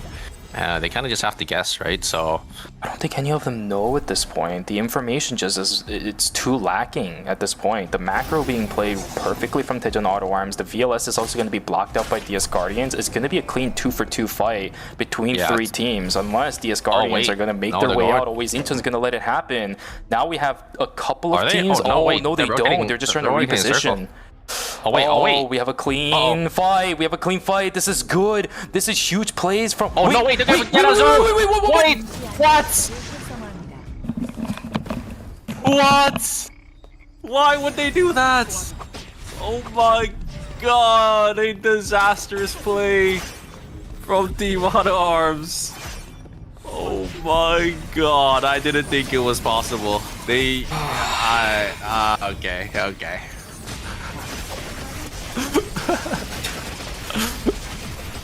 Oh no, they fucking steered themselves out of the zone and they just lost opportunity to have a chance at winning here. Oh my god, my head hurts. After yesterday, we have to watch that. I'm so sorry about not even casting this. DS Guardians will most likely end up popping in just a second here. Suo -1, G-Work's gonna pop the timer. Oh, what is phase 2, man? We saw the Mithril case yesterday. What is this? Oh, my head hurts. Okay, well, we still have a final fight going on. FN Sejong guaranteed to be in checkpoint after this game. Always Incheon a little bit far away. I don't think they're going to be able to make it after this one. Yeah, they'll at best will be at 61 points, sorry, if they win this game. Alright, I guess we'll have to focus back up. Game 6 with that is now fully guaranteed. FN Sejong trying to make their way a little bit further into the points. They can win, but when it comes to the prize pool, there's still the point factor when it comes down to it. If FN Sejong wins this game, they'll be in prime position to potentially take that first place away in points. After game number 5, it'll be a good place for them to be no matter what ends up happening in game number 6. Always Incheon trying to fight for their tournament lives. Winning this game will put them even closer to checkpoint. Actually, as a matter of fact, 6 whole points closer to checkpoint, forcing them to only take 4 more in game number 6 if it goes to a game number 7.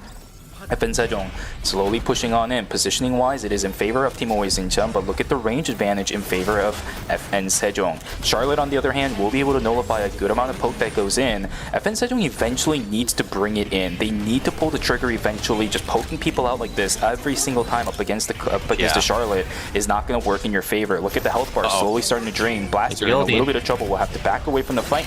F-stop is going to land over onto the Zahir. That time lapse again is fantastic. Actually Fives down. God, Does it hear that the is a lot of pullback damage. in? Lumino should die in just a second, though. Never mind. Blaster Wait. pushes everybody else away. 10 Final seconds left for one circle, and One circle's down dead. he goes. Oh my they trade goodness. though? Always Inchen. It's a trade. 1 for 1, but Romantic gonna get dashed on one more time. A couple of those crystals are gonna be enough. Bum is the last one alive. He has nothing left on his side. Charlotte's got the heals. Divine Intervention available. Doesn't even need it. Down goes the no, the totem's there. heart. Yeah, there we go. Down goes the heart. Always Inchen with 20.5 points. Only needs 4 more after this game to get themselves in the checkpoint. Oh my GG's. god, what Yeah, happened? no, I don't want to talk about it. I don't want to talk about it. My head hurts. Oh my god. I'm telling I saw you. what happened. I think what happened was they saw the VLS system being placed down by Guardians in Chapel. So they decided to place their VLS to maybe try going to the other side, but then they saw the ping on Guardians. It ended in Chapel. So they made a quick turnaround. But the problem is the way that zone is structured is if they try turning around, they would have to land into that temporary like final zone where Team Evan was already. So they tried to do a quick turn or like even more to try to get them to the bottom side of it, but they just weren't able to get in there. And yeah, that's a disastrous mistake on the big stage, especially in their checkpoint to breakpoint. They had the opportunity to close out the series here, and they just threw it away. They had it.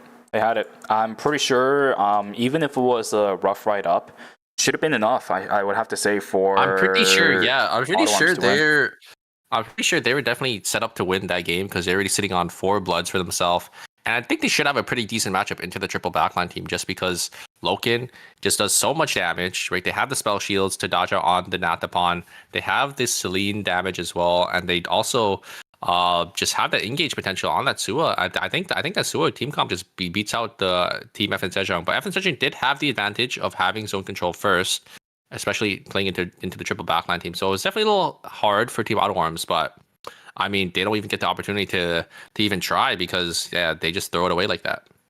Yep. Oh man, I can already see the Tejan Auto Arms Discord server starting to pop off. Several people are typing, and for rightful reasons. What a way to end it for game number 5. For you, at least you're able to watch this. Finally, hey, by the way, congratulations, Super. You get to see some shenanigans when you're casting today. Congratulations on that one. It's not the cast curse activating tonight. I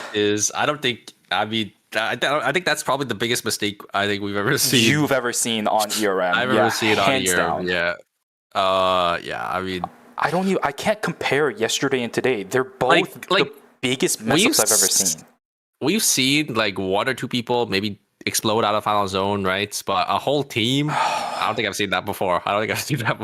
Jesus Christ. Somebody posted a Discord link. By the way, stop trying to cheese the Nightbot by not adding the period after the discord.com thing, okay? Don't do that. I'm still going to delete the messages. I let it go because it was funny this time. But you can see Tejan Auto Arms still in first place, 17.5, but it's FN Sejong definitely closing the gap, sitting at 77 points for themselves. Always Inchan, again, as I said, 4 points behind, but it's good pedestal to be in. Step back, just 4.5 for themselves. This score sheet is absurdly close. Tejan Auto Arms has lost all advantages in comparison to before. Step back lost it way long ago, so that's not even a question. It all comes down to 2 different teams now in checkpoint. It could, high likely chance, end in game number 6. Yeah, if not, I think game 7 for sure, just because we're going to have probably 2 more, maybe potentially 3 more teams going into that checkpoint breakpoint. Once there's like over half of the teams in checkpoint, it's pretty likely that the game will end. But who knows, right? We did have that 9-game series in phase 1. Dang, I mean, Auto Arms could have done it. Auto Arms could have made this a quick night, but, we're going to be here casting some more games. I mean, it's always fun to watch, but it's definitely not fun to see, those painful mistakes, because, personally, like as a player, right, as well, in the competitive scene, it's you have to think about, what that player might be thinking, and if they lose a series, they're probably not gonna be able to sleep tonight. So as I said yesterday, I brought it up in chat. These kind of situations really reminds me of Lemon EMP's video on chokes, right? That is definitely deserving of a top tier 1, but it can be nullified. The end result is all that matters. To win. That is true. Yeah. Yes, I think I know the video you're talking about. Yeah, for it's not a choke if they do end up exactly winning, right. So for CNJ Esports, that would was just the be, calling card. It would just be a blooper, you know. Yes. So, for CNJ Esports yesterday, they do have to win. what they did called their entire tournament. That one is already secured. If Daejeon Auto Arms end up losing the checkpoint format, I mean, again, here's the funniest thing about all of this. It literally doesn't matter for Daejeon Auto Arms. They're guaranteed for day 2 already anyways, to begin with. Nothing matters about the results of this tournament, but to go out in that fashion... Yeah. And obviously there's still pricing on the line, right? Yes. Like you definitely want like the extra money, so... Yes, but when it comes to the overall purpose of what this tournament is setting up for, it doesn't matter. But for that to happen and then to lose, there's going to be like this weird stigma built around the team. So I'm really hoping for Daejeon Auto Arms' sake, they turned it around in Game 6. I do hope they can bounce back here because if they lose like that, like I think it will definitely take a toll on their mental for sure. Especially right when Loken came in too, man. Like this is like Loken the first game he's played this entire season. I think Loken... was Loken also the one steering the... No, it was Cinema. Loken was actually blaming Cinema in the Discord server for Daejeon Auto Arms. That's what the chatter linked, by the way, earlier. That long Discord link that he posted, it was the link to that message. He's like, Cinema, Mr. Cinema, Mr. Cinema, Mr. Cinema, Mr. Cinema. I mean, reasonable crash out, I'm not going to lie. Yeah. Rightfully done, so... All right, we're going to have Loken swap it over to the Rio because we do have Kadia being off the table. And it's going to be that Todd's going to be banned as well. So going to have to see what these teams do end up swapping to. We do have Bomb actually going to... Oh, actually, FN Sejong going to be on this exact same team comp. So we're going to have 2 of our checkpoint teams playing this Sua support with the... Celine and the ADC as the backline. So it looks like both of these teams have the right idea, and we're actually gonna have 3 Suas here. So Sua gonna be banned here going into game number 6. This mixes things up a little bit. Now it gets really confusing for a lot of teams, and I love this plan from FN Sejong, right? Because they have been the target of getting third-partied all the time. They've been the target of getting handshaken on multiple times in the past, that at this point they're just saying, I don't want to deal with that anymore. Let's just kind of copy another team, then they won't figure out who is who. Great plan from Team FN Sejong. They're all like comfortable on these characters too. Bomb knows how to play the Sua, so it's all fine and dandy. The one problem with doing that as well, I think they just think this is a really good checkpoint team just because, you know, I think the Sua and the double backline can just take zone control really easily, right? Like you just let your 2 backliners walk up and then you let your Sua throw spell shields out, and then it's just up to your backliners to really play well. So I do think this is a perfect checkpoint team. I don't think the reason why they're playing is because, you know, another checkpoint team is on the checkpoint team, just because it just makes it pretty obvious as well that both of these teams are the checkpoint teams, right? So they could easily get targeted by the rest of the lobby. I'm still keeping track of the Daejeon Auto Arms Discord right now. Everyone in there is coping that at least it was funny. It was funny. That's what the consensus is right now. I will say, at that moment, it felt like my head was shattering. Because again, for me, it's a little bit different. I don't know how it was like for you, but for me, I grew up with these players at this point. It's like watching your child at this point just like completely mess up and get taken to jail. That's what it felt like for a second there for me. I know it's a little bit exaggerated, but the amount of anguish I felt in that moment was insane. So I'm gonna bring it back. In hindsight, yes, it was absolutely hilarious, but as some people in the chat have said as well, they need to focus again. It doesn't matter. The last game is the last game. You still have to play game number 6 regardless. So for Team Daejeon Auto Arms, all it is going to be about is just focusing back on the game and figuring out your win conditions. I mean, we're all human, right? So we all make mistakes, which is why, like, I don't give them too much fault for it. But yeah, it'll happen. You know, it's like it was funny. You know, it was a funny moment, and I'm sure they could just laugh it off. Obviously, it is you know, at the on the biggest stage here in the finals in checkpoint, but you know, it is what it is, right? Like you can't really go back on it now. So at the very worst, it's a clip. Yeah, they just have to play it out now and see if they could close out the game. Just make sure, it's not gonna be a blunder, and they just turn it into a funny clip for them to remember. Exactly. It could go into the Hall of Fame for one of the funniest Eternal Return clips in existence, as long as Team Daejeon Auto Arms is able to win it out in the end. A lot of early aggressions. I have seen picks, a lot of people grouped up, punishing players that are split apart from everybody else. FN Sejong completely split apart as Bum starting to walk into Warehouse, which is not going to be a good idea as the entirety of Daejeon Auto Arms is in this zone. Romantic sitting inside of Uptown. Bum a little bit far away to support this, especially with Sardabi on the backside. Can they knock down the Rio before it's too late? Not just yet. Overreaching though. Bum can do a lot of damage and do a lot of punishment on this, but the fear comes out in time. Can they get the kill onto the Sua? Yes, they can. Astro Burst goes a little bit wide, but the laser is there from Soe to finish that kill off. Sardabi still on the Hyejin, trying to help the finish, but it's not going to matter as the auto attack from Celine actually making a difference. Individual bombs also doing quite a lot. Overall, it's a 2-for-2 trade. Nobody in favor of FN Sejong though. One Circle takes advantage of the south side of the map. Very valuable in that one. Very nicely played by One Circle there to actually just finish off the two backline mages who already used up all their cooldowns, so not really having much left in the tank there for One Circle to just finish the job. Blaster is going to be able to get the 1v1, and it looks like onto the side of that Yan there, and they try looking for some more, but Kenji is just going to slowly back themselves on out of there. Blaster on Carla is not also something that I anticipated. There's a lot of strange change-ups in this one, isn't there? Sardabi on Hyejin is also not one that I expected, because usually Sardabi is not one to play mages like that. I don't know about his solo queue expenditures, but since I haven't kept track of it in a while, but I can't really remember all the time Sardabi has played anything else other than either bruiser or a frontliner in Eternal Return Masters, or at least I should say in competitive, so this is a pretty interesting turnaround.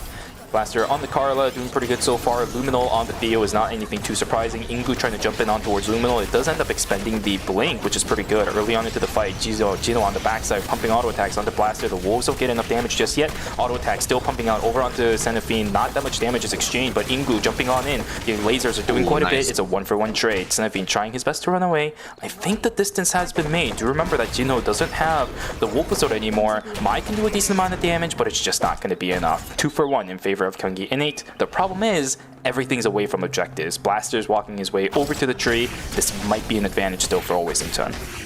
Yeah, Mai not having that auto attack protection anymore, right? Just only having that damage reduction. Just was able to get the extra kill there for that Yadin. So Kyunggi Innate able to get that extra kill, and it looks like they'll be able to grab the tree up here as well. And oh no, it's actually gonna be Blaster gonna be the one to pick it up despite his two teammates going down, so it's gonna be instantly slammed as well into that crit chest piece for that Carla here, and that's a pretty good tempo swing, despite them losing these team fights. Luminal gonna get caught here on the other side though, as all the members of Team Always or FN Sejong are gonna be here. Sua is gonna be able to lock down this Mai here, but they were able to pick up one kill, so it's actually not too bad for the side Team Always in Chun, as I think with these three points, they just need one more point to get themselves into that checkpoint breakpoint as well.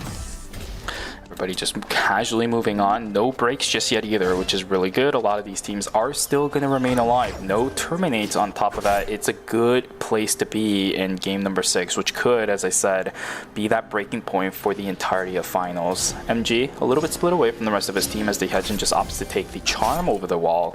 And again, a very interesting decision for Team Modern. Keeping Soe on the Justina is the right call, because his Justina has been such a dominating force throughout the entirety of knockout stages ever since knockout stage 3. Swapping Sardabi over onto Hyejin and moving MG onto Priya though, that is a decision and a half I'm gonna have to just keep looking at to see if it's actually a worth one. Yeah, you can slowly see these teams slowly starting to build up their items here. Auto Arms already sitting on 4 items for themselves, so they're in a pretty good spot. Looks like they're contesting for that pond objective here. We do have Lumi being started up by the side of Team Guardians, with the Alpha being here in force. So it's going to be a pretty huge tempo swing for the side of... oh, actually, no, just G-Work starting it up, and Team Modern is going to be here to actually intercept it. So do have Team Auto Arms. This is Team Always in Shun here. That both teams definitely want to play for this box. do have Sad Hand setting up these bombs, but bombs aren't going to last for very long here, as here comes Engage coming out from Luminal. There's the ultimate going on forward. There's Engage from Centipede, is going to be able to be blocked by that Spell Shield, and the damage is going to be hit in return. There's the ultimate coming out from Blaster, though. Is going to connect onto all three, but the chains are just going to be instantly denied, but a lot of damage already sent onto the side of Team Auto Arms, as Team Ozinchon will be able to secure the box for themselves completely uncontested. And their shield position was fantastic from Luminal, allowing them to run away with that fight. DS Guardians losing out on G-Work, not going to be that big of a deal. Everybody else runs away. Right inside of the Dimensional Rift, STB trying to duke it out up against FN Sejong. Positioning wise, it's looking a little bit rough. White Lily is also gone, means 300 just needs to take the fight from the front. Everything missing though, not looking good. Bomb on the backside, gonna get taken down. There we go, 1-for-0 so far in favor of Team Step Back. This could be one of the many additional Dimensional Rifts Team Step Back has won. Taking down Bum takes quite a bit, a lot of punishment damage dealt over onto Kenshi. Same thing for Gen, 300 eating a little bit. Bleeding Soul is going to miss out and not get anything done. It does hit, but no value obtained. Timer for Team Step Back looking a little bit dire. In the rain, gonna look a little bit rough too. Romantic trying his best to dash around the outside. Last wave is gonna be enough. It's a trade. Gen up against one circle. It's a turnaround. The 2v3 still happens. Gen trying to turn things around, but the 4-stack is there. How do you turn that? FN Sejong will take away the victory inside of the Dimensional Rift. Zero Jin in a whole heap of trouble. He's the last one alive, but he's in the corner. Oh no! Always Inchan's gonna knock down Zero Jin. The laser tags at the edge of the hitbox. Wait, that is a terminate to Kyunggi and 8. Yeah, that is a disaster. They're already in 7th place, and this is not looking good for, you know, our non-checkpoint teams, right? Because one team that is there to try to contest for these checkpoint teams is going to be out, and it's going to open the door for FN Sejong and Auto Arms to close out the series here. Wow, I'm surprised FN Sejong was just able to turn the 2v3, right? It was just a straight 2v3. The enemy was able to full reset, but playing into Celine, especially in that little zone, like in that little box, is kind of hard, right? Celine has so much AoE damage, able to just tag you up there, and the timers were in favor of FN Sejong. I mean, Romantic in one circle. I mean, two of our best backline players in the world just able to showcase, you know, why they are known for that. Good situation for our two teams in checkpoint. Oh my god, this is shaping up to be an insane set of final couple of zones we're gonna have.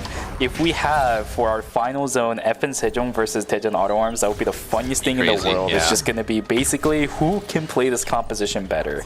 Obviously, there will be some item differentials. We've actually seen that being a problem for some teams. I believe there was one inside of school. It was a Haze Darko mirror matchup, but one side just had way too many items like the Hellfire on the Haze, which make those rocket launchers do just way too much damage. And the Rio on the other side made it much better to play than I believe it was the Irem on the flip side. There is going to be some kind of situations like that, but this is a pure mirror matchup and both teams are accelerated at this point. Transitions actually exactly even on both of those teams as well. 4 on the Rio, 3 on the Celine. This is shaping up to be a good game. Team Auto Arms looks like they actually were able to bully off Team Step Back on that Lumi there. Here comes Engage coming out for the side of Team Always Incheon, but it's just going to get kited back. The Fury Uppercut is still available, I think, for this Nikki, so he can try looking for this one-shot combo, but the exclusive is there in response. He gets getting chunked down, so much damage, and here comes the Engage from Blaster. Going to be able to jump themselves on forward. A lot of damage going to be exchanged, but Team Inside are going to be on the back foot, just going to slowly back away. Going to be able to land that Queen as well to deter any more chasing from the side of Team Always Incheon. Hey, hold on a second. Blaster just Goomba stomped in into 3 players and just tried to ult. Why didn't he get punished for it? That's what happens to me every single time I do it on Carla. What the heck, man? That's unfair. I mean, that's unfair. I think Blaster has the protection of the Mai, right? So they can't really full send it onto the Mai, because if the Nikki goes in onto the Mai, then they just killed Nikki there. But I want to be safe when I Goomba Stomp like that. Dude, you have no idea. Every single time I'm playing Carla and I'm in VC with Z, holy moly, I have to keep reminding him to tell me to not Goomba Stomp in, because I always get myself killed, no matter how low the other person is. I mean, it's such a tale as old as time for me. I cannot. The urge, it just calls to me. But every time I do it, I get punished, so I gotta stop. That's fair, but yeah, I mean, I think these players, you know, definitely know when they could go in, because I think the Carlos still had Blink as well, right? So I think they could definitely just like blink themselves on out if they do get engaged on. But it is a little risky, right? Taking that Bluma stop in on forward. Looks like the Dio is completely isolated by himself, and Nico is going to be able to finish the job here, and I think that is going to be the Aiden going down as well. I don't think the Aiden can get themselves on out of there. There's the electric surgery, get themselves to safety. Gonna delay it for as long as possible. I think they able to get themselves on out. Wow. Oh my god. Very nicely played from Kenshi, but no, there's there's the he doesn't. Nikki combo, and no, I think it was already on cooldown. He already ended up using the parry, so. Yeah, I mean, at least they're split maybe far enough that the Theodore can maybe res, so it's not minus 400, but the Suwa's coming back here, and they will... Oh, no, they don't spot the Theodore in the corner there. Yeah. I think the Theodore should be back up. They're going to be able to get that jump pad over, and it's only going to be a minus 200, so it's not going to be the end of the world for Team Step Back, but look at their items. They are looking really down bad this game. Team Insider are setting up for 3 blood samples. This is really greedy for the side Team Insider. They're playing down about 1,200 credits here. But I think every team knows that they need to cap pretty high, because both the checkpoint teams are kind of doing their own thing, and you can see the credit counts as well from messaging and auto arms. They're also planning to, cash out on these blood samples very shortly. Thing for Team Insider, we always know what this team loves to do, which is give a Peacebringer to Yuna. That's why at least one of them is maintaining plus 450. I don't know why the other 2 are, but that's the reasoning for at least one of them. Charm of the Nomad being invested from Sardavi, nothing really gotten from that. Always Incheon walks away with the meteorite over to the western side of school, whereas Team Modern is going to just go south straight into hotel instead. What is the situation of the game now? We are at day number 4, 7 teams remaining. The map is somewhat open, but the pathing is a little bit weird because it completely isolates some of the top right sections of the map. If you're in stream, there is no way out but hospital. That's the kind of isolation that I'm talking about. Same thing for over here as well. If you're in school, no real escape path, but look at where Team Always Incheon is going. Straight into the red, isolation. NCMB gets an angle over onto Luminal, but the damage is still there. The healing is just too good for Luminal. Can he get the auto attacks off? There it is. No, he cannot. The return damage is just not there. Always Incheon loses 2. Seraphine is going to try his best to run away. Nice try from Luminal though, but that was a lot closer than I thought. Yeah, Luminal versus a Isaac. I thought Isaac should just have that 100-0, but it's actually really close there, but it just wasn't enough for the side Team Always Incheon. And on the other side, G-Work was able to get the freeze onto Blaster, so a clean 2 kills coming out for the side of Team Guardians, but it will be and it will be a minus 400 for the side Team Always Incheon. Definitely not what they're looking for, because you can see the credit counts of that Mai. They're definitely saving for that blood sample, but definitely not gonna be able to get any more. With that win, Team Team DS Guardians is able to find a little bit of opening. The credit count on their side is also looking pretty good. Because the map was being pressured all across the board, Team Insider also managed to spend a lot of their credits. Look at this. Peacebringer online for Yuna as we predicted. Seiko calling a couple items. 520 still on Char. Sorry, not Char, but Byung.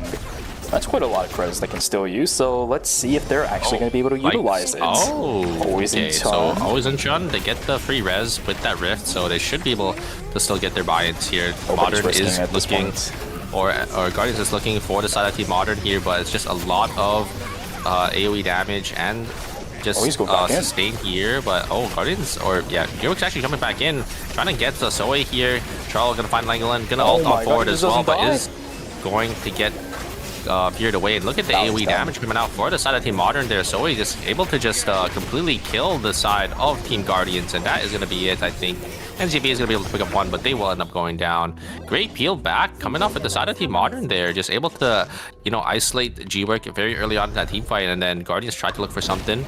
Not going to be able to find anything, as once the Tsubame goes down, that's a lot of your damage gone, and yeah, it's a clean 2 kills, or sorry, clean 3 kills, only trading 1 back for the side of Team Modern there. And I think this is exactly what they need. They're in 8th place right now, so getting these points, getting them up on the leaderboard here, if they can, stop these 2 checkpoint teams from winning out at the very end. Telling you, the value of Soe on this team is just absolutely massive. This is one of the reasons why a lot of other National League teams are trying to scout Soe. He is such a consistent force to be reckoned with on this Justina. hasn't been banned out a single time this entire series, nor quite frankly the entire time they've been playing in the knockout stages. We've seen how devastating of a Justina this player has. Long time ago, it was Satan to start bringing Justina onto the table into the ERM scene, but now Soe just has a single hand locked down non-tight on how good of a character this Justina can be. Really nice play across the board for Team Modern, still trying to push the lead onto Always Incheon. That Quake seemed a little bit iffy. Yeah. I think that was definitely a fat finger there from the Mai, but you know, Quake isn't too long of a cooldown, so they can just wait for this to come back up. Level too early as well. Their position here is actually really bad because they're basically forced down into this corner in Chapel, and if Team Insider wants to go, they could just send it here. And oh, a huge find coming out from the Aiden, but they're gonna be forced to actually blink away because of the Echoes of the Earth to split them out. But Zoe's actually gonna go down there. A huge find coming out from 300. But can't execute. they're not gonna be able. Yeah, they're not gonna be able to finish the job as unless... there's just. Oh no, third party's gonna be here. Zoe. Oh, the res is gonna come through, and I think Team Modern's okay. That's insane. Always Incheon and FN Sejong both playing very safe. Of course, for Always Incheon, it makes sense because both of their mages are very mid-range centric. But FN Sejong, I thought they would have pushed it in a little bit more. A lot more range to deal with. They can't because they are the checkpoint team, right? They go in there. Or at least just use gonna... some util on their side for coverage. They're just gonna get sent on, but it looks like all the teams are coming up here to possible to try to contest. I'm surprised Auto Arms is coming down as well, maybe, and not securing their Chapel zone, but I think they should see what's happening with the console drone. And yeah, looks like FN Sejong is going to be forced away here. I think they're going to try to use the VLS system to get themselves on out because all these teams are slowly funneling in. But oh no, they're trying to use the VLS, but they're going to get caught here. Here comes the full engage coming out from Centipede. The engage from the third party is going to be here from the side Team Modern. I think they know the mission. They want to just stop the checkpoint team from winning. But look at the AoE damage. It's going to be way too much, and Bomb's going to go down. Team Auto Arms is going to trickle on in as well. All the teams are down here in hospital. I'm surprised Team Auto Arms just didn't try holding Chapel, but I think didn't want to be in that spot. There's a VLS system. They do end up getting the res here. Can they get the cancel? No, Team. Oh, looks like Team Auto Arms is actually going to be pushing the side of Team Modern, and Team Modern is going to be the ones that are going to be forced away. They're going to use the VLS system to get themselves on out as well. And oh, here comes Engage. A huge double taunt coming out from Centipede, and I think Cinema's going to go down. Can Loken and Sad Hands try to trade here? They do have a lot of items, and they are playing these backliners. Luminal gonna get choked down. Oh no, the third party is gonna be here. Modern on the bottom side, and the Auto Arms is gonna go down here. That is gonna be their chance to win it out here in Game 6, and it's all gonna come down to FN Sejong if they can win it out. FN Sejong, all members still alive, managed to get the res over onto Lumi. Luminal trying his best to get into something. 10 seconds left on this timer, 30 before our temporary zones are going to start to pop. FN Sejong in a little bit of trouble, fighting inside or on the backside. Can they get the combo off? Not just yet. One circle still barely remains alive, just by a breath of hair. Holy moly, Always Incheon down to Luminal. FN Sejong's breathing a sigh of relief as they managed to keep one circle alive. Looking pretty good. One of the temp zones is Chapel after all. If they can maintain it, it's looking like a good position to be in. Always Incheon, okay. Look at that. Leaving. They're actually leaving. You're absolutely correct. FN Sejong looking for a little bit more. Just repositioning on the right side. I like this too. Yeah, because I don't really like them being at the top side because they did end up seeing that Theodore as well, so little scary for them, but this is FN Sejong's game to win right now. They're actually looking pretty... Actually, they're actually not looking that strong. Bob is only sitting on just one item, and it is that sample. Yep. Look at the fight on the bottom side, though. Looks like it is going to be Modern coming out on top. Playing this double backline mage with the Priya is actually working really, really well for them, as you're just able to just dish out so much damage and have that anti-dive on that Priya with the Echoes of the Earth. Absolutely. If this game goes on to game number 7, Step Back is now in. Always Incheon is now in. Is DS Guardians in? Not just yet. They're going to be sitting at 61 points for themselves. We have at least 4 teams going into checkpoint after this one. FN Sejong, their adversaries during group stages was Team Insider. Luminal is going to be a problem. Sure. Energy Blast Field out. Let's see if the Suwa can get herself out as well. No, no, no, no. low. But Byung gets pulled wait a back. second. Down goes one. Oh. That's a trade between the two. If Bomb can get res by anybody on Oh, that wait, side, they it's find going to the be queen, good. though. Checkmate is going to be there, but it's just not in time. Look at the backside. Double knock up from the knife fork. Down goes a bunch of people. Ray of Arrows is there. Seiko trying to do what he can. Why is Lumino Lumino's here? here. Why is Lumino here? Out of nowhere. Romantic sitting on 10 seconds. If he can get the kill onto Lumino, maybe that's something. Maybe that's something. Maybe that's something. Maybe that's something. Oh, he finds it. The blink to dodge out on the Spirit Arrow. Lumino denies FN Sejong from winning out game number 6. We are guaranteed a game number 7. Luminol, Surprise! I'm the surprised agent. I'm surprised FN Sejong just didn't send it on the Theodore, because that is exactly what is going to happen when you are in checkpoint. You're going to be the one that gets teamed on. And yeah, we are going to a game 7 for sure here. Insider gonna try to get some extra points here in Modern as well. You can see they're in 8th place, but this is a huge game for them. They're already sitting on 22.5 points. If they win it out here, that's gonna be 28. It's definitely gonna rocket them all the way up to, I think that's 60-point break point, but not just not gonna be there just yet into getting that checkpoint. For Team Insider, if they win this, they also won't be able to make it into checkpoint, but if they win this, we'll be at around 61.5, if I remember correctly as well, if I'm doing my math correctly. A lot of teams, if they win this, are going to be hovering around that 60-point mark. So that means if game number 7 also doesn't finish us with the finals checkpoint system going in, game 8, sure, yeah, is going to be the breaking point. Here we go, sending himself the all the way to the moon. Seiko goes way too far. They get Checkmate it. doesn't even need to be used, but down goes Seiko. The problem is on the other side, it's a Yona, very buffed up, very itemed up. Let's see how this goes. Sua trying to do what they can, but Zoe is just pumping lasers one out after another. Look at the health bars on these melee characters. It's just so low. Shield's going out from Zoe, but I don't know if it's going to be enough. The amp damage is just way too much from Zoe. He is untouchable throughout the course of this fight. MG trying to give the shield as much as possible. The lasers are there. Cataclysms are there. It's so bad. It's so hard. Oh, wait a second. Young's trying to do what he can, but the exposure shot is there to push him away. 30 seconds, that's going to be timer gotten for Team Insider, but they can't rest up. Sirdawi is alive. The hedging on the backside is going to be enough to knock down 1. Down goes 2. Modern with a fat 28.5 point game in game number 6. We'll be able to find them a pedestal to stand on as we go into game number 7. I thought they would have had it there, you know. But yeah, Zoe just playing out of his mind, just able to just, I don't know, he just pilots this Justina so well, right? Just so much damage he outputs while also just able to just rotate around in the team fights and just able to just kite around and just live for so long. And yeah, I mean, it's just going to be a Modern coming out on top with 28.5 points. That is going to rocket them all the way up, I think, to 61.5. So, well, yeah, most likely if we don't end on game 7, we are definitely probably going to end on a game 8 here. A big sigh of relief for Team Tejon Auto Arms as well. Got taken down a little bit earlier in the game than I would have really liked them to. But with FN Sejong falling down, as we said, it is a game number 7 guaranteed. Well played to Agent Luminol. He understood the mission, but really big unfortunate situation for Bomb. I think his Don Quixote to get out of the chapel building got corner checked from some of the benches at that bottom side of the building. It forced him to actually be in prime position to eat the Night Fork knockup. Starting from there, it's irrecoverable for the Sua. Way too much damage on the other side for DS Guardians. Even though Char falls down, everybody else on that team has enough util. Getting that queen landed on, I think it was over onto Romantic inside the bush, right outside the chapel building too. So many things going right. Double knockup with the Night Fork on top of it. Well played to DS Guardians.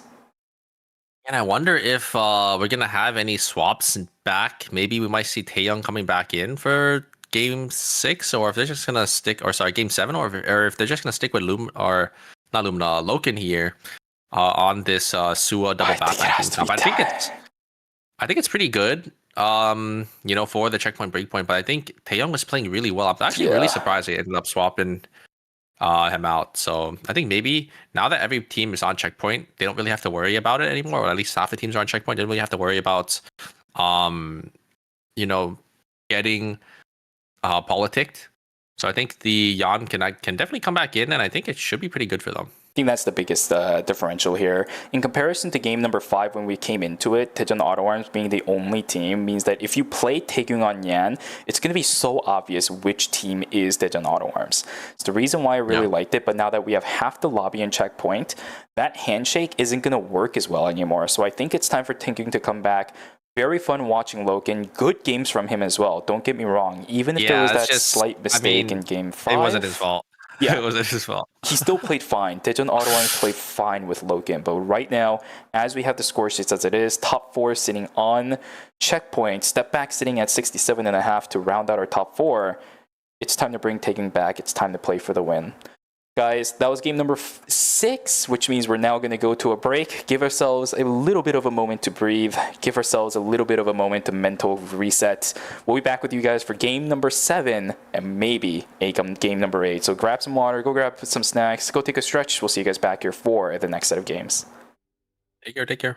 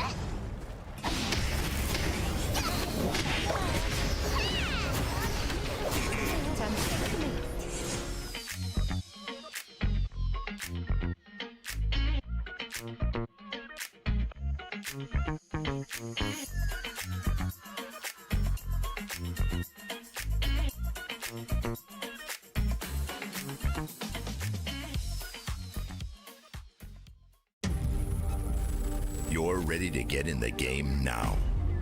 The last thing you want is to wait. WD Black, performance storage, purpose-built for gaming. SSD speed that obliterates load times. Performance to transform your game. Expanded capacity to store more. Customizable RGB. WD Black. Because the game never waits. WD Black. Drive your game. 해변 같이 갈래요? 오늘은 저 혼자 왔어요. 다음엔 어떤 걸 쪼개면 되나요? 짠! 으이, 빨리 언니한테 보여주고 싶네요. 밤바다 좋아하시나요?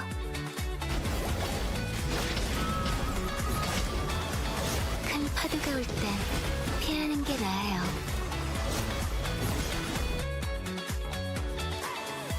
물살에 휘말리지 않게 조심하셨어야죠. 제 얼굴에 뭐가 묻었나요? 아, 얼굴을 쳐다보시는 게 아니었네요.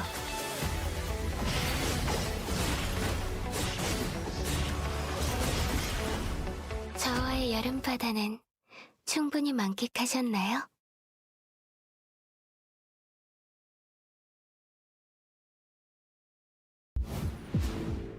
좋아하는 걸 하면서 돈 벌 최고의 직업이지 않나?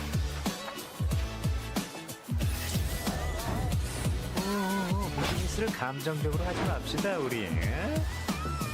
풀스윙으로 깨부숴주지. 나랑 일해볼 생각 없어?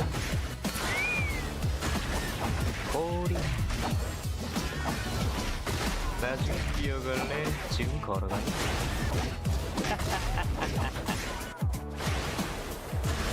안 힘들어? 어딜 가려? 물은 답을 알고 있지. 언제 기분 째지는데.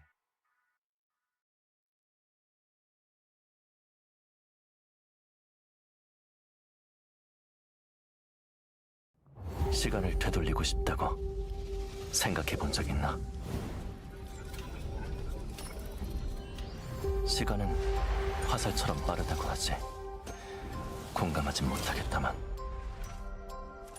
지금의 나를 네가 본다면 과연 뭐라고 할까? 멈춰있던 시간을 움직일 때다. 너희가 날 이용하는 게 아니다. 내가 너희를 이용할 것이다.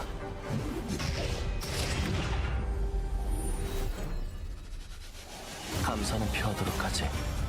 다만 허투 수작은 그만두는 게 좋을 거야. 흐릿해져가는 기억을 붙잡아야 해. 잃어버리지 않게. 각오는 이미 끝났다. 다시 한번 그 미소를 볼 수 있다면.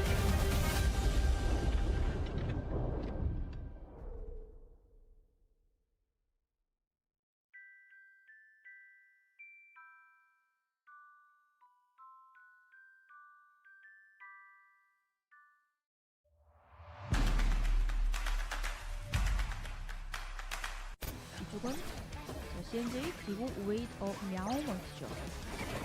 아이템 지금 제작 완료한 것 같고, 자 여기 모여 있는 상황에서 일단은 세료 선수가 이제 루크로 니아를 견제를 해주러 가고는 있는데 원어로 한타 버틸 생각인 것 같아요. 자, 총을 튀고 다시 한 번 더. 와, 오. 백수 그리고 하늘 와. 사이에. 예, 깔끔한. 자, 근데 포커싱 좋았고요. 이게 일단 루크가 살아남아야 될 것 같고요. 자, 근데 네 여기서 일단 제키가 마무리를 해주면서. 그러면은 터미네이트죠. 오. 네, 이게 하려는데 힘을 썼던 팀들이 오. 있었거든요. 오, 여기서 오는 건 모를 수 있어요 이거. 근데 뭐, 일단은 야. 체크하기에는 너무 Welcome back from the break, everybody. Hope you guys had a good one, because most likely that will be the last break of ERM Season 8, Phase number 2. We are now starting to go into game number 7. 6 games so far have been played. I don't know how to describe it. Just go back and watch it if you haven't been here. There is no single word to describe anything that we've watched so far, but it has been a blast. Yeah, well, I mean, I think that blunder will be there for, the end of time for the side of Team Autoworms, but, I think every team has one of those moments, right? Still unfortunate it did happen to Team Autoworms with the opportunity to win, but we are here going into game 7, and we're going to have 4 teams on checkpoint, so it's a pretty good chance that the game or the series does end here, and if not, an even better chance in game 8 once a couple more teams get into that checkpoint breakpoint. Indeed, all 4 of the teams that are in checkpoint right now has shown us that they have been very, very competent to be able to win a game or 2 throughout the entire course of the series so far. So it's going to be a very fun one. Let's see how close it ends up going with the Sua banned out. Loki did. I'm surprised they keep Loki in because Sua did end up getting banned. Remember, Sua is going to be banned here, so they actually can't play their double backline Sua team comp I wonder what they're going to be swapping to here for this final, or potentially final game. If Yeah, not, you're then, letting your inner thoughts leak out, man. Calm down.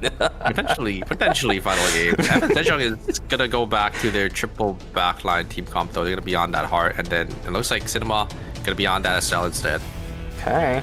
All right, let's see how this goes. No bans from the looks of it, as we do have that mirror matchup when it comes to the Celine and the Kadia for Daejeon Auto Arms and Evan Sejong. Nobody else picking up those characters though, so they will be readily available in the upcoming games. Only 2 hearts as well. Everything is up and ready. If we go to a game at number 8, let's hope that it doesn't though, because the top 4 teams right now wants to finish the series. I'm pretty sure Daejeon Auto Arms definitely wants to end the series and just go like sleep or something, man. They need to sleep today away.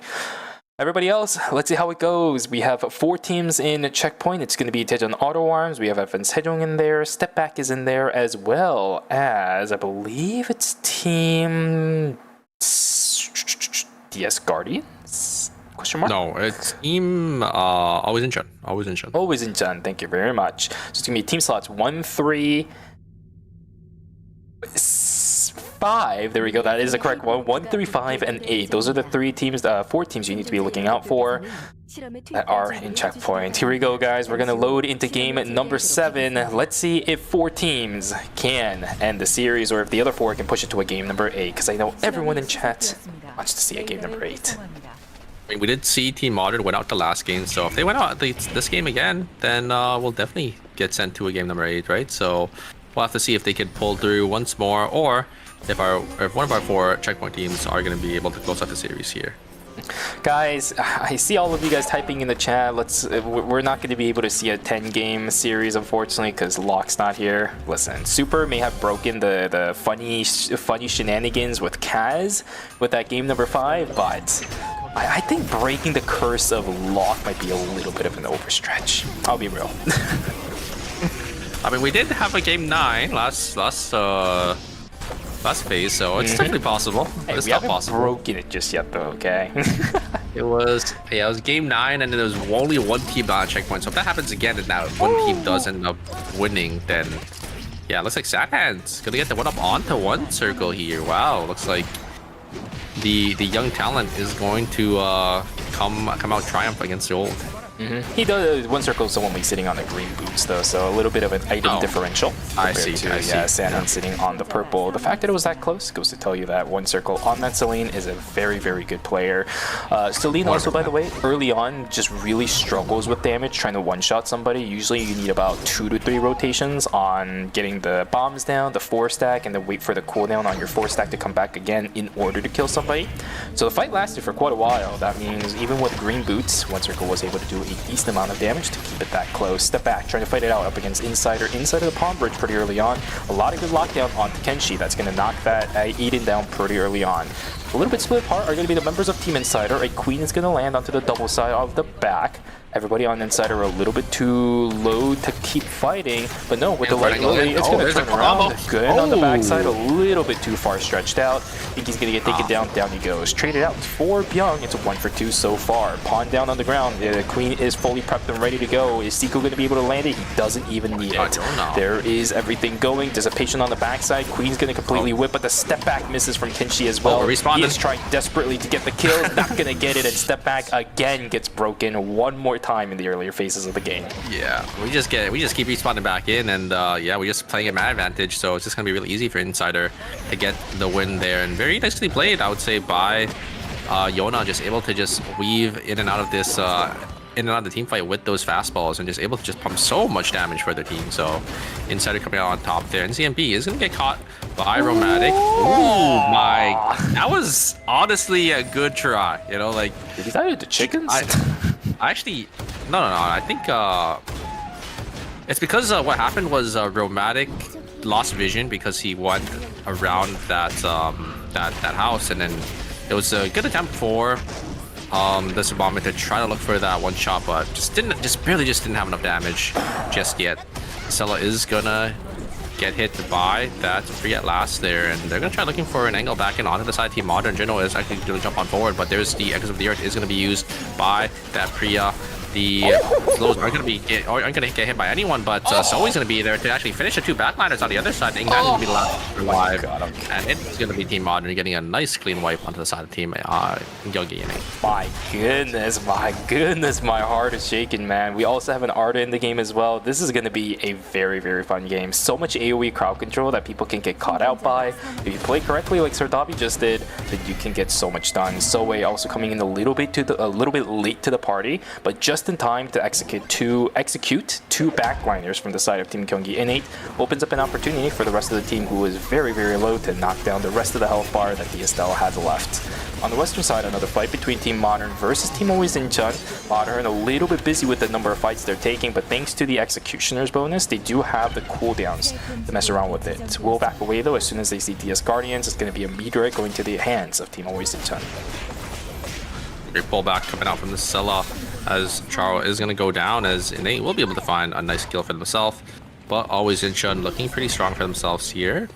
Definitely want to still look as the ultimate is going to come out from the Nikki past the jump pad there. Seiko still going to have the Queen, is going to connect onto Loken there. Loken, who is going to be able to use their jump to get themselves to safety.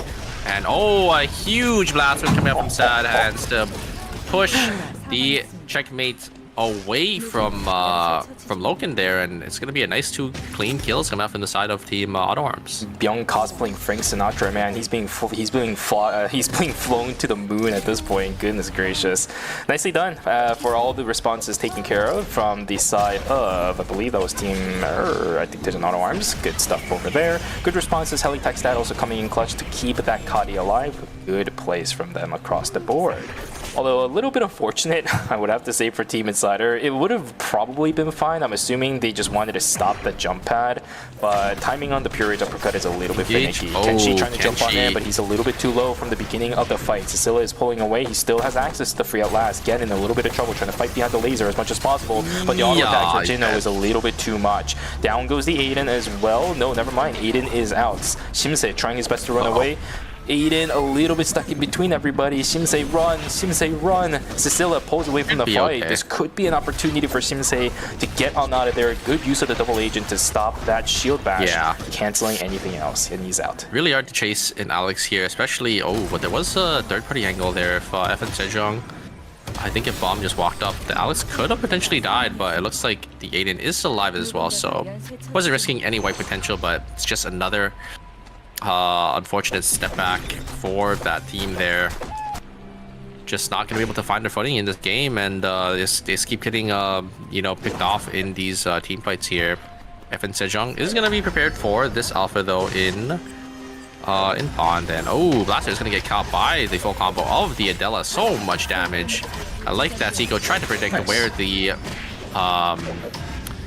Taza was going. Didn't end up working, but still ended up getting that kill there. So very nicely played by Seiko.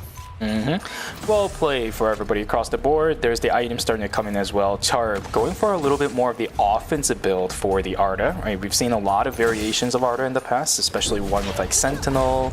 We've also seen healing factor as well. This time, no, it's just going to be a little bit more on the offensive side. I did see the red sprite plus the first item of Holy Orders. This is the pacing that you do want on the Arda. The fight's going to begin. DS Guardians trying to duke it out up against Tej and Auto Arms. Over on the right side, it's a 1v1.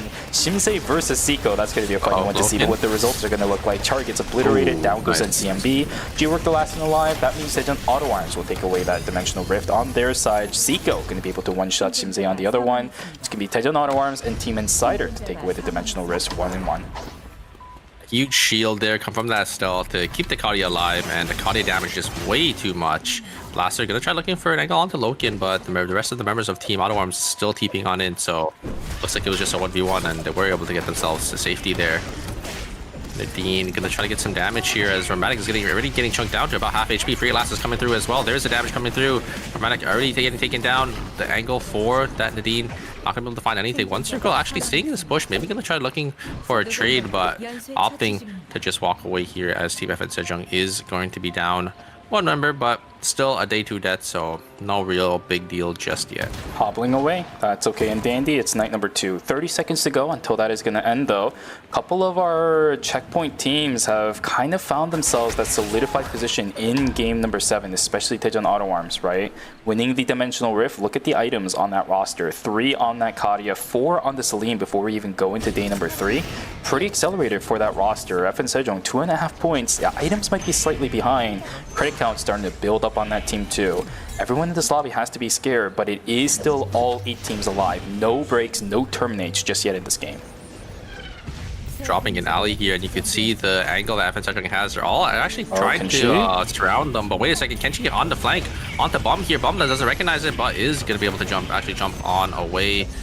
Meteorite was secured, it looks like, by the side of Team Step Back, I'm pretty sure. So they'll be able to grab that meteor and be able to put it to good use. Meteorite going into the hands of the Theo. This should be the bladed boots probably built up. There we go. Yep. Nicely done for Team Step Back. It is not the most efficient transition for the Theo, especially at this point, because we don't have Deadeye, we don't have the racing helmet, but you'll take what you can get, although this is a problem. Here's the nice full combo. away. Imagine being able to play the game XD. Kenshi can't save this one. Shimsei needs to try his best to run away. One circle on the flank side, uses the blast wave straight onto Shimsei. He is dead to rights. Down he goes. No. Minus 200 for Team Step Back. No look by the meteorite. It's all good and dandy, but still a minus 200 regardless in the overall scheme of things. The Dejan Auto Arms in a little bit of trouble. Down goes Loken. Cinema, last one alive on their team. Credit count on this team also looking dire at the moment. Let's see where they are. Probably has to play for a Rift would be my guess. No, hold on. Can get it, but yeah, you're right. Rift in about a minute. If that's what they're playing for, it's going to be a bit of a risk. If they lose, then there's a contest. Remember, that's their ticket out of game number 7. Let's see how this combo goes. Full combo over onto the heart, but it's inside the Peacemaker. Is there anything that can be confirmed? Yona is just slipping and sliding everywhere. Down goes Bob. Execution over onto Yona as well. Seiko lands a good amount of combos over on towards the Celine. Down goes Rheumatic. That's minus 400 to FN Sejong. Yeah, I think FN Sejong maybe gonna try looking for that Rift as well. Looks like Auto Arms were actually able to, or just ended up reviving, so playing it safe here. Here comes Guardians. They're trying to look for an angle in. All of our checkpoint teams are just slowly losing members here. They're slowly falling farther behind in this game. This is a pretty good chance we actually go to a game 8 here. Shimze, oh no, the Alex is the last one alive. There's the Ardor as well. You can't run away from Ardor. That's gonna be it for Team Step Back. It's such a rough round number 7 for them as they go out in 8th place, and yeah, One Circle is going to be able to use this Rift, get all their teammates back into this game, and they're not actually going to minus any credits here. They're going to be able to get some buys as well, so not too bad for them. Oh, there might be a contest. Is it just Char? I think so. The teams that exist as a full roster, this is something that a lot of them tend to do. Just kind of send that one person, because in the end, even if they get caught out, that's just minus 200 in exchange for a potential reward. Char, unfortunately, draws the short end of the stick this time around. It's going to be a 1v3. Dies early. I like that call. It's minus 200 for potential plus 3, I think 400, right? Yep. So you're basically kind of doubling or nothing your gamble, right? Because you get a 4 score and you also get those credits, which I think equals to like about the same. It's basically double or nothing. And unfortunately, the Arda ended up losing, so will be a minus 200 for the side Team Guardians. It's okay though, that's always a risk that you're able to take as long as you're a team that's been pacing themselves pretty well.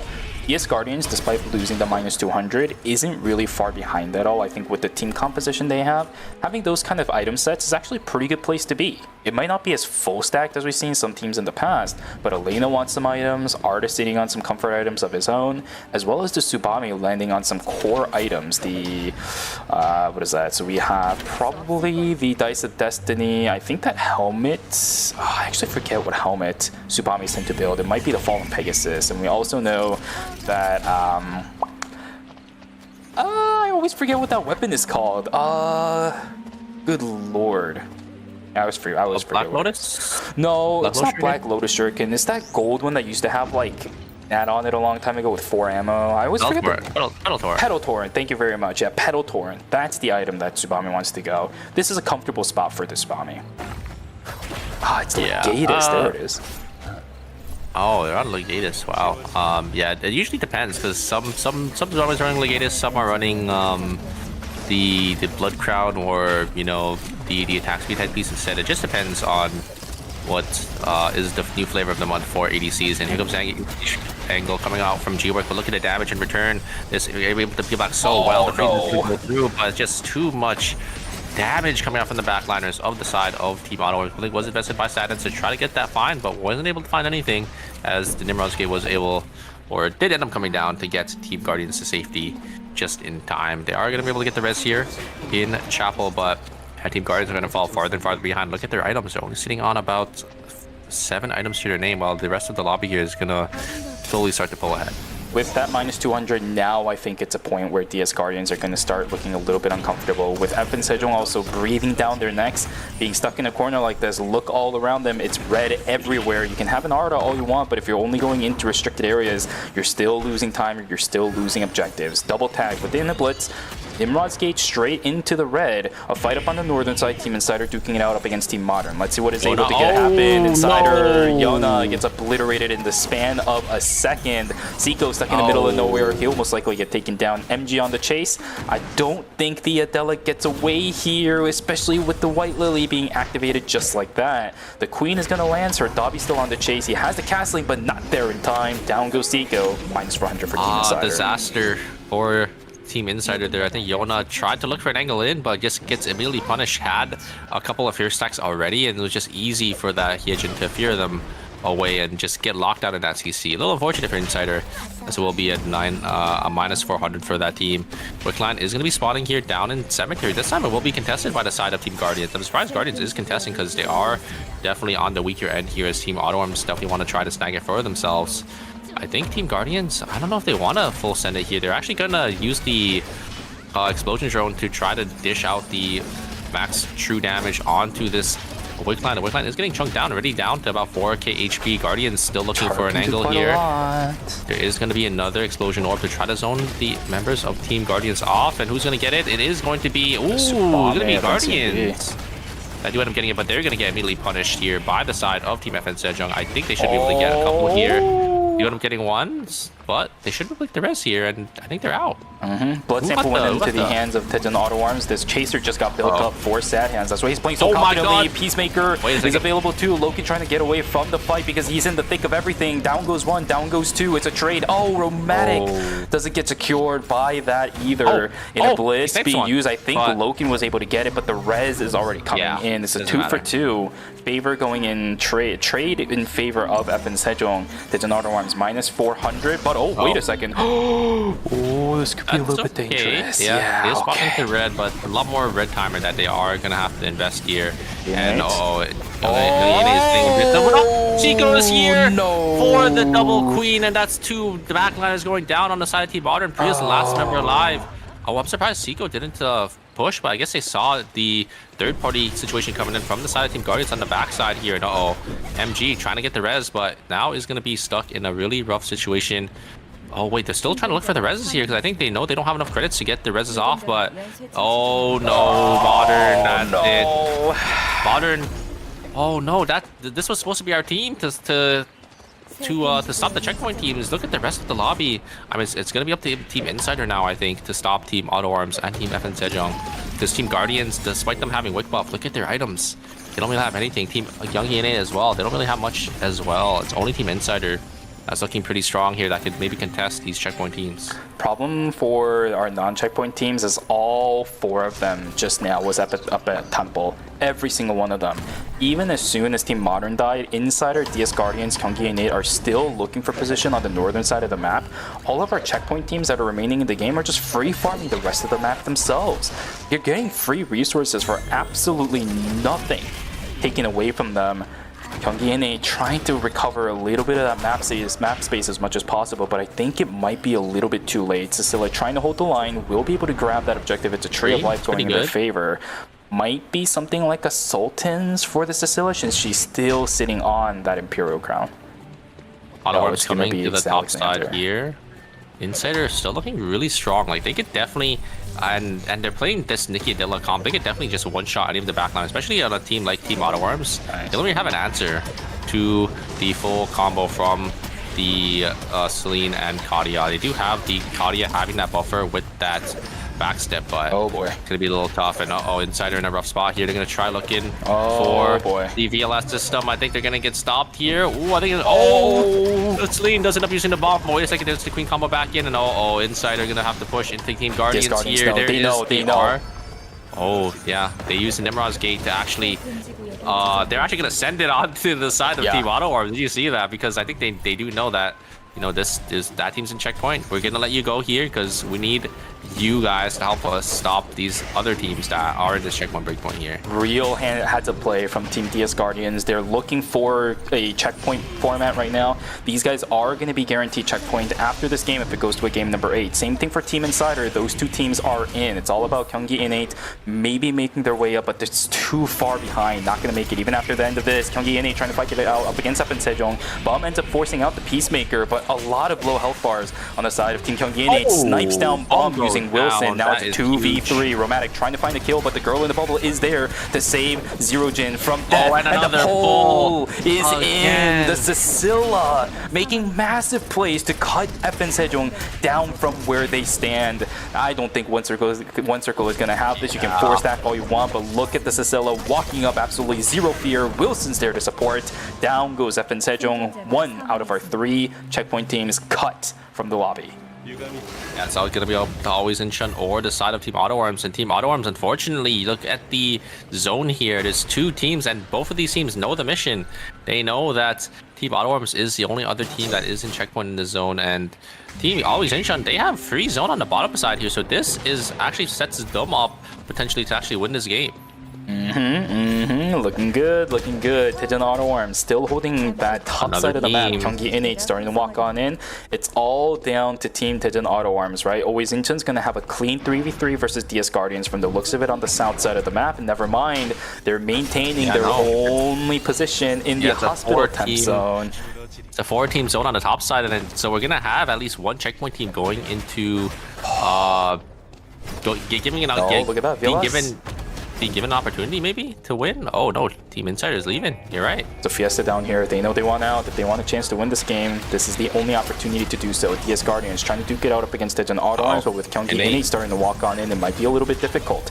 Does Daejeon Auto Arms know Gyeonggi In8 still is hanging around? I'm not entirely sure about this. With it just now, should have the idea. They're going to send it straight over onto DS Guardians. Will knock down Char immediately. Soul Stealer invested, and CMB is gone. Sad Hands all the way on the outside. Will get pulled back. Blink invested from that team too, but they're putting themselves in the corner. Cecilia walking up a little bit too far. Ingu just gets completely isolated too. Health bars on the side of Team Daejeon Auto Arms looking a little bit dire. Gyeonggi In8 going to turn their side over onto G-Work, but Daejeon Auto Arms needs to figure something out. Their timer not looking good. Explosive drones being sent all over the place as well. One after another, the drones are just coming in. AoE landing onto Loken and Cinema, healing on the other side. G-Work trying to turn things around. Look at this. It's a little bit too much for Team Daejeon Auto Arms to try turning their fates around. Ingu too healthy. Nice pullback. The kidnap is there. The damage output is just not enough. Cinema goes down. Loken goes down, and Sad Hands goes down. G-Work has done his job. 5 seconds left on this timer, but it doesn't even matter. Always Incheon now in hospital. Will they be able to win it? Because Always Incheon is one of those teams that, you know, it's just always gets knocked out in the early knockout stages and just isn't barely able to make it in, but it's looking pretty good. You know, they're looking pretty strong. They got 2 bloods on their carries. They have the Charlotte as well, but the problem is it's Gyeonggi In8.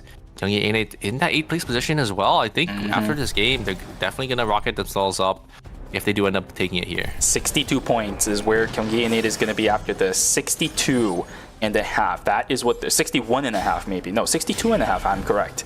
That is what they're looking for. Even after winning this game, Gyeonggi In8 will not be in checkpoint, but are going to suit themselves up very nicely going into it. Always Incheon, if they win, the series is over. And from a complete back end, jumping into checkpoint after game number 6, we'll be able to take it away. Who is going to win? Are we going to end it here today, or is it going to be game number 8 to carry us in? Ingu taking a good amount of damage. Double guillotines all over the place. There is no EMP drones being activated from Always Incheon to deny this. Is gonna step on that. He's gonna go again. The wall, Ingu in trouble. Paradiso down.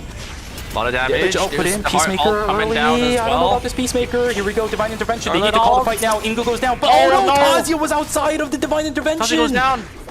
Oh, I don't know if they have the damage to deal with this anymore unless Zero Jin makes a mistake. They are holding all the cards right now. Res back Trying to over res on as well. towards the Estelle. There's no crowd control to stop no. it from the side of Always Into, and I think they may have done it. Kyungi Innate knocks down Centipede, knocks down Lumino. We have a game 8 on our hands. 27 points to finish out game number 7. 62.5 for Kyungi Innate, setting themselves a pedestal going into our 8th game. Wow, I mean, we have a really good chance of going into maybe even at game number 9. We have about 2 teams, I think, still not in checkpoint after this, which is going to be Kyungi Innate, who just ended up winning a game, and I think it was Team Modern who won the previous game. So if those 2 teams end up winning again, we'll definitely go to game 9. But yeah, I think with this is going to be, I think 6 teams going to be in that checkpoint breakpoint now. It's starting to become a bit rough. I don't agree with Daejeon Auto Arms' calls right now. They are making a lot of really strange calls at the moment. I genuinely think if Taking was in this lobby, the Yan would have gone absolutely turbo. Way too many threats to deal with, especially running a classic front-to-back composition like we've been seeing Daejeon Auto Arms run. I need some kind of X factor to exist within this game. There's nothing. There is nothing. It's just all front-to-back or triple DPS. You need something to be able to shake things up. Nobody has it. Nobody has it. It's just raw damage output. Who can tank more? Who can catch people out more?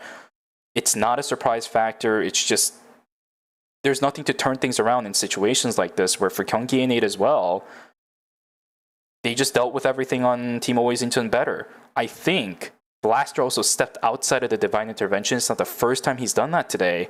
That got him killed as soon as the Peacemaker was over. So this is becoming a very weird situation where the answers teams brought to the table from the beginning of Phase 2, they're just starting to pull back on those and going back to their roots. This is much more like a KR set of games, right? The picks are looking like so much more standard KR. I don't think that's the right call.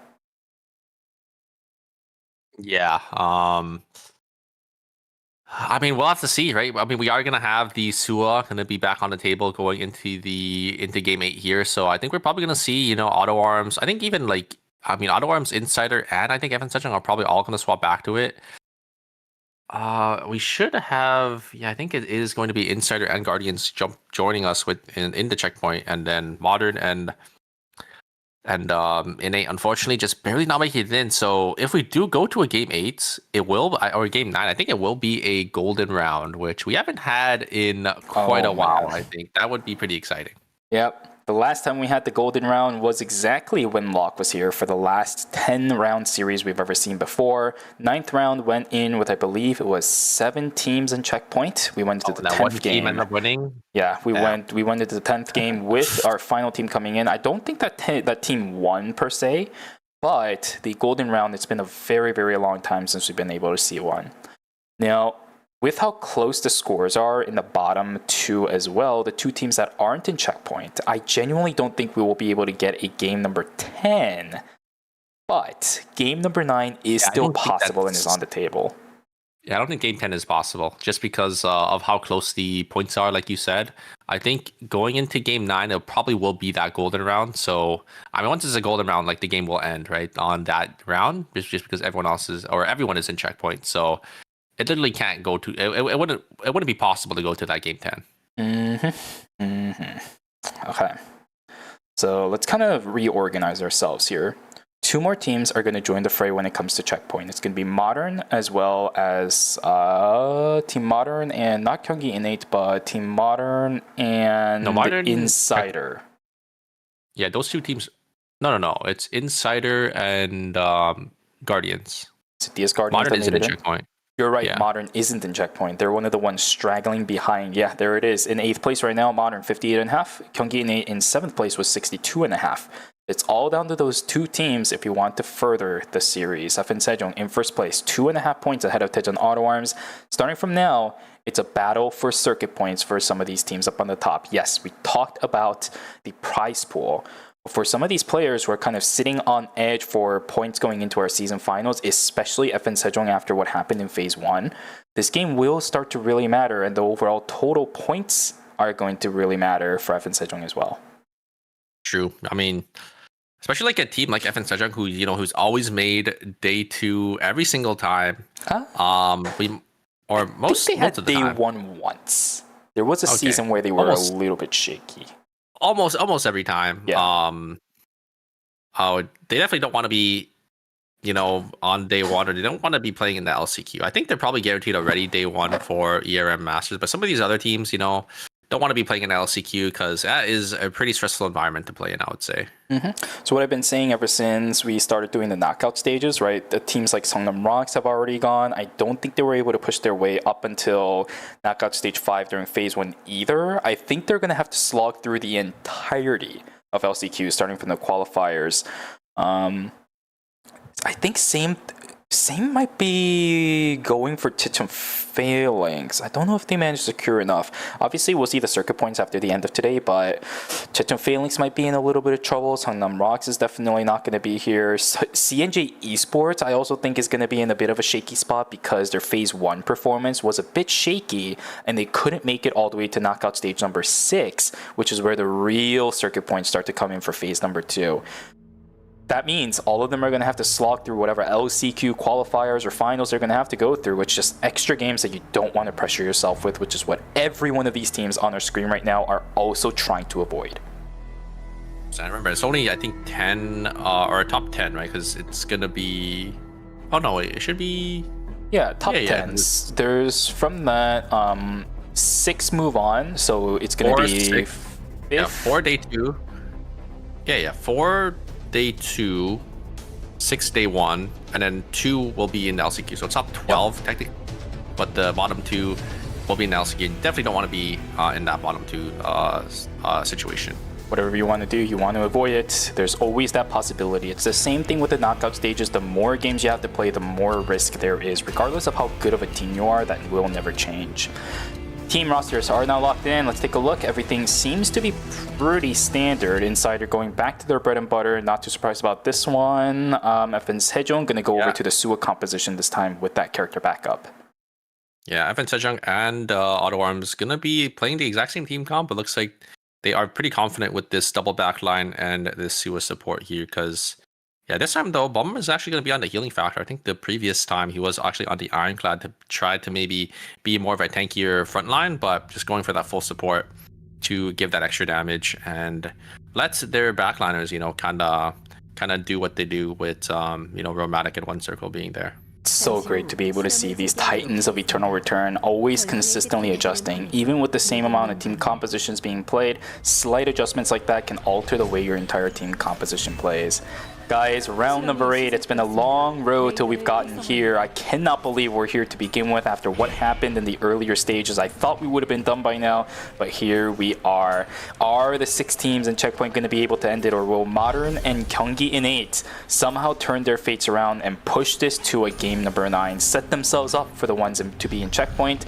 Will we have ourselves a golden round after seasons of not having it? It's all down to these teams. Speaking, if Modern go out on 8 and they win round 9, we could go to a game 10, but it's pretty unlikely that Modern doesn't get, at least 6.5 points here, right? So most likely, if we are going to go to a game 9, it most likely will be that golden round, I would say. Indeed. Here we go, first blood of game number 8. Modern's going to be able to pick that up as it's a pick away onto Cinema. Down he goes inside of Hotel. They're all going to be grouped up inside of that zone 2. G-Work in a little bit of trouble himself. Speaky is there. Blink attempt from Zero Gen. Not going to be able to find it, but Wilson's on the chase. There's the knockup. I don't know if G-Work has the way out. Play with us not there. NCMB trying to support. Oh, actually, they do end up getting it. G-Work safely outside. Never mind. Bullseye is going to be able to catch him out. The damage output from both NCMB as well as Gino trying to catch everybody off guard, but down goes one. Ingu gone. Char trying to chase down Gino as much as possible. Blinking over the wall, getting the Fury Jab in. Are the auto attacks enough? Not just yet. No, NCMB still has the autos. Cecilia trying to get a trade. Not going to be there. That's a break. Yeah, there's a lot of kills going to side Team Guardians. That's about 4 kills there on the start. Insider looks like Seiko is going to get chased down by the side of Team Step Back here and is going to blink on over to try to get this kill. The members of Team Always Incheon are going to be here and is going to go to the side of Team Step Back. And Always Incheon to try looking for something here. Blaster is going to be able to get an angle onto this Theodore. A lot of shards going to be able to connect. And oh, the kill going to get stolen by the Nikki here as Byung is going to be able to grab that for the side of Team Insider as Team Step Back going to be on the back foot there as they do end up going down. Looks like Blaster is going to get caught by Insider, as they do end up getting an extra kill. So nice 2 early game kills for the side of Team Insider there. Loken gonna get caught as well. Is he though? Trying to juke away from everything. Speed gate is pretty good. You mute yourself and unmute yourself. That was fun. I just sneeze. Yeah. Oh, okay. Bless you. If that's the case, there we go. Zoe trying his best to run away will get caught out by a pawn to take him down. Same thing for Sardabi. Down he goes. Hyejin gone. MG needs to run away. It's a 1-for-2 trade in favor of DS Guardians. Plenty of time left in night number 1. No one's in danger of not being able to contest day 2 just yet. Blaster gonna be able to get those mutant packs or mutant boars for themselves, and should be a pretty good tempo swing for the side of Team Always in Chun. Looks like the game is going to be slowing down here as all these teams are just going to slowly start to farm up. I think, relatively speaking, during or when a lot of these teams are in checkpoint, you usually start to see a more slower game because everyone's trying to get as many credits as possible and trying to play for that end game, late game, to close out the series instead of trying to hunt for these early game kills. Simsei in a little bit of trouble. Does end up stealing away the Havoc cube. The red cube is in favor of that. One circle trying his best to chase. It's not going to happen as the Alex, never mind. He does end up getting taken down. One shot over onto Romantic. Bum's about to get taken down too. One circle in the whole heap of trouble. 45 seconds to go. Even if he dies, should still be able to be in an eligible spot to contest for the for the day number 2 objectives. I have a feeling there was a chance to try pausing the kill to maybe deny the res as fast as possible. Zenithine gonna get taken down. NCMB will be the ones to pick that up. It's a pick for Team DS Guardians. Always in Chun, just a bit of a split apart. Blaster gonna run into archery range, look for maybe the mutant wolves as soon as day 2 hits. So we spawn it in gas station there, and it's gonna be the Theodore gonna go down here as Guardian, or sorry, Auto Arms is gonna be on the back foot, but here's the flank angle coming up from the Hyejin. The Hyejin is gonna use the 5 Omen, is gonna try to get the Loken in the back here. Loken actually gonna be able to live just barely and gonna be able to get a lot of damage before going down. Zoe is gonna be able to finish off Loken, but look at HP bars. It's definitely in favor of the side of Team Auto Arms here, and the tree is gonna be trying to be secured by Cinnamon. I think they should be able to get it, and they should be able to get out as well. Team Modern, definitely not happy about that. Gonna probably try to chase them down, but shouldn't be able to find anything. Stable secure for Team Digital Auto Arms. Gonna go straight into the another item too. Glacial Eyes. Yeah, and another item build. Sadhands needs to leave. He needs to call those items and actually build it. There's the Scotty's coming online. He's got another one. He's got the ice in his inventory too. You're gonna start seeing the boots. No, it's gonna go straight over onto Loken. This should be the Sultan's Adorn. There it is. It's been a pretty common item for the Kadia, which opens up the opportunity to substitute that out for the Blood Ripper we've seen a couple of times on Loken already. Yeah, I mean, Sultan's Adorn is a great item. It has pretty good stats and 5% vigor. It has, I mean, I think that's the thing that a lot of people underestimate is the amount of vigor percent, because usually vigor is only 1 to 2% on these weapons, but 5% vigor is quite a bit, and it looks like is going to be Luminal unfortunately getting caught here by the side of Team Guardians. Guardians pick up another kill. It's a great start from them, as they're going to have enough credits to get their 4-score buy-ins as well on this tempo swing. Yep. Okay, FN Sejong, night number 2 is about a minute away. Let's see how this ends up going. Zoe caught out by himself. 4-stack is going to land. The bombs are right there. One will land. Tag down Zoe. Down he goes. 0 transitions, by the way, on that Justina with 45 seconds to go. That's death timer not going to help. Team Modern in a little bit of trouble on the other side of the map as well. Step back are going to push the members of Modern away from that Hyperloop. Trying to find something, but cannot. Nowhere near enough a console to try calling for some of these kiosk items as well. Team Modern is starting to fall back very, very, very fast. These guys are not being able to keep tempo at all. Well, going to be spawning here in Temple as, Team Guardian is actually going to just give up the Temple Alpha here, coming down to Beach. I kind of like this because it is going to be an open barrier zone for them to take, but obviously not going to be having that extra RNG, right? Getting that Alpha, as looks like Beach was completely empty, but they're going to come up and maybe try to contest FN Sejong, or sorry, Auto Arms on this Alpha, but I don't think they're going to make it in time. Ooh, no, nice. Yeah, it looks like they should be able to get it, but Loken just completely zoned him out here, getting a lot of damage in. Alpha already going down to the side of Team Auto Arms, and you can look at the HP bar of the side of G-Work here. They're just going to try sending it back in, but you have to be a little careful because they are playing that Nikki Adela. They can just pull the trigger and look for an angle back in at any time, but they do have that Suicide Spell. There is an blitz, is going to connect onto 2 there, and there it goes. Geowork is going to go down. Wait a second. NCMB is going to find Loken on the backside here, and the HP bars are going to go. Great explosion shots to push Cinema back. Sadhand's going to try looking for an angle back in, try to get some damage, but it's not going to be enough. The bullseye is going to go wide. And it's going to be a 1-for-1 trade from the side of Team Guardians and the side of Team Auto Arms. 1-for-1 trade. FN Sejong trying to fight it out inside of the Dimensional Rift up against Team Modern. On the right side, we have another set of fights as Team Gyeonggi Hine going to start losing it out up against Always Incheon. Classic combination, Peacemaker plus the Divine Intervention to get a little bit of extra sustain. Senefin keeping his teammates alive. On the left side, it's a 1-for-1 trade so far. Modern down 1. Same thing for FN Sejong. Trying to get the res, not going to happen. Serdabi trying to find the turnaround. Is he going to be able to get it? Double Odyssey to stun down Serdabi. There's a blast wave to pressure him even further. The shields are there. Down goes the Hedge. Well played to FN Sejong. This should be them winning out on the temporary zone inside the Dimensional Rift, unless MG has something to say about it. But this is a Priya sitting on single seconds of timer. I don't think it's possible. Down he goes, and that means FN Sejong wins out on that Dimensional Rift. Spell shield coming out from Cinema there to actually block out on that parry uppercut. And here comes Engage in. They're trying to find Loken. Oh, Geowork actually is able to get it there. Now it's Sadhands and Cinema versus, a huge blast wave to actually cancel out on the Nikki. And just delaying the explosion on the bomb. Just so well played from Sadhands there to actually not hit into that parry. Auto Arm is going to be the one to come out on top onto the side of Team Guardians once again. Fantastic. 1-for-2 trade, but it doesn't really matter for Team Daejeon Auto Arms. Control over the south and the west side of the map of whatever is remaining. Good spot to be, especially with the Tree of Life starting to come up. I will have to say a great place to be for that team. Tree of Life, let's see here. What do we have on the Kadia? Their items already. Yeah. They're sitting in a pretty good spot. I think they're just gonna do what they usually do, and they're gonna save for these blood samples on their carries. So, but they already have a lot of items. The tree probably go to maybe Alexander or something. I think she needs Racing Boost, doesn't Kadia? I'm not too sure. We're gonna have to see. Maybe they just save it for a blood sample as well. Maybe this will just put on something.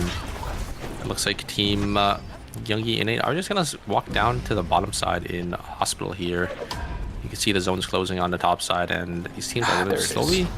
Oh, it is the Alexander, yeah, on the Kadia there, and yeah, they're sitting in a pretty comfortable spot, right? They just ended up calling in their weapon as well. Maybe they went for the lifesteal weapon instead, having the extra crit on the shoes. I'm actually not too sure exactly the Kadia's build, but I mean, ADC builds are pretty flexible. You know, you're allowed to swap around like damage off your weapon or crit off your weapon for maybe crit on another piece, or attack speed from your chest piece to crit for your chest piece.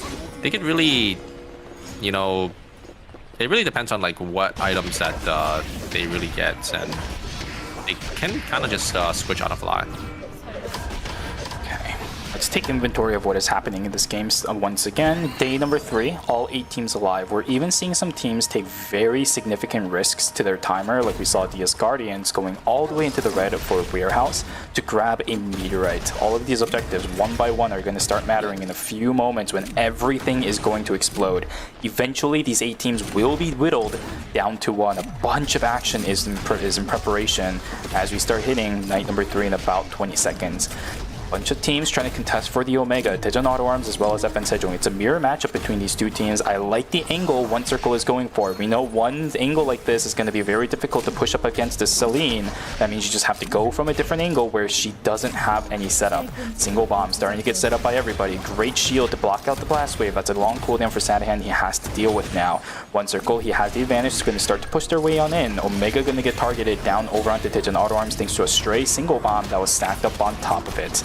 One Circle still trying to do what they can. Wow. It's an isolated 3v3 between these two teams. Which one is going to be able to secure this objective? Circles of knockup going all over the place. Omega is going to reset. It goes into the hand of FN Sejong. There's the Soul Stealer popping. Not that much damage sent in. Just a double tag with the inner blitz. FN Sejong gets that Omega. Yeah, One Circle is able to completely zone off all the members of the side of Team Auto Arms by himself there. So very nicely played by side team FN Sejong, able to secure that 4 score as well. And Auto Arms is going to be on the back foot now, but you can see the credits are still sitting on that blood buy-in on that slate. They're still in a pretty good spot compared to the side of Team FN Sejong, right? FN Sejong not having anywhere close to that blood just yet. They're about equal items, so Auto Arms still in a pretty good position, but FN Sejong able to grab that 4 score. Going to be a huge swing for them.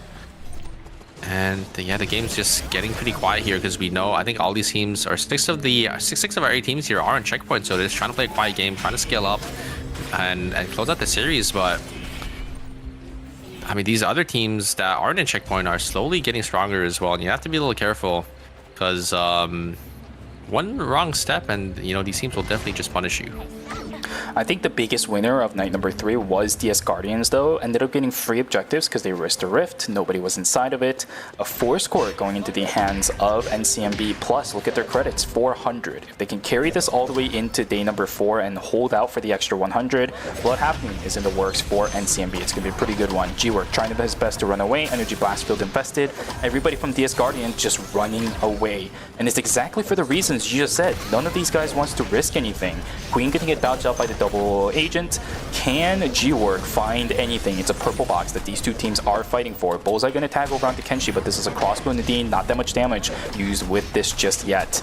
Tar securing the box, and it will go in their favor. A Tree of Life onto their hands. Pole going to get cancelled out by the parry. Nicely timed by Kenshi. Free at last being used. Not that much gained. Yeah, I mean, Young ENA as well, not looking too strong this game, but you can see their credits as well. They're looking to maybe get their buy-ins, maybe save for these blood samples to make sure they can cap high and shut down these other checkpoint teams. Modern, I think, in that same situation, you can see that Justina is already sitting on 460 credits, probably waiting for that blood sample for that weapon. All these teams are they're just playing such a safe game because they know that this game could potentially be their last, and you got to make sure you're able to win it out here if you want to win this whole tournament. You just don't want to leave this game with any regrets, you know what I mean? I think that's one of the biggest things in competitions. It feels great to win, but I just want to have a great set of games where if I'm done by the end of it, I just don't want to have any regrets. That's what a lot of these players probably are feeling right now. The game so far has been great, but the mistake is going to come out with Zoe walking straight into the Queen setup. Astro Burst straight into another knockup with the Night Board, but the recovery might be there. No, absolutely not. Sir Dobby's going to fall down as well. MG left by their lonesome, minus 400 to Team Modern, which is... Oh, I don't know if that res was the right one. Because the blood sample was there. If they just let the Justina, the flank with the triple electrostatic surge. Dissipation lands onto everybody as well. Chino, is he going to get taken down? No! As the heli tech stat saves him. A 1-for-1 trade between the two teams. Kenshi, what an absolute shame. Not gonna have that kill. That means it's a minus 200 for both players, for both teams. Kiosk advantage going in favor of a Team Gyeonggi Innate, down 1 for Team Step Back. Do they have the credits for it? Not exactly. 15 away from getting that that Aiden back. It's not good for our non-checkpoint teams here. Both of them just losing a couple members, just going down in credits, just getting sent farther and farther behind, while these other teams just slowly starting to farm up. Boycline being contested as well by FN Sejong and Guardians here. It's gonna get pulled back into Guardians, gonna get chunked down to about 40% or 60% HP. Still gonna get tagged up as well. I think Guardians is definitely looking to try to flip this wick line. They do have this Adela to maybe look for that burst. One shot on this wick. It's gonna get re-pulled. It's gonna go back into the hands of maybe step back here. Oh, looks like Guardians did end up getting it, but the items are still there. Oh no. The blood sample is on the Nikki. We did see the blood and the gift on Guardians. There's still one more item. Yeah, it's probably like a holy water or something. Probably like a meteor or something. Oh, it's a mithril. Okay. So they will be able to get another mithril for himself as well. So Guardians in a really good spot. Despite them not having a good start to the series, they just got wick line. They got all the items as well from the wick. They're sitting in a pretty comfortable spot to close out the series here. What do you build with this Mithril now if you're the Nikki? You have Iron Fist that is available, or would you just rather make yourself a bit extra tankier? Go for some of these Mithril items like the Mithril Helmet or even the Mithril Shield. Mithril Shield has been pretty popular amongst a lot of people lately, but it will be the Mithril Helmet secured for DS Guardians, just opting to go for a little bit more tankiness. I like this idea. Iron Fist is nice, but it doesn't do you anything if you're dead. Yeah, a little more tankiness, and you also just have the more movement speed. I think is a big one, so you could actually slowly start to just walk up at people and then get that peerage uppercut. I think that Swift Stride is actually really big on that Mithril Helmet for a character like Nikki. We do have Team Gyeonggi Innate a little caught in the middle between these two teams. All is gonna go down just to have some vision, I think, on where these teams are at. They did end up hitting Youngie Innate, but they're just gonna walk down and they're just gonna walk out of it.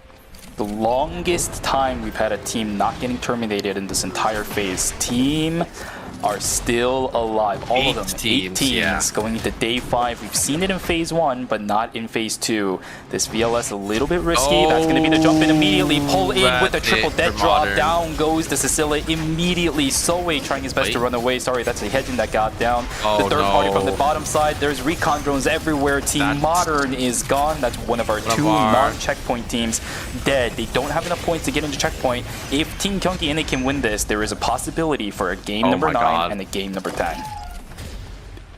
The line is there. The line is possible. The script is written. Youngie just needs to win this game and Modern the next game, and we could potentially go to a game 10.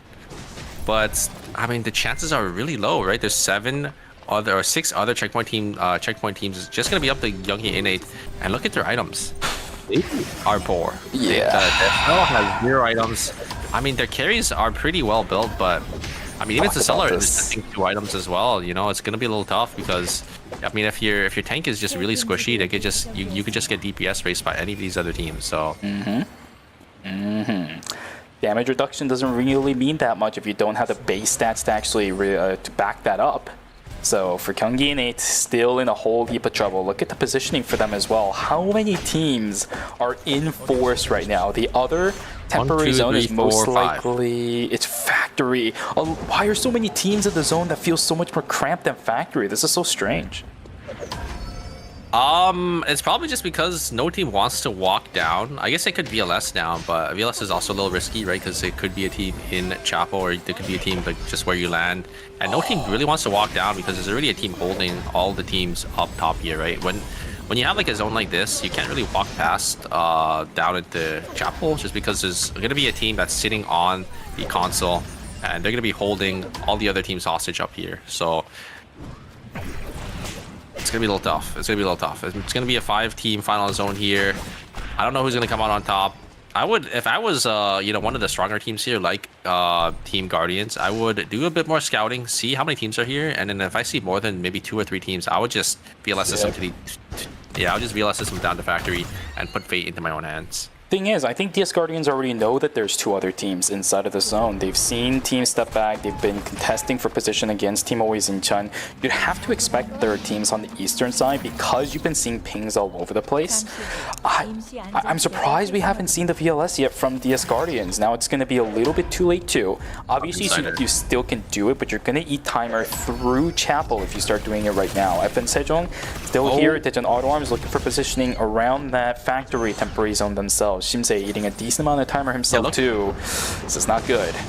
Look at the way, just before, look at the way Insider was like rotating around, and look at the way Auto Arms was positioned. Auto Arms was positioned on the top side, and I think Insider will be able to wrap around and get. Oh no! Wait a second, that is a disaster. Step back. Trying to use the VLS, but not gonna get it off in time, and that is going to be the Aiden going down, and I think that might be Step Back's chances of actually winning here. Oh, the Alex gonna get gonna try to full send it on, and FN Sejong maybe gonna eat the full brunt of that. Looks like they're okay. Youngie Innate still has full zone control on the bomb side here. We have a 3v3 at the top. It is going to be again. Okay. It's gonna be Guardians versus Team Always Incheon, but it looks like they're both just gonna use the safety orbs, and Youngie Innate, they are going to be the ones that just has full zone control, so they could potentially win. Like if they win the zone, we could be going to a game 9. Yeah, this is a possibility. Here we go. On the right side, Team Insider trying to send it out over onto Daejeon Auto Arms, but the shields are just in place perfectly. Damage return on the flank side is looking pretty good. Insider, all members below half HP. Seiko eating a shot from the Kadia, also is going to take a lot of punishment on their side. Yona trying to salvage this to the best of their ability. They're going to tag 1, 2, and a 3. All going to miss. Everybody on Team Insider still alive, but their health bars are looking dire. Over on the left side, DS Guardians in a little bit of trouble. Single-digit timers for these players. 1, 2, 3, the pop down they go. Kyunggi Innate still holding inside of the temporary zone, trying to push away, but in that direction is going to be yet another team. It's Always Incheon sitting on 20 seconds of their timer. Why is timer for Team Kyunggi Innate so low? Oh no! Ingu in a whole heap of trouble. He's still alive, but can the damage output be there? Yes, 1, 2 are gone. Blaster is gone. That's it. We are done. After game number 8, it all comes down to which team is going to be. Oh wait, no, never mind. Still in. Kyunggi Innate is still in. Their timers are pretty good. Their timers are good because they just end up getting the full wipe here. I think they make actually it? have more. I think they have more timer than FN Sejong. Look at Bum's timer. Bum's only sitting on 8 seconds here. Single but they're going to be seconds. forced in. They're going to be forced in. There comes the safety the drone. ult 8 coming out seconds. from the Stella. Stella's getting chunked down. Stella's down to 1 HP. And the AoE damage is too much. And I think we are coming down to our mirror match for the finals. It's Auto my Arms and God. FN Sejong. I can't believe it. I the screen cannot mirror believe match. this. I called it before too, right? What if our final zone and it just comes down to a mirror matchup between Daejeon Auto Arms and FN Sejong? Both of these teams need to prove their worth. FN Sejong, the performance in phase 1, 6th place, they want to turn that around. Daejeon Auto Arms. The items are pretty identical as well, Yes. looks like. The kill count's So it's- identical. It all comes down to who wins this to take away the entire tournament. First place with both the checkpoint and the point total. Oh, I do think Team Auto Arms has a slight advantage in terms of items, but I mean, FN Sejong, they can definitely make this work, right? They have still the chaser on 1 circle here. Here comes the sniper skills. Oh yeah, the position is definitely in favor of the side of Team Auto Arms here. It's gonna be a little hard to push into the Celine, but Cinema. there is the blast waves, a lot of damage. Cinema's eating a bit more punishment than I'm really liking. EMP drone starting to go down as well. Double guillotine down to 1 HP. FN Sejong going to start turning things around, go for a different direction. Where is it I going? like this. The chronosphere direction is all Where is the that chronosphere matters. going? 3 seconds to Good start question. having it move. If it goes to the left, it's in favor of Team Daejeon Auto it's Arms. going If it goes to the off. right, it's in favor of FN Sejong. Oh no, this is a little bit Wait, weird. wait, look Loki at the gets damage. caught out on the outside. The shields are going all the way in. Bump's a little bit too Oh, split apart. Down fucking goes the blocked. Suwa. He got Bump is dead. Stan gets to pick on the romantic. Down goes 1 circle. Daejeon Auto Arms, a clean 3-0 to finish phase number 2. Clean sweep of Season 8, first place in both Phase 1 and 2. Congratulations to Team Daejeon Auto Arms as they completely sweep Season 8 by a storm, securing their spot into Season Finals Day number 2 with a big, big smile to their face. Whatever happened in game number 5 doesn't matter anymore. That was so well played by Sad Hands, just jumping on forward to block the Suwa Don Quixote. So Bomb was just stuck in the middle, and then they just immediately finish. They killed Bomb, and then they turned their sights onto the other two. It was just a straight 2v3. Very nicely played by the side of Team Auto Arms, and well, it's not a it's not a blunder anymore, right? Yep. Well, it's not.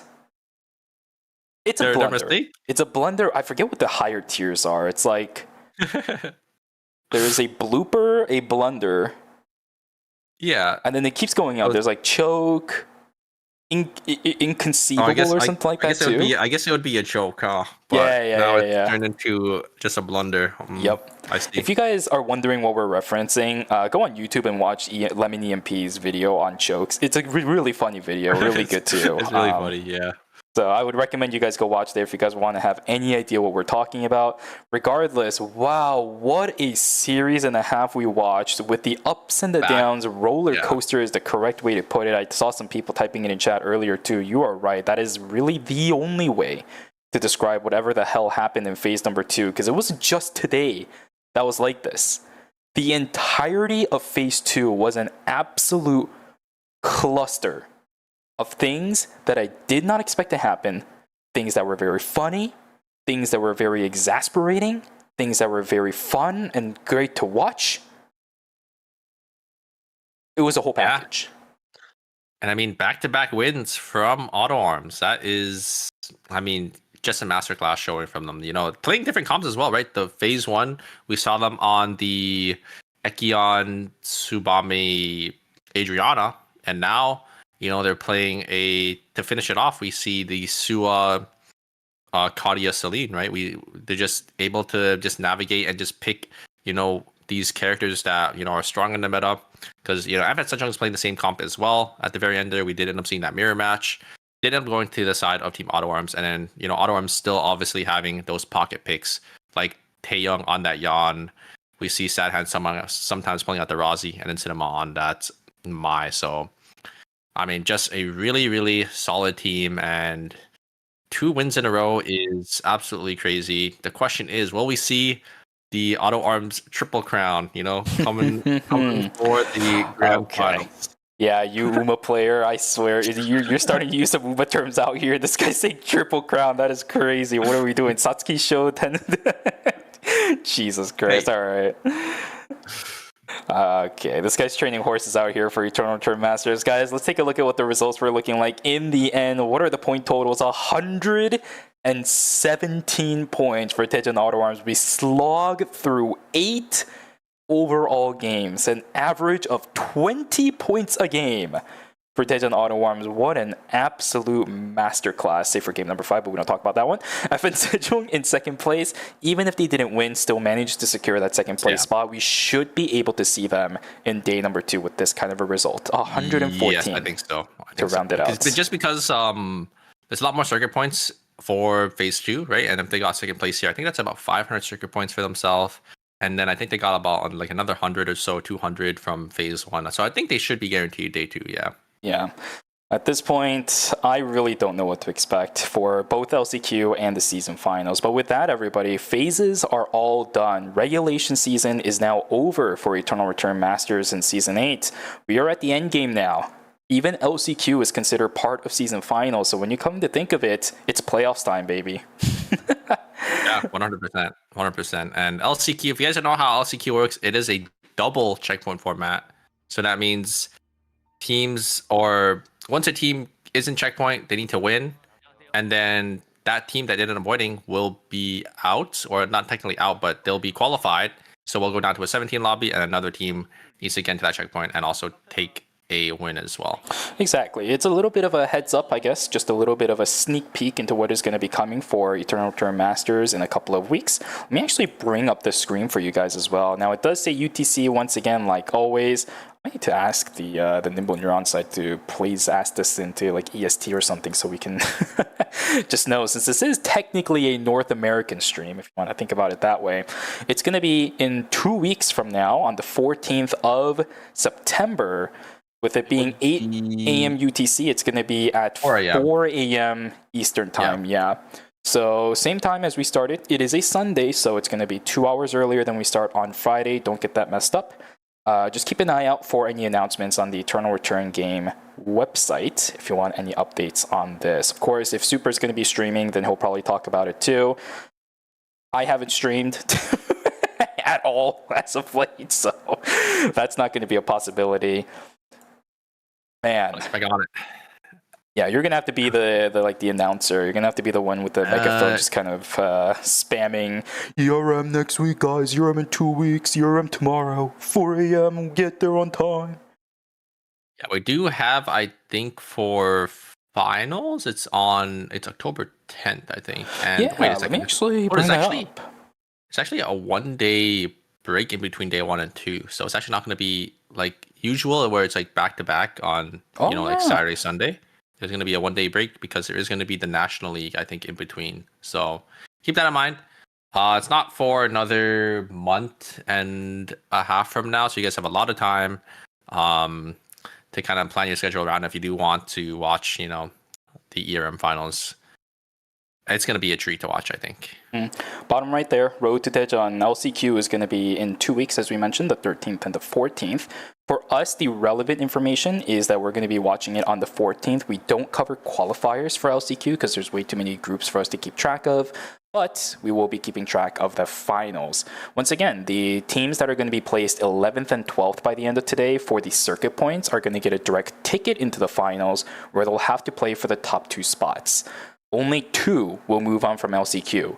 Starting from there, as Super mentioned, it's going to be double checkpoint, which means one team needs to get to checkpoint and win. They're going to be done for the evening, and another team needs to win through checkpoint to secure that second place spot. Those 2 teams will go into day 1 of season finals, play in a best of 6 to determine the 4 that will be moving on to greet the ones that are in day 2. The 4 last teams are top 4 teams for the season after the circuit points are decided. Very long road we've walked. The road to Daejeon, quite rightfully named. It's been a long, long road to get here, Super, and I've been so blessed to be part of it once again. So glad to watch this happen, but there's still more for us to traverse before it's over. 100%. And then we are gonna come down to our, top 8. It's gonna come down to the best of the best, and very excited to watch it this time around. Because usually, sometimes, I'm not able to make it for the finals, but I will be here. And yeah, I mean, very excited to see who we crown, right? Will FN Sejong defend their throne, or will we see Otterworms take it back to back to back? Yep, indeed. Guys, here's the code for today as well. By the end, the offer coupon today is going to be 0831WRXGP. Type it out in the chat if you want to for the additional common season fragment vouchers ×5, as well as the drop token if you missed out on any. Because I do know there's that daily limit. I honestly don't know how it works because I haven't used it really as of yet. But if you missed out on drops today for ERM, we still have more things that are going to be happening. Now, Super, you might need to get a little bit of rest before this.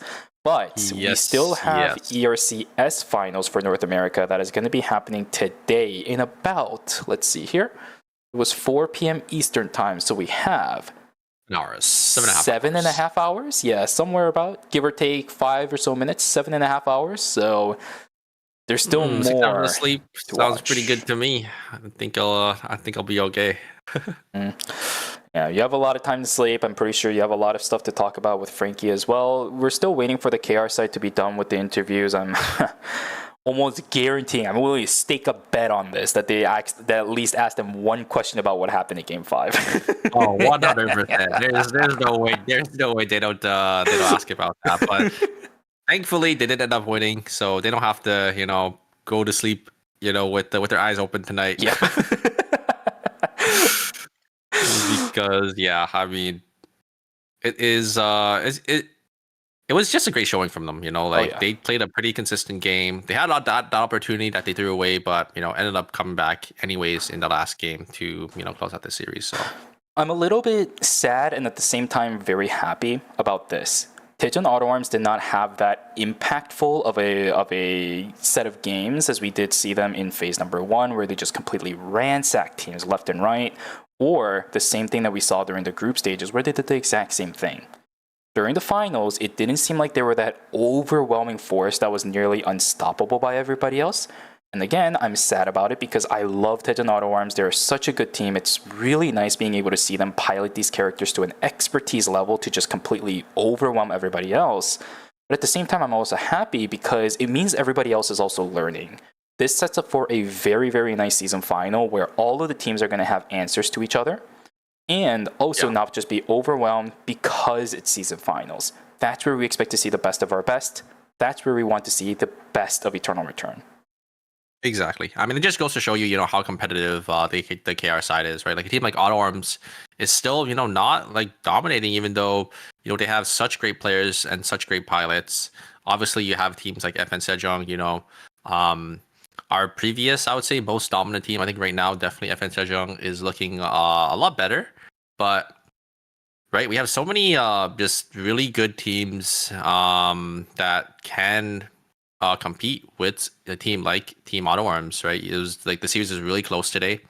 It was a 6 teams that were in the checkpoint breakpoint, but obviously Team Otterworms just having to one up at the very end. Unfortunately for you, Super, the double whammy for the curse breaking is not going to happen today. At least you managed to break the funny shenanigans business for Kaz, but Locke's curse of 10 games, that stupid bubble man making me sit here and cast 10 games every time I was with that guy, like, that curse still remains in effect. Superior, you're not there yet.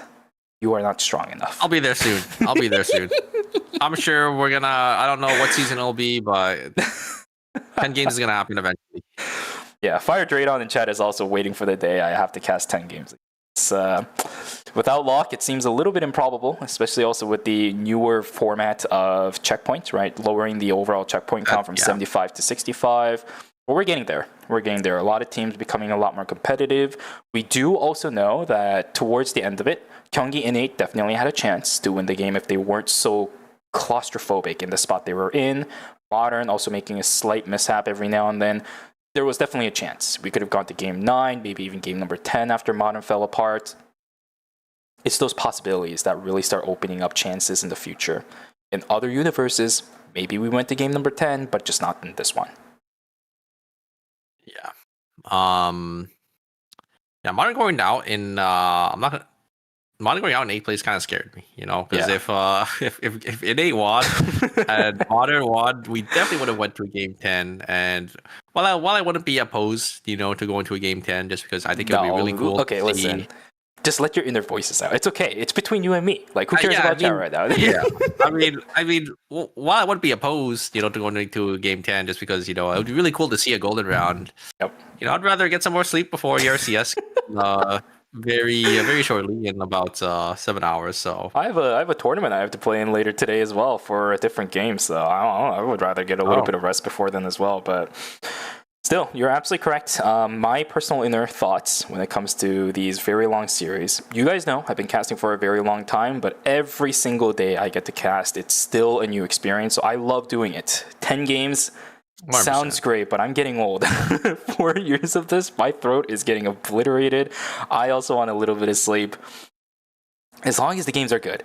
I'm fine with it. But after game number 5, I don't know if I have the mental capacity to do it anymore. After yesterday, 2 days in a row, Super. 2 days in a row. At least you were spared the curse of that. 2 days in a row, man. yeah, I mean, you still have to watch it.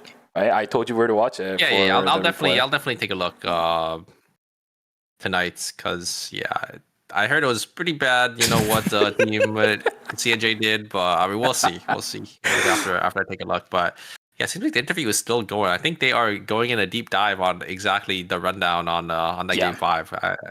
Well, even aside from that, I think Tejan Auto Arms, especially for the casters too. Tejan Auto Arms is a team that is a bit more of an unmoving rock.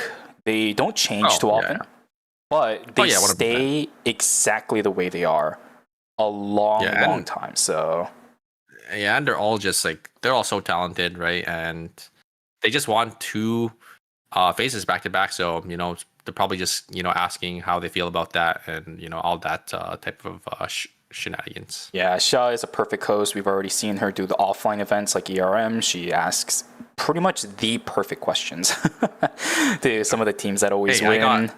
I have experience, you know. Oh, that is true. Yeah, you're right. Yeah, you've been to Korea before. You've talked to her before, especially on stage. Yeah. She is very, very awesome. Probably one of the best casters, I would have to say, in Korea, hands down. 100%.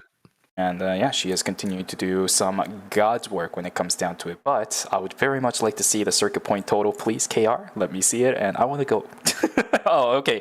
The KR side is starting to show it to us now. So let's see what our overall circuit points are looking like by the end of regulation. Super. Are you ready for this? Let's see here. Which 4 teams is going to be Auto Arms? Oh my God, 1,300 is completely sweeping the rest of the teams here. 20 points. Guardians, FN Sejong, and Always in Shun are going to be our top 4 teams going straight to day 2. Shadow GLT, Insider, Phalanx, Gyeonggi N8, Busan Vespa, CNJ Esports. Ooh, they did end up making it in straight to day 1. And unfortunately, Step Back and Yeongju Wales are going to be our 2 wildcard or LCQ teams, and the rest, unfortunately, just aren't going to be making the cut here. What an incredible run for Team Step Back, though. The debut season of this specific roster, I do know each individual one of them have experience in ERM in the past, but the fact that they were able to meld together looked very shaky at the beginning of group stages, but so much confidence built in them during knockout stage number 5, knockout stage number 6. Every single time they were playing this comp, Kenshi just seemed like he was getting better and better and better. Shimsei looked like he was just getting more confident with his Alex plays, again supporting perfectly from the backside with all the damage that Theo can offer. It's an improvement, and I do expect, as long as they play like they did during phase number 2, to find good results in the LCQ. Guys, with that, well, I'm not going to look at all this stuff. It's stuff that you already know about. That is the end of phase number 2. Once again, thank you so much for joining us throughout this arduous journey. It has been a long 2 weeks with the shenanigans, with the absolute mess that it's been, with the fun times it's been. It's been a long time, but once again, thank you so much for joining us today. I do sincerely apologize for all of the technical issues we had earlier on into the series as well. With that, Super, I think you and I are going to sign out. Thank you for joining us. We will see you guys during LCQ in 2 weeks. And have yourselves a wonderful rest of your Sunday. Yeah, remember ERCS 4 p.m. EST if you guys are interested in North American esports for Eternal Return. This guy on my right's gonna be playing in it. I will be in there, so come cheer me on. I'll be playing. Yep. All right. Have yourselves a wonderful rest of your Sunday. We'll see you guys there. If you're watching ERCS, have fun. If you're not watching ERCS, we'll see you in 2 weeks. Goodbye, everybody. Bye-bye.